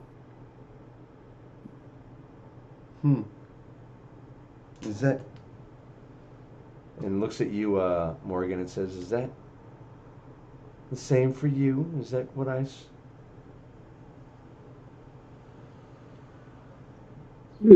suppose. Seems to me as you were all hidden for some reason. Well, that's What's been indicated to us before. And we've been asking why and when and who and... Not all of it. No. We've picked up friends along the way. But the two of us that you see here today... And Musquab looks at you, Twig, and says, you have some wild chaos inside of you. Is that to who? To Twig. You could do with some Oh. training here. I already have a master, mentor. I prefer his tutelage than what I can see here. Very well. Any other questions? Who does your tailoring? Your bodyguards seem to be very well dressed and equipped. Why, those are made by our armorer. Would you grant us Flyer. access to... Fint Forge. The what forge? Flyer Fint Forge. Briar Fate Forge. That sounds like a fancy forge. Flyer Fint Forge. Briar Fate. Okay. Still sounds fancy. Is that accessible to us? And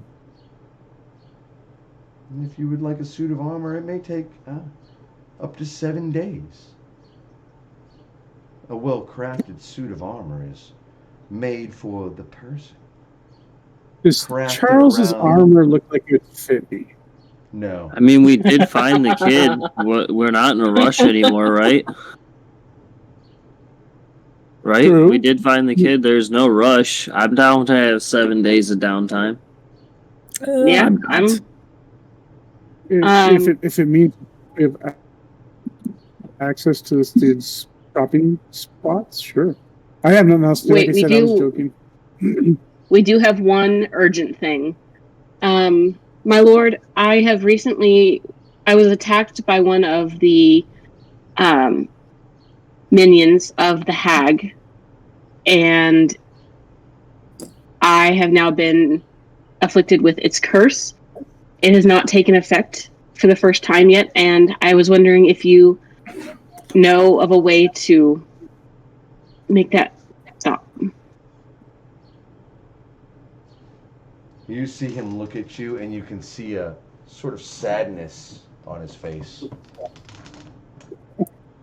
That's not good. You will see a priestess of one of the gods. I cannot help you here. And depending on how long you spend here, you will only have but a few days before a full moon. Going back to the prime material.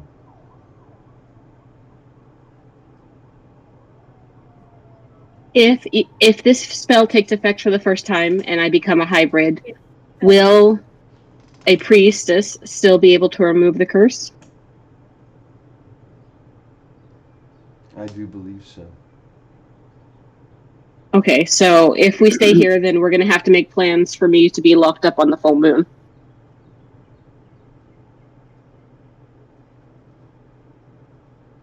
Which is in how many days? You said 7? A little less than 7 for full moon? Oh yeah, We're less than here for 7 days. Okay, so right be around time we'd have to leave. Yeah. No, As long as we make arrangements for that, I'm fine with staying here. I have rope. if he's willing to have us as a guest, yeah.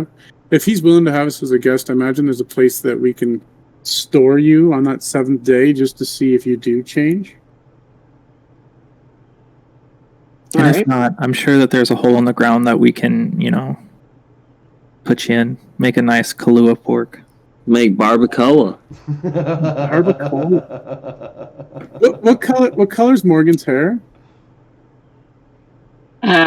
Deep black. So we can go like midnight silverback or something for your anniversary name if you change. Oh, you guys are the world.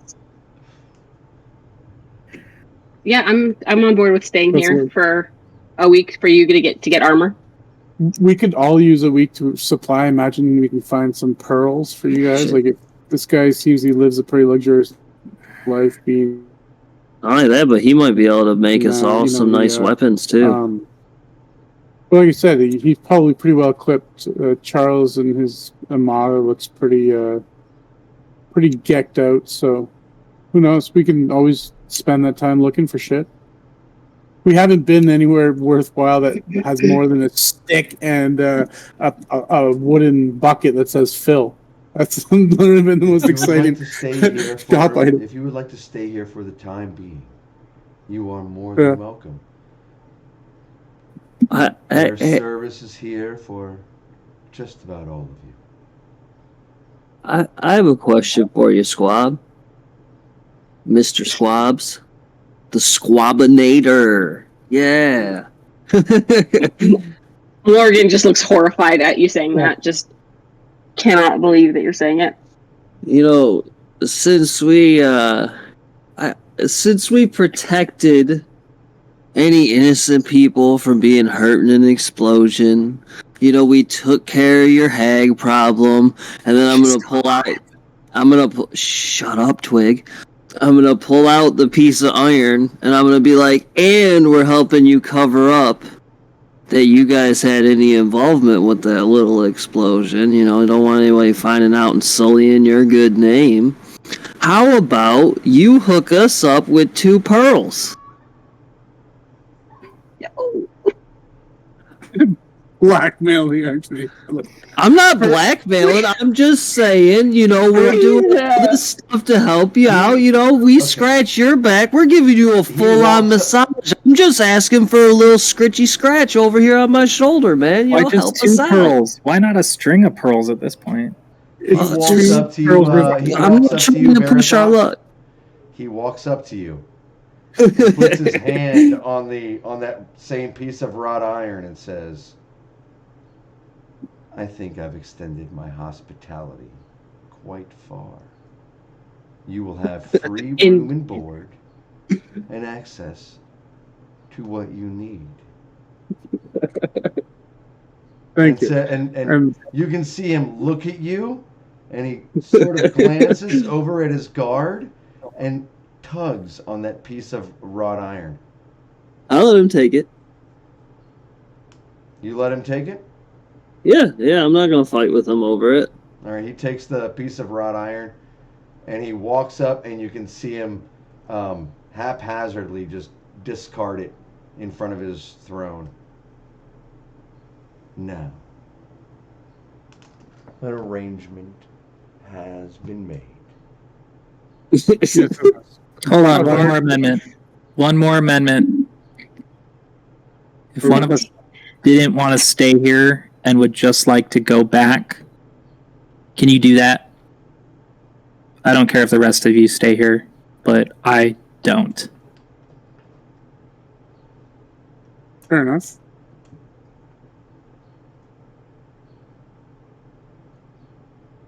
If you would like to leave, you are more than welcome. I mean, leave the Feywild. You shall be unmolested on your way back to where you came. Well, I'm glad you're not going to molest me. That's a pretty nice thing. Most people don't have. That's pretty good, dude. Anyway. Some people call us bad hosts. You know, good molestation's a good host. I guess it depends on what you're looking for. But I do assure you, your time here will be relaxing and safe. So long as there are dragons and gnomes murdering and killing people in my world, nothing is relaxing. Well, that's why we're staying here, to get better prepared to stop that stuff in that world. Resupply and then regroup and head out. As you say that, he says, do you not realize how time works here compared to where you are first from? First time travelers. How long have you been here? And Helion sort of 2 days at this point. No, I think more than we've 2 been here days. I think they've been here for 2 days. Oh, that's it? Okay. For 2 nights. Just maybe day 3 3. days, 2 nights. Maybe. Chris, I've got like 5 more minutes. Okay. That's fine. We'll wrap this up here in just a minute. For every day you've been gone, it has been but an hour on your world. Oh, dude, we got a hyperbolic time chamber. We're golden. Yeah, do some studying. Learn some spells. Do some apprenticing. We're about to get unlocked Super Saiyan up in this bitch. Let's go, dude. Super Saiyan. I love it. All right. Oh my god. Dog just starts doing push-ups in the middle of the throne room. You're gonna pop out 3 days later, but And you're you know ripped what? like That Arnold. is where we're going to leave off today. All right. With that So revelation. We'll just drift off to our quarters and then yeah. No, Oh, we're do just training gonna while we're gonna here. leave it off right there. You guys just found out that for every day you've been gone, it has been It's only an hour. Okay. Awesome. So if we Nice. stay to 7 days, we'll literally have only been gone for 10 hours. In total. Plus, well, we need at least 2 days back to the portal, right? For about 2 days travel, Chris? Yes. So 12 hours. So yeah, like half a day gone. To get all supplied with brand new shit and better armor and all that, I'm about it. Run it. All right, yeah. Deal. Let's do it. Done. Good session, guys. Fun time.